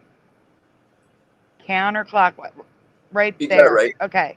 Now move the screen down. Oh, wow, Sandy. Oh, you turned too much. Okay, go back up to 12 o'clock. Right there, stop. Stop, go back. Hammer time. Go back. Go back. Right there. Right there? Good enough. Yes. Now, do we see the letter P, O, L, an Yeah. R, a P? There's letters, and then there's a question Yeah. mark. Why are there words 50 miles long, letters, under the ocean? Yep, almost looks like it says party or some shit. I hear you. I see polar, because I see an O there, too. Yeah. Yeah, I see P-O-L. the shape of polar. Yeah, yeah, yeah. I'm seeing all of it that you see, Sandy. The R, all of it. The P, the L, the thing that look like a T over here at the end, like in the wow. Why are there letters under the ocean? Like, am I just seeing letters No, where you there think- isn't? It's a huge wall, probably, or something. You know what I mean? They did shit like that, that big. I don't know. It does look like an R and a P, and then it looks like there's another P right there. Yeah. And an Look. O next to it. Do you see the very soft O? P-O-X. Oh, the O now is pronounced. Now that you mentioned it, Sandy, as soon as you put the finger around it, I see it. X. Well, let's see. Pox. Polarity. P. Polarity, maybe? Yep. No, there's a P, like Holy H. shit. Forgive me for the look at it. It says But look, polarity. there's a freaking question mark. Do we see the question mark? Wow, Sandy. Like, what are they what the questioning? heck? Those Yeah, are I letters. thought Polaris. Right, I They're did think basically saying there Polaris. is no polarity. Yeah. There's no Polaris. Ooh. Polaris. Yes. I'm agreeing too much, but Polaris Well, is think there. about it. This Ooh, isn't Boy really. says maybe this they're isn't- runes. Maybe. Yeah. That's the smartest thing I've heard so far. Speaking of that, let me see if I. Wow, have, they're huge. What is that? They're on? huge. Oh, That's yeah, what I'm good. saying. Speaking I'm like, of, what am I looking at? Are you done with this? Are you done with this one? Yeah, I just wanted to ask people what they thought the letters were. I'm going to look into the runes now. They Thank you, didn't. boy. They made the coast, so I believe it can be done. Because I know the coasts are artificial. all Oh, of them. wait a minute, Ray. They will know exactly where it was. It's off of Antarctica, between Antarctica Right and there. Madagascar. No, zoom out so they can see it on the actual Earth, like where the land is. It's right off the coast of Antarctica, below Australia, and between Australia and Africa. Yep. Oh, let me yeah, see between Australia and Africa. Yeah. what- Wow. Okay, here we go. Okay, and then I want to just share one more thing. And All right, and then we're going to take a break with Mr. Super, and then we're going to cover Ed McMahon. yeah, that's cool. Yeah, I'm excited about Ed McMahon. I am. All right, so this is you know how you just said there's ruins there. So that Where was that, in the Arctic? Wait a minute, hold on. Wait, we have a comment What? in the chat. There are spastics to the upper left of where those letters were. Oh, we can't go all the way back to that. So this was, I'm excited about this video. He's already out of it, but I'll go look real quick. Yeah, I'll go look. We can also go back. Yeah. Yeah, you I'll can go check look back on the for- stream. It's a secondary way to do Yeah, it. It's right, Sam. Tell me when to share, Ray, You go ahead, share. for you. Oh, You for me, ready? go ahead. Yeah, so this is so we were just looking at what was that, down where it was cold, you said, in the Arctic, right? Yeah. All right. So this is pyramids and pre-flood ruins in the Arctic. Quote, master of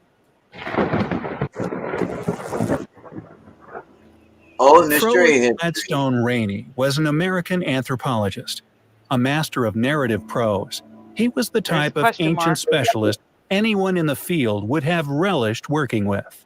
Regarding the Arctic, he put it to the National History Museum as follows, quote, "We have now found an Arctic metropolis, many times larger than anything previously thought possible in this part of the world, and once inhabited by a people whose material culture differed markedly from that of the Eskimos as we know them." He continues, "One morning in the June of 1940, when Magnus Markey and I had returned to begin the second season of digging at Iputak, we soon became aware of the astonishing extent of these ruins. We could see long avenues of yellow squares, marking the ancient buildings, spanning east and west for well over a mile. Over the next several days, we hurriedly attempted to chart these ruins before they all became hidden once more. We eventually realized that more than 600 buildings would have once stood on this ancient site, a site well over a mile in length."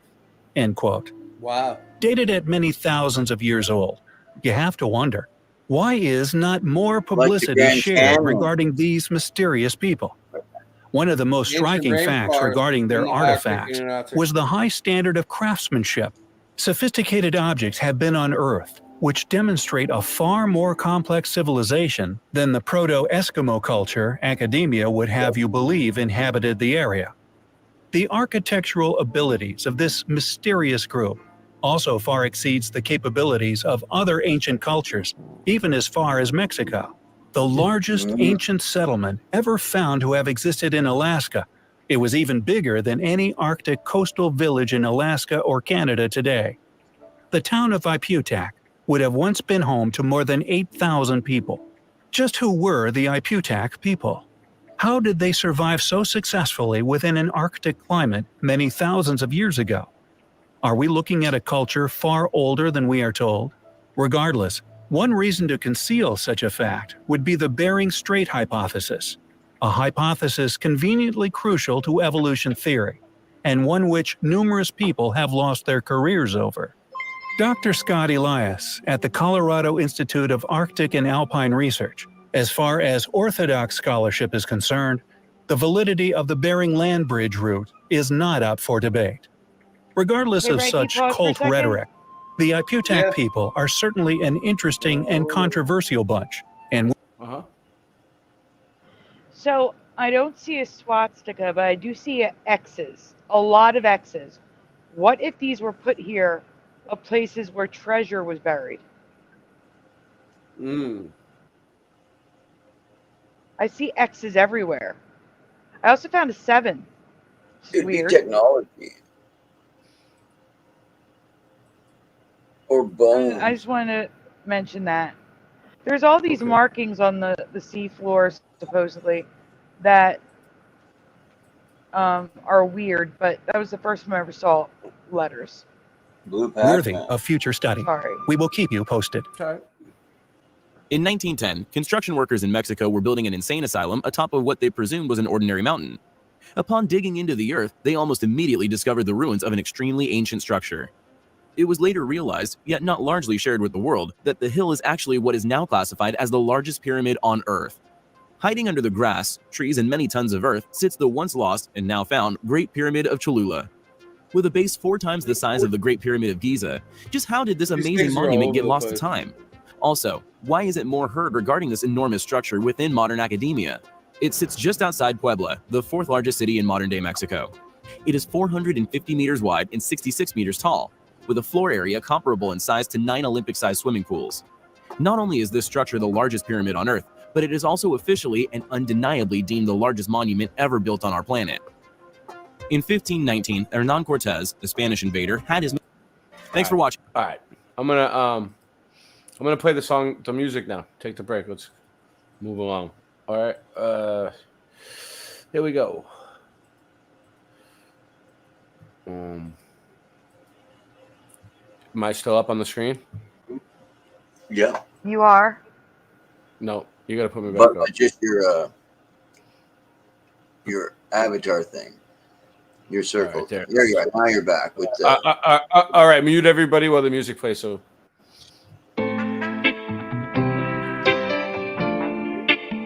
Sing it, bitch.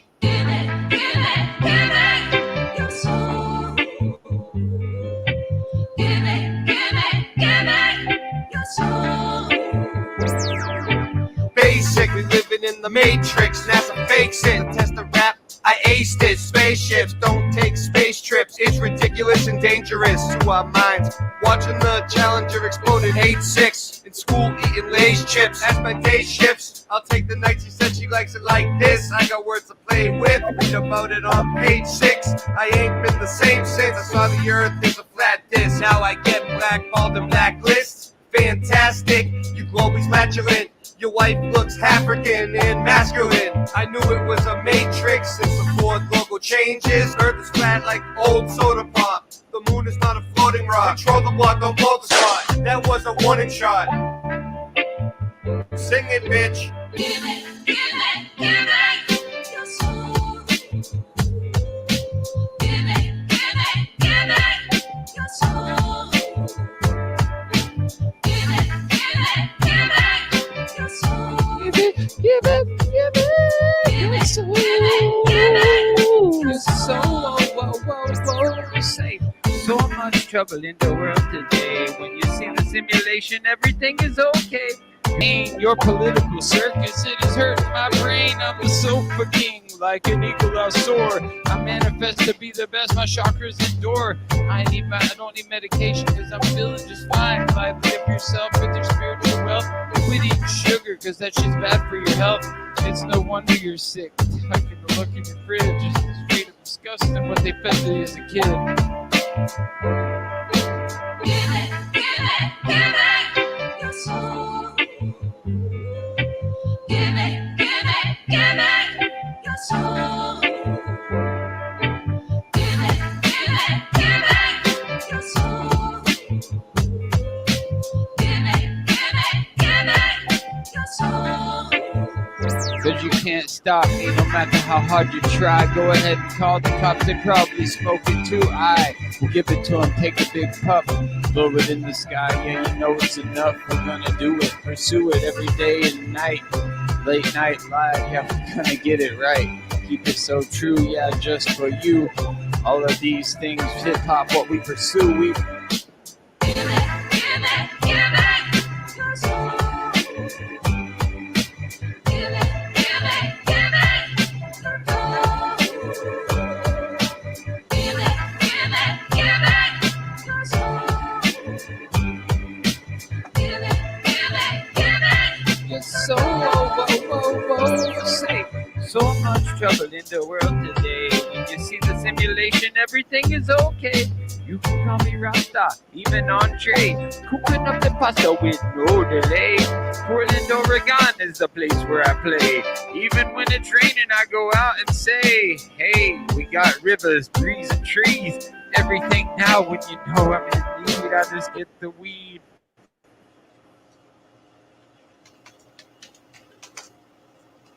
So technically, it was made in color. Technicolor. Technicolor. We just lost Yep. Ray in the middle of him presenting. Dang. So, Mr. Super, That's a shame. I are like you with Ray. us? So at least he got to finish the song. That was Yeah. good timing.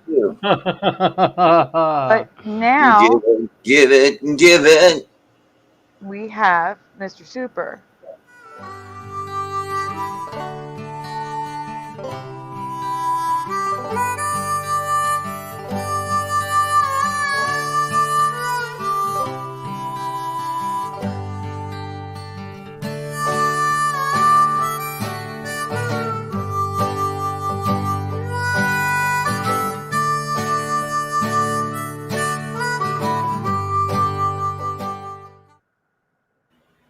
I didn't realize I was muted. I was saying how we lost Ray and it's time for Mr. Super. But you're already on the stage. Oh.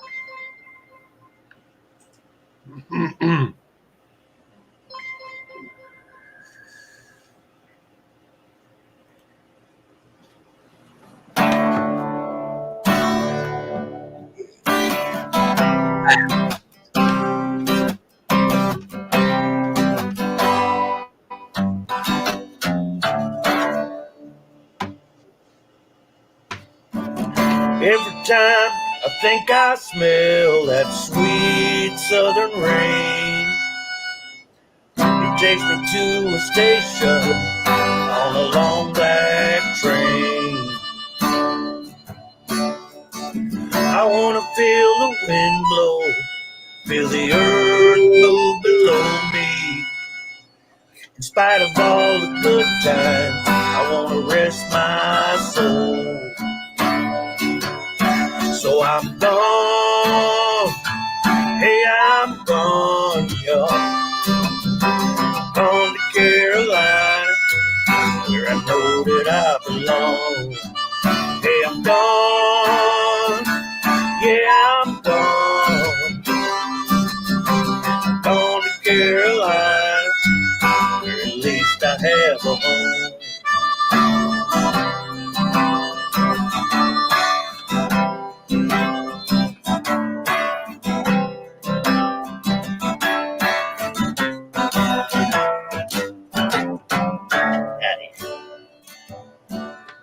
Oh, yeah. And every time I think I see your face in a cloud, it's like a bell inside of me, and it's ringing out loud. I've been so high for so long, yeah, there's nothing tried nor true. Thinking about coming down, make love on you. So I'm gone, hey, I'm gone. Gone to Carolina, where I know that I belong. Yeah, I'm gone, hey, folks, I'm gone. Gone to Carolina, where I know that I belong. Yeah.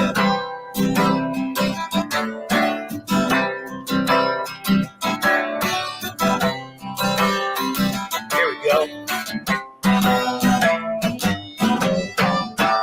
Let's get out of here, fellas. I'm gone, y'all. Do you want to play another one, Mr. Super? Yeah, that'd be great. I got a perfect one. Go for it. You're Perfect. still on stage. Might just take me a second to get it queued, but stand by.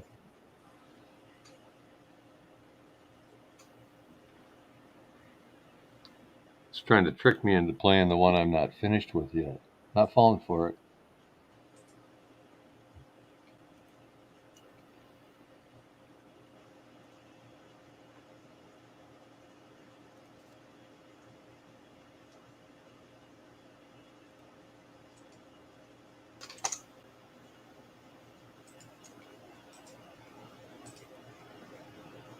You got another one? Sandy, Sure. I've got a song that Ray made a video for, and it's just 2 minutes. And Ray made the video for it, and it's a song that I had that's actually on the radio. I don't know if anybody, I don't know if you've heard that one yet. Which one? Can you present it?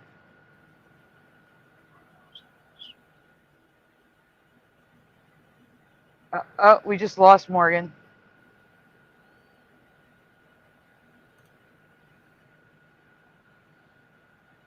There he is.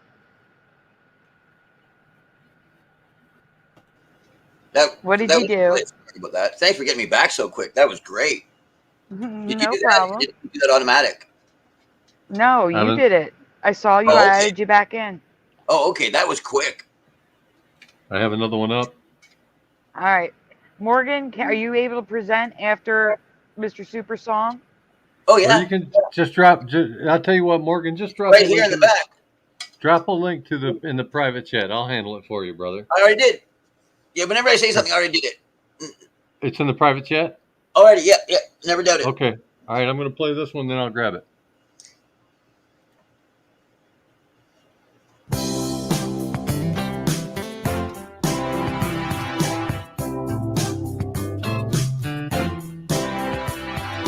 Baby, when I met you, there was peace on the note.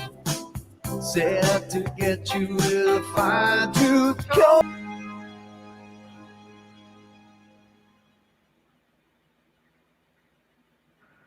I don't have an intro for Morgan, but Morgan is up next. Coming right up. Quick as I can get it. And then Ed McMahon.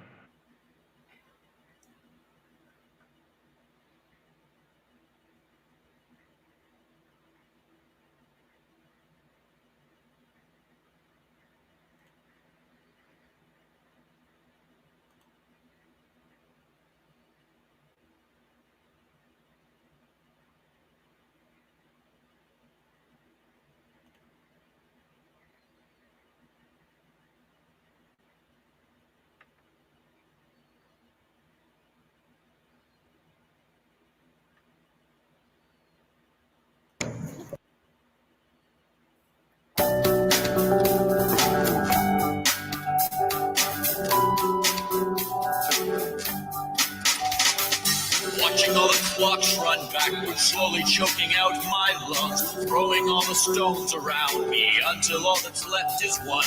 Youth and age haunt me nightly until their master's work is done. Give to all just what they're asking, while sex and death is all flesh wants.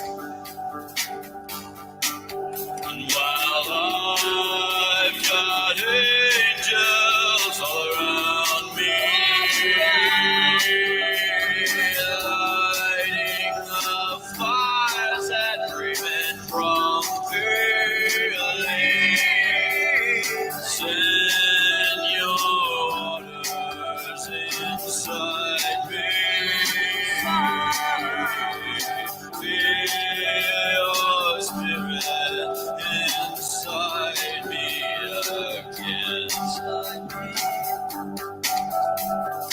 promised life won't time and mind you. These cuts taking all that's gold. Perspective curve my thought around you. Milk my blood until it turns.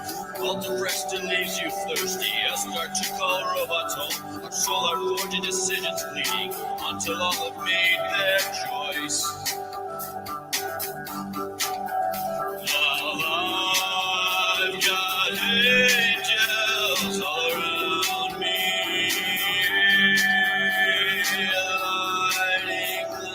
fires that prevent from failing. Send your orders inside me. Feel your spirit inside me again. Watching all the clocks run backwards, slowly choking out my lungs, throwing all the stones around me until all that's left is one. Youth and age haunt me nightly until their master's work is done. Give to all this what they're asking, while sex and death is all flesh wants.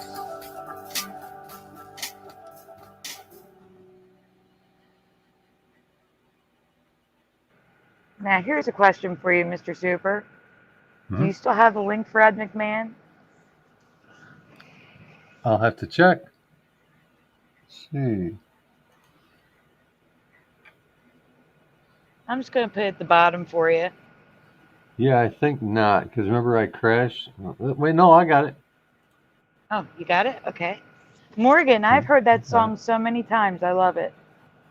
Yeah, me too. I never get tired of it. I have a mix of it with me playing harmonica with you, Morgan. We could have used. And he is back because Morgan dropped out again. But I have heard that song so many times now. I love it. Right on. Yes, that's right, Sidewalker. We do. Yes, not that. This is me singing. Oh yeah, that's me singing. That's me doing the instruments as well.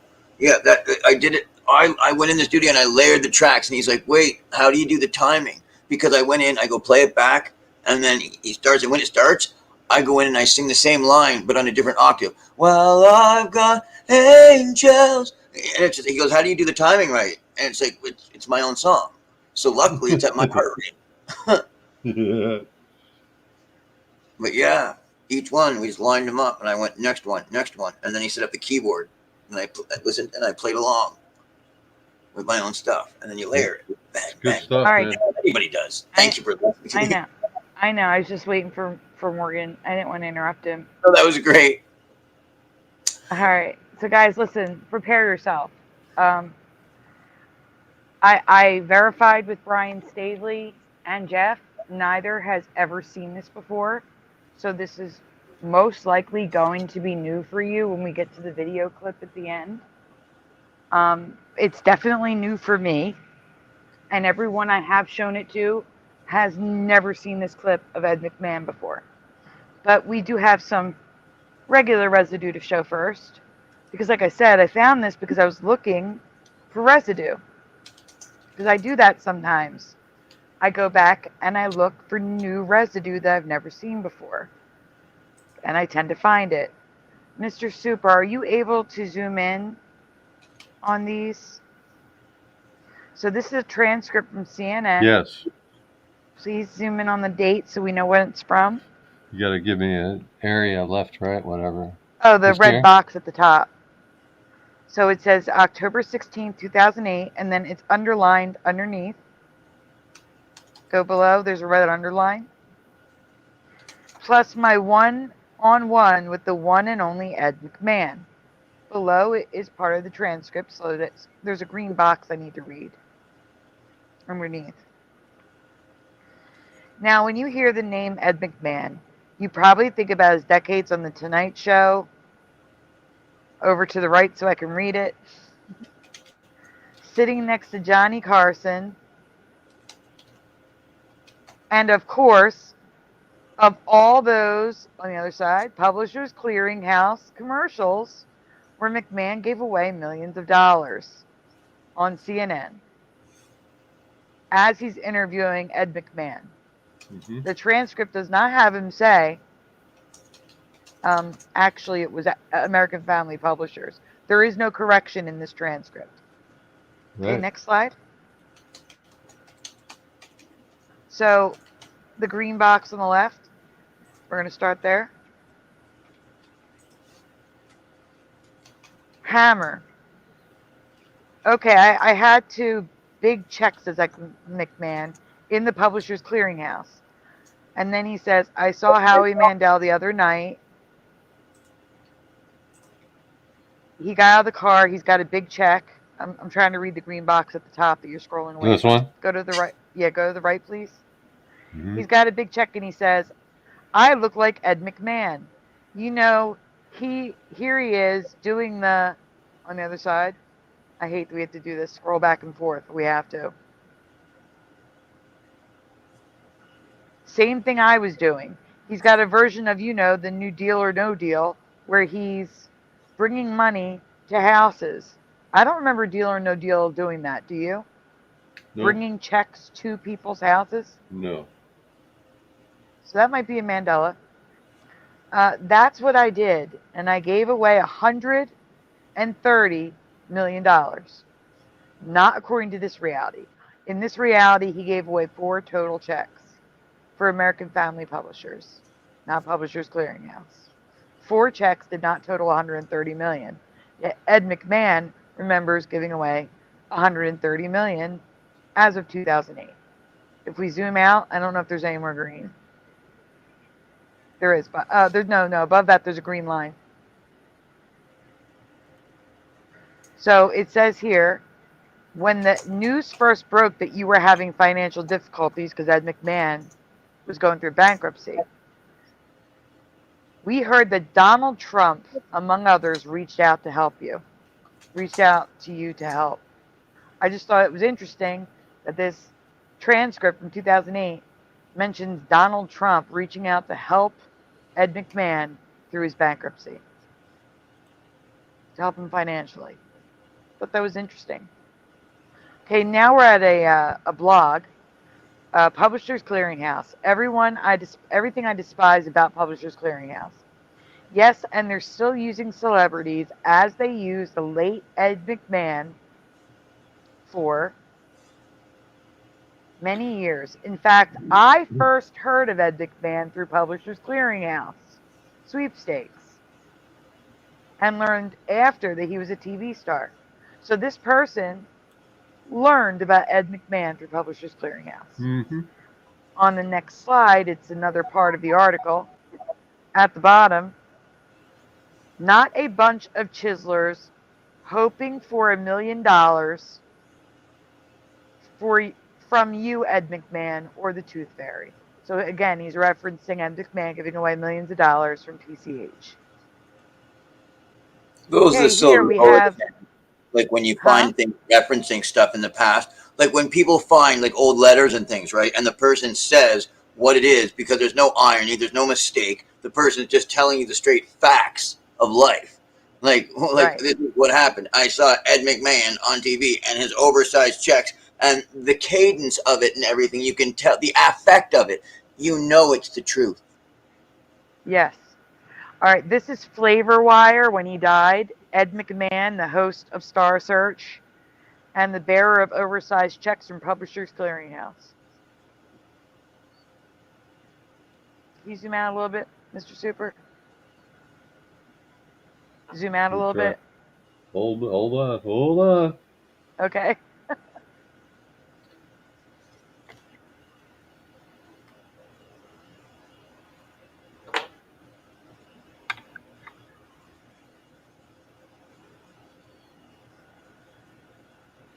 Okay, I did read it all. Bearer of oversized checks from Publishers Clearinghouse. We can go to the next slide.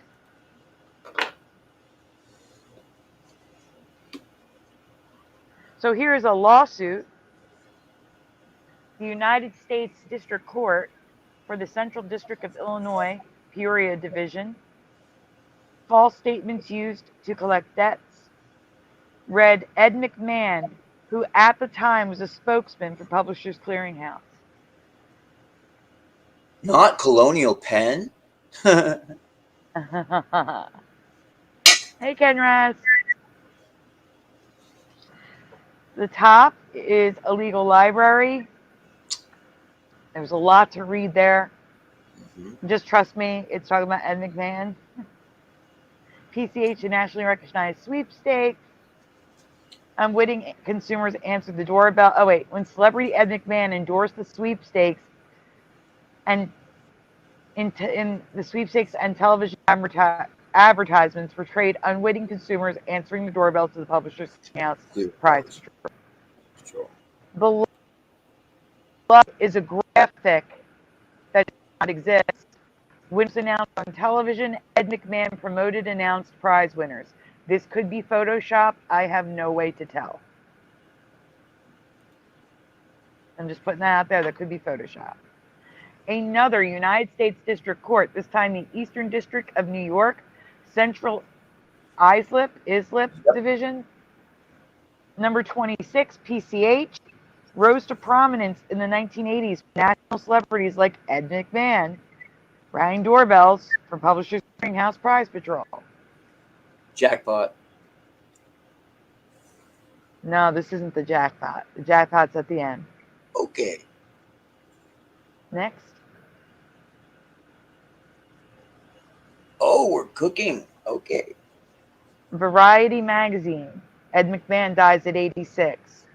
McMahon capitalized on his nightly TV appearances to make a killing as a commercial spokesman. for Publishers Clearinghouse sweepstakes for many years. Oh, wow. 2006? NPR, Ed McMahon, the greatest psychic of all time. McMahon was hosting Star Search or doing ads for Publishers Clearing sweepstakes. New York Post. McMahon was instantly recognizable as the face of Star Search from 83 to 95 and as the spokesperson for Publishers Clearinghouse. You may already have won $10 million. Next. Email Marketing Daily. Email subject line cited in lawsuit against Publishers Clearinghouse. PCH is known for iconic TV spots featuring the late Ed McMahon.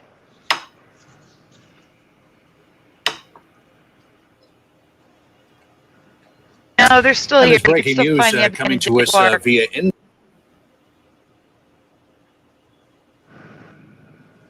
Let's give that another shot. You want us to play? Right, Dick Clark. Good call.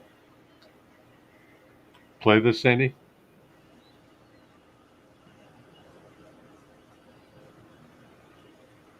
I think it's Mr. okay. Super, Yeah? here's what we're gonna do. I'm gonna remove you from the screen and then add you back in. Okay? Here's what I want you to. Uh-oh. Am I frozen? Am I the problem? You're stuttering. Yeah. It's me. Hold on a second. Mm-hmm. I'm checking to see if I got bounced off my internet. No, I'm on my right internet. All right, guys, I'm going to leave and come right back. I'll be right back. Now you're sounding fine. Sounds clear. All right, well, then let's try playing it again. Okay. NBC News reported that Hollywood icon Ed McMahon has died. We are working ourselves to confirm this. A longtime sidekick, almost co-host, if you will, at The Tonight Show for so many years with Johnny Carson. Your heart and your... Oh, my God, go back. Go back. Pause. Don't play. I am coming back because it sounds like a garbled mess. I'm leaving. I'll be back. Yeah, it started again. Then right when she said, right when, yeah. Oh, well, that's unfortunate. She'll be right back. Yep. No worries. Waiting for the sun. I'm going to step away for a minute while she's doing that. It's a good time for me to take 2 minutes off. Guys, I'm still here. I'm still here. I'm actually going to play my technical difficulties video on. So if you guys want to take a break, go ahead. I'm gonna roll a cigarette. I'll be right back. Okay. If I can get to it, my iPad's like crashing here. Here we go.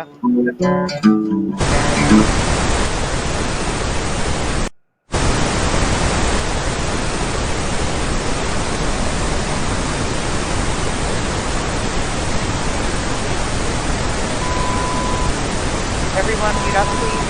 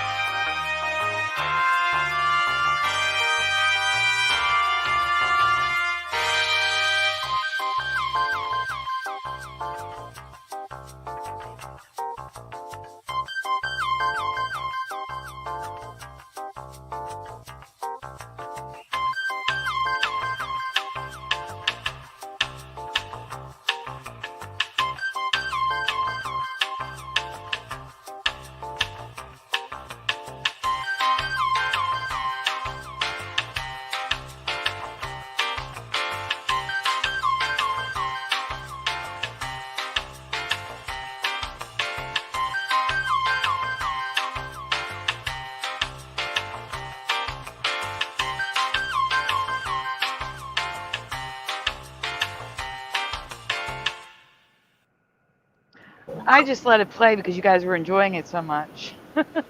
Right? Yeah, my iPad was, the memory was being maxed out now. It was crashing, but we're good now. Did you guys hear that? Did you? Oh, there's an echo. Why is there an echo? Cool. Did you guys hear the what needed to be heard in that clip? No. Or do you? Okay, let's play it again.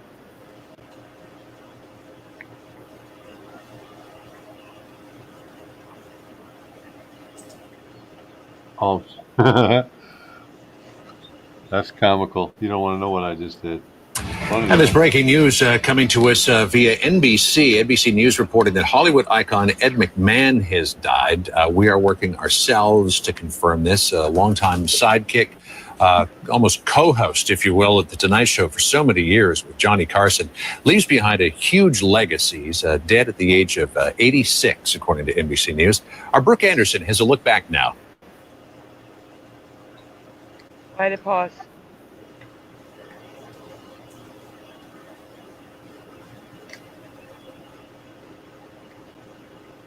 Mr. Super, what's going on? I played it. Now it's paused. Yeah, paused. It is paused. No, I mean, I didn't want it paused. I asked why it was paused. I thought it was over. No. Ed McMahon's storied life. For 30 years, Ed McMahon was a fixture in American households as Johnny Carson's Tonight Show sidekick. In that role, he played announcer and Carson's setup man. I hold in my hand the last envelope. He was a loyal source of laughs and always knew his place. You had to know how to do that, how to be the second banana, to be in when you needed to be, out when you weren't needed. McMahon got his start in radio and in the early 1950s hosted a number of TV shows in Philadelphia. His long association with Carson began in the late 50s, culminating with their final Tonight Show together in 1992. I want to thank the gentleman who shared this stage with me for 30 years, Mr. Ed McMahon. Even before Carson retired, McMahon had branched out with his own ventures, among them hosting Star Search.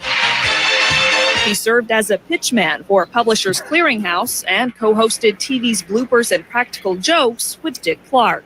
We got a lot of things planned.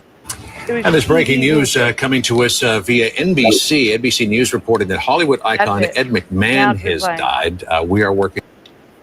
And at the top it says, it's Publishers Clearinghouse time, folks. After years of buying subscriptions for Trash Collectors Weekly, Big News Journal, it's in there somewhere and I can't see it. Ed McMahon. I think I may have cut it off. Shoot. Well, it doesn't matter. The big, guys, prepare yourself. This is the residue coming up next.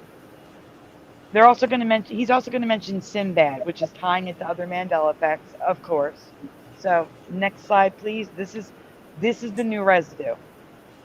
Ray's internet went down. I'm muting. I want everybody to hear. For your heart and your mind, you want to get involved with them and see what they do and how they get along afterward. But they're all, important to me. I love to watch Sinbad. I love to watch Dennis Miller. Sawyer Brown was just in my office the other day because they did the new Hot Country Nights program. And they came to see me, but they've been in touch with me since, for 9 years. They've sent me cards telling me where they are, what they're doing.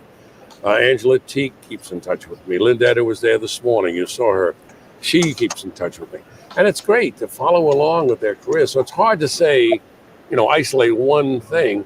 I'm thrilled for all of them. And what I like about it, and I said this in the very beginning, I said, we've got to have an alumni. It's not just the winners.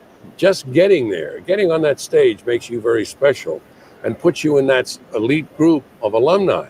And when you look at Sinbad didn't win, Dennis Miller didn't win, Tiffany didn't win. The list goes on of people that didn't win, but that are doing great. It's really, when you look at your career, you have done so many different things. I mean, when you sit there and started listing all those off, I mean, the Publishers Clearinghouse thing, I know it was just a job, But that's kind of turned into something that's Oh, yeah. very bizarre, isn't Yeah, it's crazy because that's what everybody talks about. I mean, everybody today that I've passed in this auditorium have said, "Where's my $10 million?" And of course, I have a standard answer: "Where are you going to be Friday night?" You know, because that's when they're going to announce the winners. And it's great. You know, I got a thing going with a little rapport, and it's fun. When you believe how thorough they are, I got one 2 weeks ago. It told me that Ed McMahon may have already won $10 million, and that giant prize will be awarded to you by Ed McMahon. Now, if that happens, you and I better get out of town immediately. All right? Yeah, Ed better get on his boat out of Marina Del Rey and go, woof, you know, I better get away. He better be gone. Oh my God! Are we going to see Mr. Carter? All right, For your pause. heart and your You're at the beginning. mind, you want So to get involved we with. just heard Ed McMahon confirm that he works for Publishers Clearinghouse, that people come up to him asking for his $10 million, and he tells them to come Friday because that's when we pick the winner, and then also said that he received an envelope from Publishers Clearinghouse saying that he may have just won $10 million. I cannot. Oh, I love this residue so much. With them and see what they do and how they get along afterward. But they're all, you know, You important playing it to me. again? No. That's the end of it, right? Yeah, that was the end. You're already restarted. Hey, no name calling.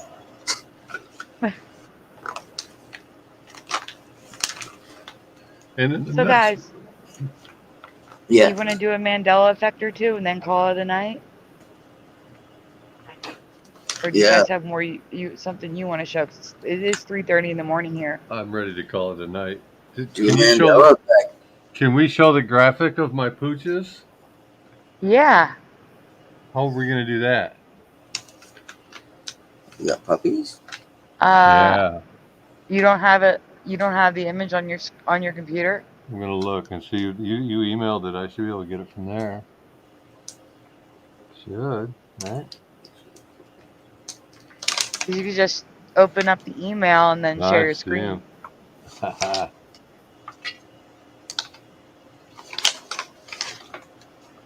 I should have left the chair going.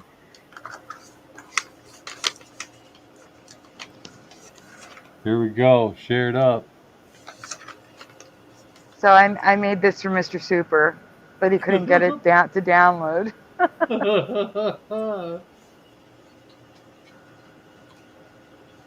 Ah. They look adorable with their hats. Oh, those are good doggies. They got party hats. Mm-hmm. They're terrible. Isn't that awesome? Yeah. They're Jack Russell Terriers, right? Jack Russell Terriers, right? They do have some Jack Russell in them, but they're actually feists. Oh. Okay. Quick. I was wondering what the little difference was. You know what I mean? Like they're just thinking, it's Jack Russell, but it looked a little bit off, a little bit something not. Yep. They're feists. They're feists. Yeah, and sisters. They were born. They must at the have been same like time. they're like a lot more expensive. Yeah, they are pricey. Look at the difference in their heads, man. Yes, I noticed that right away. This one's like an alligator, wide, really, really strong bite, and then this one's got the little round head. I mean, like, I thought male and female. Pardon me. You know, that's what I thought. Both, these are sisters. That's yeah, Trigger. you said that now, so that's why I was like, no, it's just totally different facial structures. Trigger and Lucy. So this one looks exactly like her father, and this one looks exactly like her mother. Mother was all black, but exactly the same body type. But they both are dominant traits of their parents. But it isn't a dominant trait of the feists, or I just. Yeah, basically the smaller of the feists, they're called treeing feists, and they're basically squirrel hunting dogs. And right. these are the two archetypes right here. Yeah. That's what Jack Russell. Alligator and runner. Yeah, that's beautiful. I love it. Because that's cool. They're primarily for that. That's right. Smartest dogs I've ever had, and the number one coolest thing about these dogs is they never ever smell. They never smell. They never smell sweaty. They can roll in shit. They don't smell. I had these two dogs get sprayed point blank by a skunk, and I slept in the same bed with them that night. Now, granted, I cleaned them up, but when I was done cleaning them, you could sniff them any way you wanted to, and they didn't have any scent. Did you do tomato juice or did you buy the chemical? No, there's a special formulation, dude. If you mix hydrogen peroxide with baking soda, okay, and a few drops of Dawn dishwashing detergent in a small vessel, but you can't store it. You have to make it and use it, and it releases oxygen that neutralizes the odor. The soap surrounds it, and it's gone, dude. That's right on. That's cool. Yeah, what's in the soap? That's cool, man. Yeah, Tomato juice does not work like this stuff. I swear, this stuff. If you give them a thorough bath in it, you won't be able to detect it at all. Yeah, that's cool. That's wild. That you're like, no, I just used a breakdowner. Yeah, that's cool. That's cool. And like, I had a dog get sprayed by a skunk when I was young, and every time that dog got wet, or even like if it was going to rain and it was really humid or whatever, you could smell the dog, man. And these dogs, and I never smelled it on them again after it happened. Crazy, dude. Wild. I've had other people tell me the same thing. Like, they nudge me and they're like, "Hey, you know what the coolest thing about fights are? Yeah, they don't ever smell. Gotta be there for something with their fur." You know? Yeah. I found Rocky was, and I didn't like. I mean, the fur gets everywhere, but it wasn't like as bad as other dogs. Yeah, they still shed, like, you know. Yeah.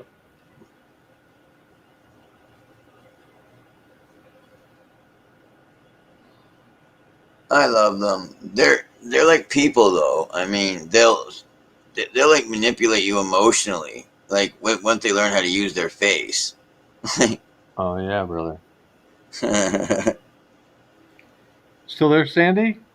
I'm here. I was just letting you guys talk.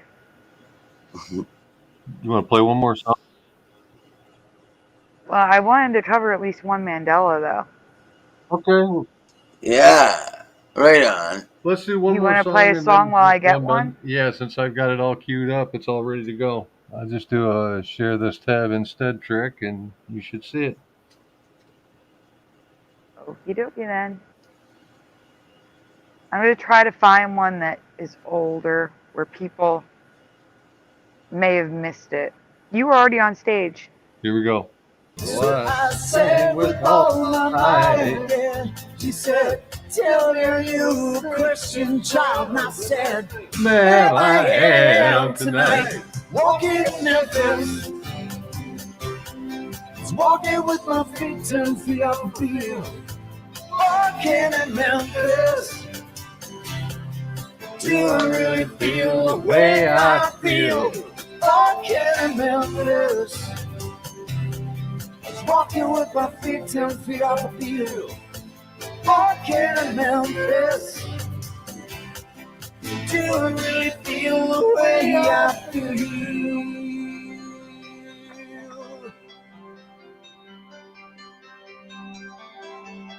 Put on my blue suede shoes and I boarded the plane.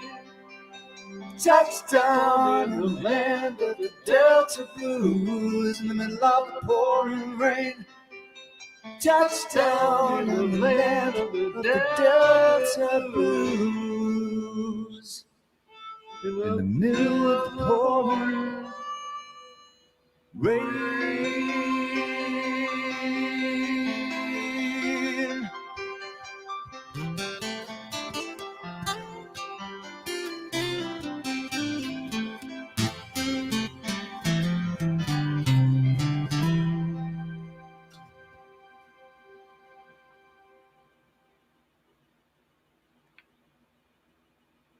Ooh, that's a good one.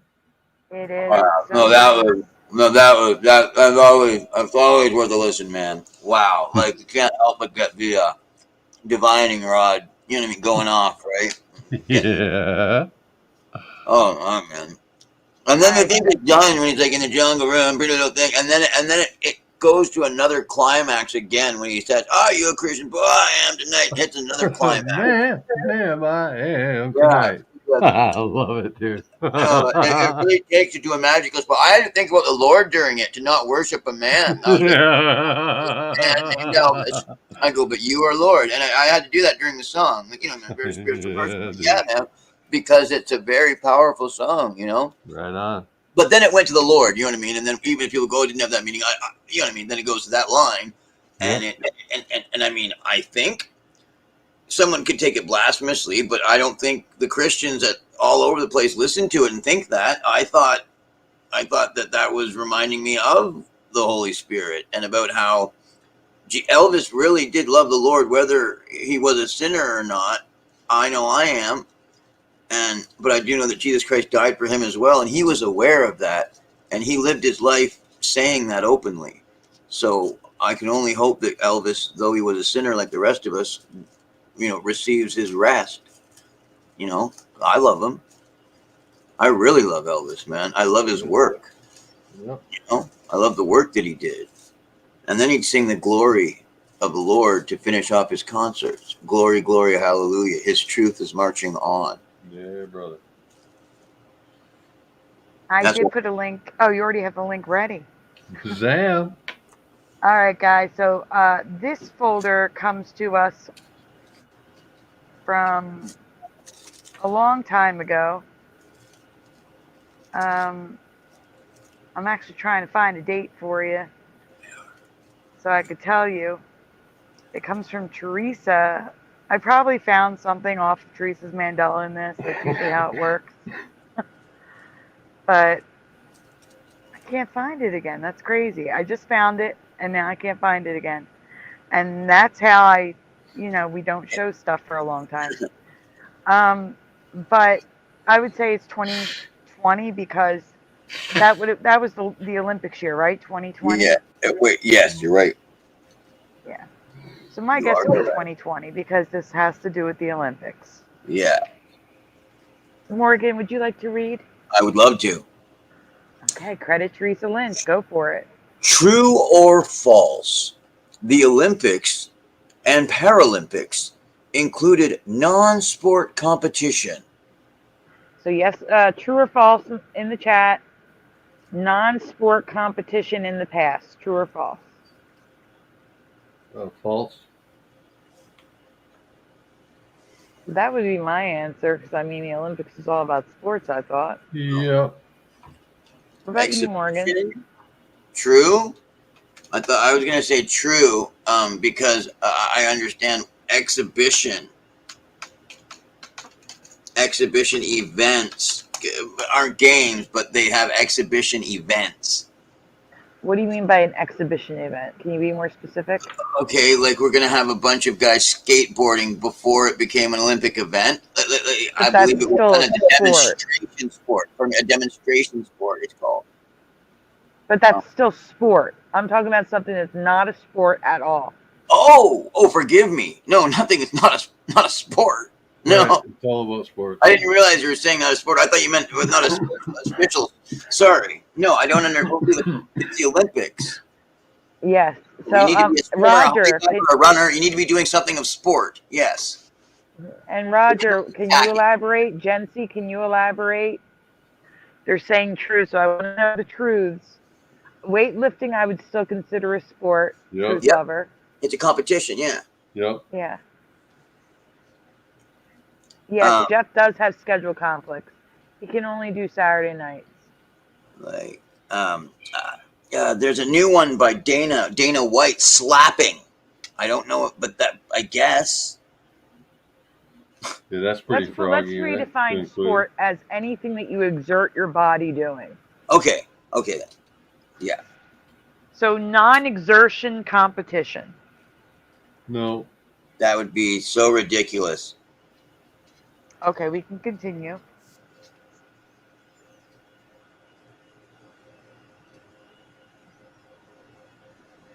Go ahead, Morgan. Yeah, I only thought that it meant skateboarding and hacky sack. These things involving non-exertion, I don't know what the F is going on. Oh, that's a good point. Shooting and archery isn't really exerting yourself, and that is a sport. Good point, Truth Yeah, Lover. equestrian is a shooting, right? Involved with skiing. Okay. Equestrian is horseback riding. Oh, sorry. Forgive me. What is? I'm an idiot. No, No, you're I not. would. You're I just would tired. include. It's late. Oh, I okay. would. Yeah, you're right. You're I right. would include archery as a physical sport. Okay. Being an Regardless, archer. it doesn't matter. Yeah. It doesn't matter, guys. We're just gonna It's- keep going from here. If you said What- true, what do you remember the competition being? Skeet shooting. Oh, ski and shooting. I'm saying it off of California Games. It's Yeah, ski and shooting. that's biathlon. Biathlon. Thank you. What's the noble word for shooting guns? I think there's a fancy word for it, right? Like fencing is for sword play, fencing, but for guns, it's It's on the tip of my tongue. yeah, bow and arrows, it's archery, and with gun play, it's Sharpshooting, maybe. I think you might be right with the sharp. I mean, I think it might be something else, but I understand the sharpshooting is better than guns, like shooting guns. Or target because shooting. it's where the skills come in. Because anybody can shoot a gun, but hitting a dot at 100 yards is a skill. Yeah, I think you're right. Target shooting, like. But we can continue. Yeah. Forgive me. I just can't remember. How come I can't remember? But how come my brain thinks there is a fancy word for gunplay, right? Now, yes, but notice the word on the screen, exhibition. That's why I wanted you to elaborate. Whoa. Oh yeah. Oh, when I said the exhibition sport, right? Right up. I did bring that up. This is not sport, so please continue. Okay. No, go back. He has to read. Go back. Right. So, sport in art, exhibition, because it's being exhibited, right? Beginning with the 1912 Olympics and through, pardon me, I was making it larger for myself, and through 1952, artists were tasked with submitting a work of fine or written art inspired by athletic endeavors. So yes or no in the chat. We're going to stop here. Do you ever recall art being an Olympic sport? No. Yes or no in the chat. Art. My goodness. Like fine or written art. No. Not dancing. Fine. No, there used to be a thing for writing the theme song for the year's Olympic. I remember in Canada they did hold a competition or something like that for it, and they were like, it came down to a couple, and then they chose it. There was like a committee, and they made a big deal about it. And then when they finally chose the song, it was a big deal, and it was the guy who wrote like 1 million different albums. He's a huge producer, but it wasn't a thing where that was being hired. Yeah. It was paid. Yeah. Yeah, commissioned. Yeah. So, we're talking about painting, drawing, woodworking, any type of fine art and written works, poems, short stories, haikus, whatever. We can go on. Like, I don't even remember that in my lifetime. Like, it wasn't in. I don't think it was in our lifetime. So that's why you just keep going. Okay, like never in my opinion. Not in 1982. Not in 78. The jury competition awarded a total of 151 medals to art competitors before the juried competition was ended in 1952. So it's not like this happened in the 1800s and was lost to time. Yeah. This happened in 1952. When it was decided that the fine art competition would end, all 151 medals were stricken from the Olympic Committee records and no longer counted towards each country's medal total. And that is so messed up. What if they decide to get rid of running? Or archery? Or skateboarding? Yeah. Are they going to take their what they earned away? Exactly. That is so messed up. You're right. It's disgusting, Sandy. Mm-hmm. You can continue, Mr. Super, please. Why was it ended? Because the Olympics is for amateurs, not professionals. But professionals keep entering. And they also wanted to keep the Olympics pure, aka just sports. So the artists were professional artists, aka paid for their work by other companies and things like that. So they were considered professionals. And the Olympics are for people who are not paid. But that's not true. Yeah. I can't think of how many competitions gymnasts win before going on to the Olympics. And you think there's no money involved in that? And endorsements? Endorsements, right. You got it. So that's what we call a man-excuse. A Mandela excuse to explain away the Mandela effect. It's We need a card man-excuse. for that, Sandy. We can bring up a full screen man-excuse. Yeah, well, I usually put it on the card, but this is before I came up with it. Yeah, before I I know. invented the word. Right. Or maybe not. Maybe there's another man-excuse. Who knows? We can continue. But it doesn't end there. The spirit of the art competitions live on in 2004. The Olympic Committee brought a version of it back in the form of a contest with cash prizes instead of medals. So yes or no in the chat. Do you recall an art competition at the Olympics in 2004? I do not. 2004? So are we talking about visual art, or is this also including music and all kinds of other things? What's going on? It's fine art, so it's visual. Visual arts. Okay. Yeah. Right. Wow. No, never heard of such a thing ever. Truth Lover says no. Barbara says hell no. Roger, no such thing, man-excuse, and being a man, I know. Yeah, I'm going with Roger on this one. Mandela excuse, man-excuse. Mm-hmm. Hell no, says Jency. Nope, says Ken Raz. You all right, Mr. Super? Will be. We can go on to the next one.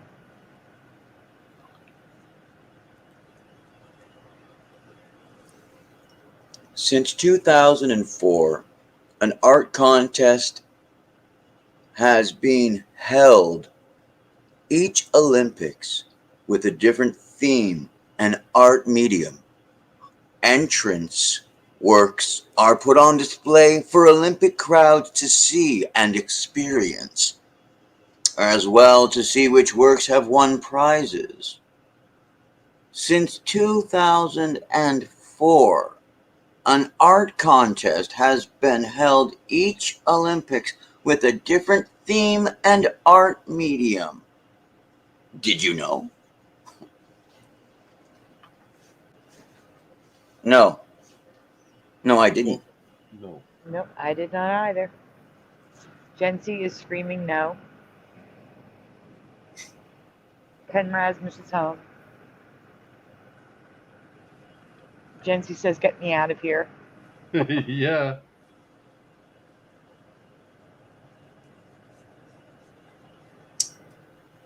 Truth Lover says yes, before it starts. Contests for making symbols and the like. Oh, okay, we got one. Yeah. Roger says, AKA things I do. Skateboarding and snowboarding, that's what it's referring to. What do they call it? Tagging graffiti or what? We're going to get to that. No, that's wild. It's their language, symbology. It seems almost ritual. It seems like something they would do. Give a language award for speaking in our language. Symbols. Yes. 2 volcano award. Oh wait, did you read the whole thing or did you stop at medium? No, I read the whole. I read the whole thing. I read it twice. Okay. Yeah, I read it twice. Do you recall seeing any art competitions in the Olympics after 2004? We don't remember art being a competition at all. We don't. Teresa, this is referring to Teresa and I at the time.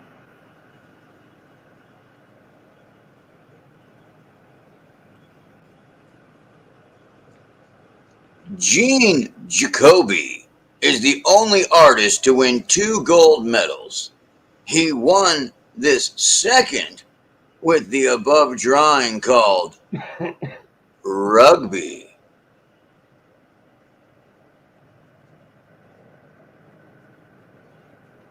I can't see that second lower pictures. Oh, there we go. R. De Los Santos Construction. Did you know? Light bulb architecture was once a sport in the Olympics. Art competitions formed part of the modern Olympic Games during its early years from 2012. 1912. Oh, 1912 to 1948. All of the entered works had to be inspired by sport and had to be original. A notable example of this is the 1928 gold medal for architecture awarded to Jan Wills for his design of the Olympic Stadium used in the same Olympics. Learn something new today? Give it a thumbs up or heart.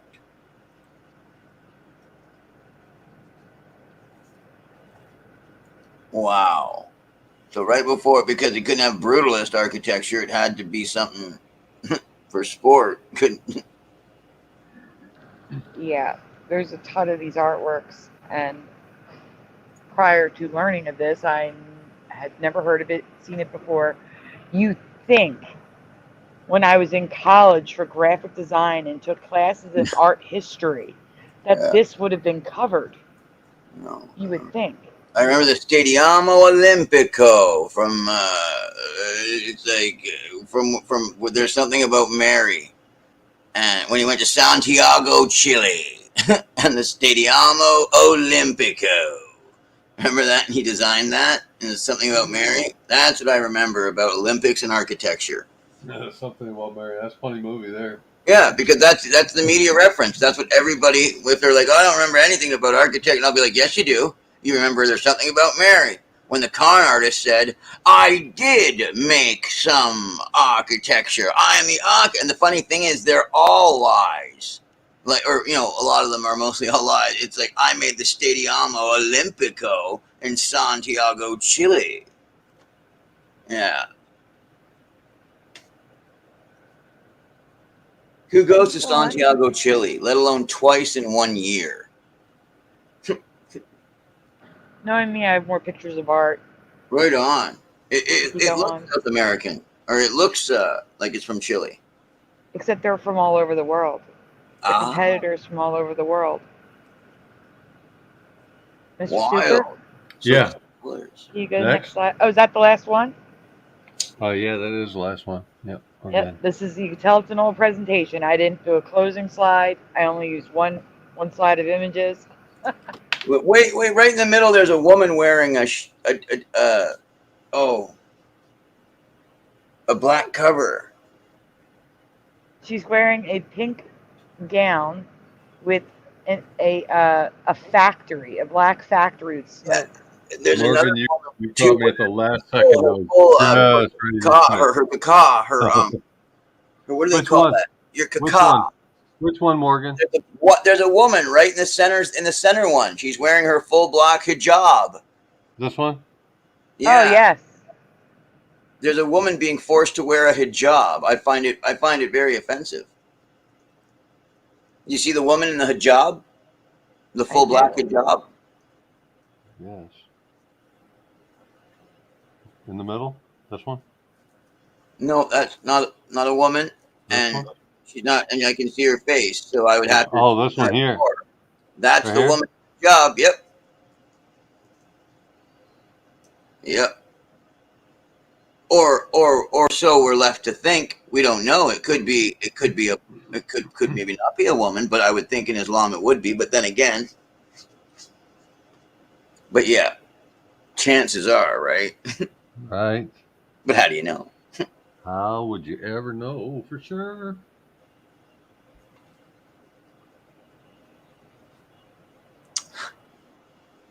How would you know? All right, guys. Happy Is there birthday, any- Sandy. Yeah, Thank happy you. birthday, Sandy. So you're 26, eh? Yeah, apparently, according to Noise Guru. All right. You guys want to see something I made?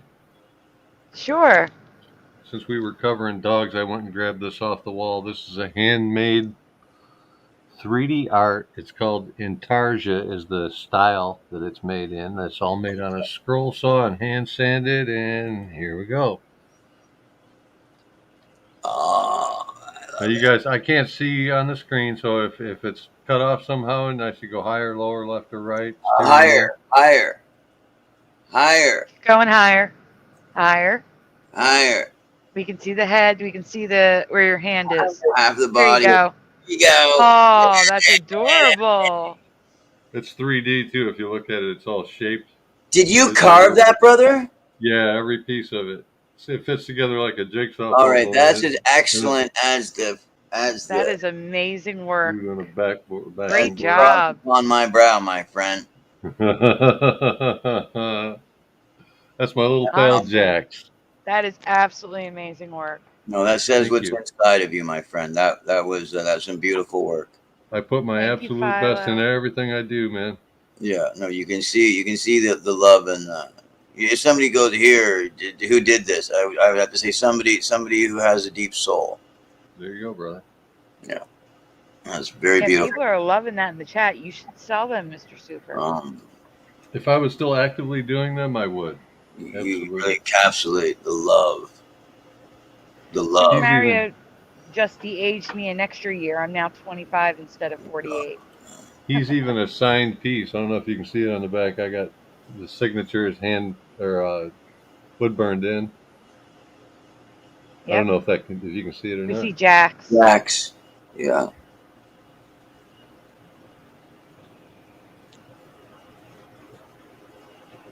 We can see it. Yeah. That's awesome. Really, that absolutely gorgeous work. Thank you. And happy birthday, Sandy. I hope the rest of it goes as well as it did here today. This has been a blast. Thank you. And thank you guys for being here. Must you see a face says Sandy is a dragon. Sandy is a dragon, a lion, I'm a Leo dragon, and there was something else. I forget what it was. With that other zodiac I found. I'm a fire there too, so it's all fire. It's all fire. Oh yeah. Totally. You were born in August, like around the second week, mid Right, August. but 76 was also in the Chinese zodiac, the dragon. So I was the lion of both zodiacs. Whoa. Yep. Thank you again, Pushing Buttons and Roger. Thank you guys so much. Thank you for the custom graphics that I use in all my videos and for the ones that you did to, for the tonight's stream. This was fun. Oh, gosh, anytime. And I do want to do a quick shout out of who I can see. So if I don't say your name, please comment again. I have tonight Jency, Go Kart Bob, Ed Hen was here earlier, Pushing Button 62, Fire, Morgan, of course, Mr. Super, of course, Ken Raz, Roger Ledwell, Jehovah's Daughter Barbara, Truth Lover. I said Super Mario Brothers 3, correct? If not, Super Mario Brothers 3. Let's see. Acoustic Lucidity jumped in. Hello. Let's see. Fire, Ken Raz, same names. Michael Fontaine was here earlier. Let's see. I'm scrolling, guys. Getting through the Gensies.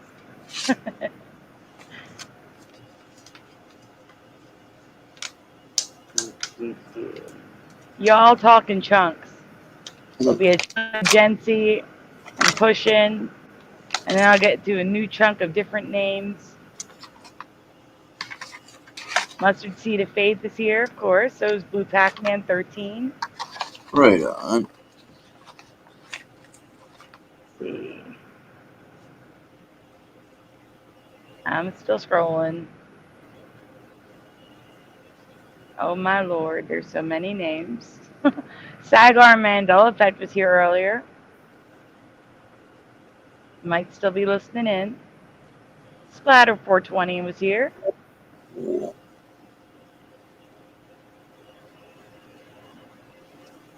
I'm still scrolling. Noise Guru was here earlier. Yeah, let's see if I can see anybody else from the other chats that I missed. Happy birthday. Elizabeth K is here. You. Thank you. I'm scrolling. Roger, you didn't have to do that. Thank you. Go watch Barbara's live stream. She is the best. I have been up 27 hours, but I will catch it later. I do have to go to sleep. I am so tired. I am too. I really should lay down. Yeah. I will go and listen, like to fall asleep, listening to fall asleep though. Yeah. So will I. I'll do that. Scrolling, guys. That's when I know some of you are in other chats and I can't see you on my phone, so I'm just checking to see if I missed anybody. Morgan, you should email me, man. Everybody asks me if I have ways to get a hold of you, and I never do. Barbara, would you mind putting the link to your stream in the chat so I could pin it? I'm still scrolling, guys. I don't see anybody else yet. Like, I got,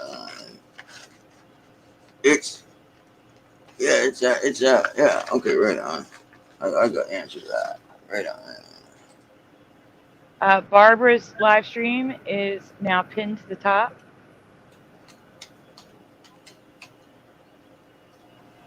I'm still scrolling.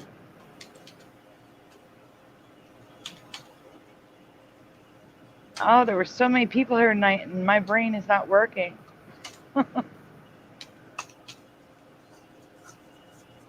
I said acoustic lucidity. Analog Line was here earlier. John Nada was here earlier. Tobin Schwing was here. I didn't even see him. He snuck in because he was on another channel. Hey, Tobin. If you're still here. This is why I check both chats. I threw that in, Mr. Sidewinder. Oh, you I put threw something that in in the chat, man. The public one. Oh, the public one. Yeah. What is that? That's the chat. That's the email, man. And the last one I can see is Angels Don't Fall. I know I missed some of you, and if I did, I'm really sorry. I was looking to see if there were any new names at the bottom of the chat, but I don't see anything. Jehovah's Daughter Barbara. I think I said Jehovah's Daughter Barbara. If not, I'm saying it again. Again, her stream is pinned to the top of the chat. Please go check her out. Please check out everyone who's on the show tonight. Thank you again to Morgan / Isabella Live 2.0. And I try not to be do whatever other thing because I've had a few stalkers. So, you know, they're not to be weird, but you know what I mean. I'm pretty open with things too, with numbers and things like that. But I just mean, as far as when people are going, hey, I'd like to, you know what I mean, hook up. It's like just give them the email and or whatnot, unless you know what I'm saying, right? Unless then it's like, hey, this person wants me to, you know, and say, hey, no problem. You get what I'm saying, right? I can only go so far unless I know who it is that's asking, right? Yeah. So I got it on the chat. What do you mean, crazy people on the internet? I'll email you right after the show just so we have a. It's like I wouldn't. If you were some pretty girl, I wouldn't want somebody going, "Hey, this guy or this person likes you," and then give them their. You get what I'm saying, right? Oh yeah, dude. Yeah, I had somebody message me through Messenger that I eventually had to block. I thought about ex-boyfriend, girlfriends doing that to each other, and I thought that would be the cruelest thing in the world. That is awful, yeah. All right, I'm going to blast out of here. See you guys. Oh, really quickly, I wasn't done yet. I was letting you guys talk. I know. I was like, she's still talking. It's her birthday. Let's go. I just want to say thank you to both of you, and also thank you to Esther Anders, Curious and Curiouser, Boston Rain Mudflood, Singe Man, and everyone else who was not in the chat but watching tonight and who will watch it today, which is my birthday, or this week. Thank you for being here. Thank you for hanging out with us. You guys are the absolute best, and we'll see you Saturday night, guys. Have a great night, everyone. Yay. All right. You guys want to say goodnight? Good night. Hey, See good night, everybody. Thanks for So hanging out with us. No, it's the same name as my thing. Yeah, right on. Good night, guys.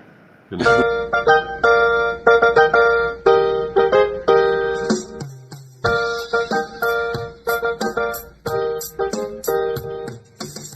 Smash the tube, smash the tube, smash the tube, smash the tube. Turn the strap off, turn the strap off, turn the strap off, turn the strap off, turn the strap off, turn the strap off, please turn it off. Why must we watch Friends? Why must we watch Friends? Why must we watch Friends? Why must we watch Friends? I've seen this show about 1,000,000 times. Not even funny when I'm drunk or high.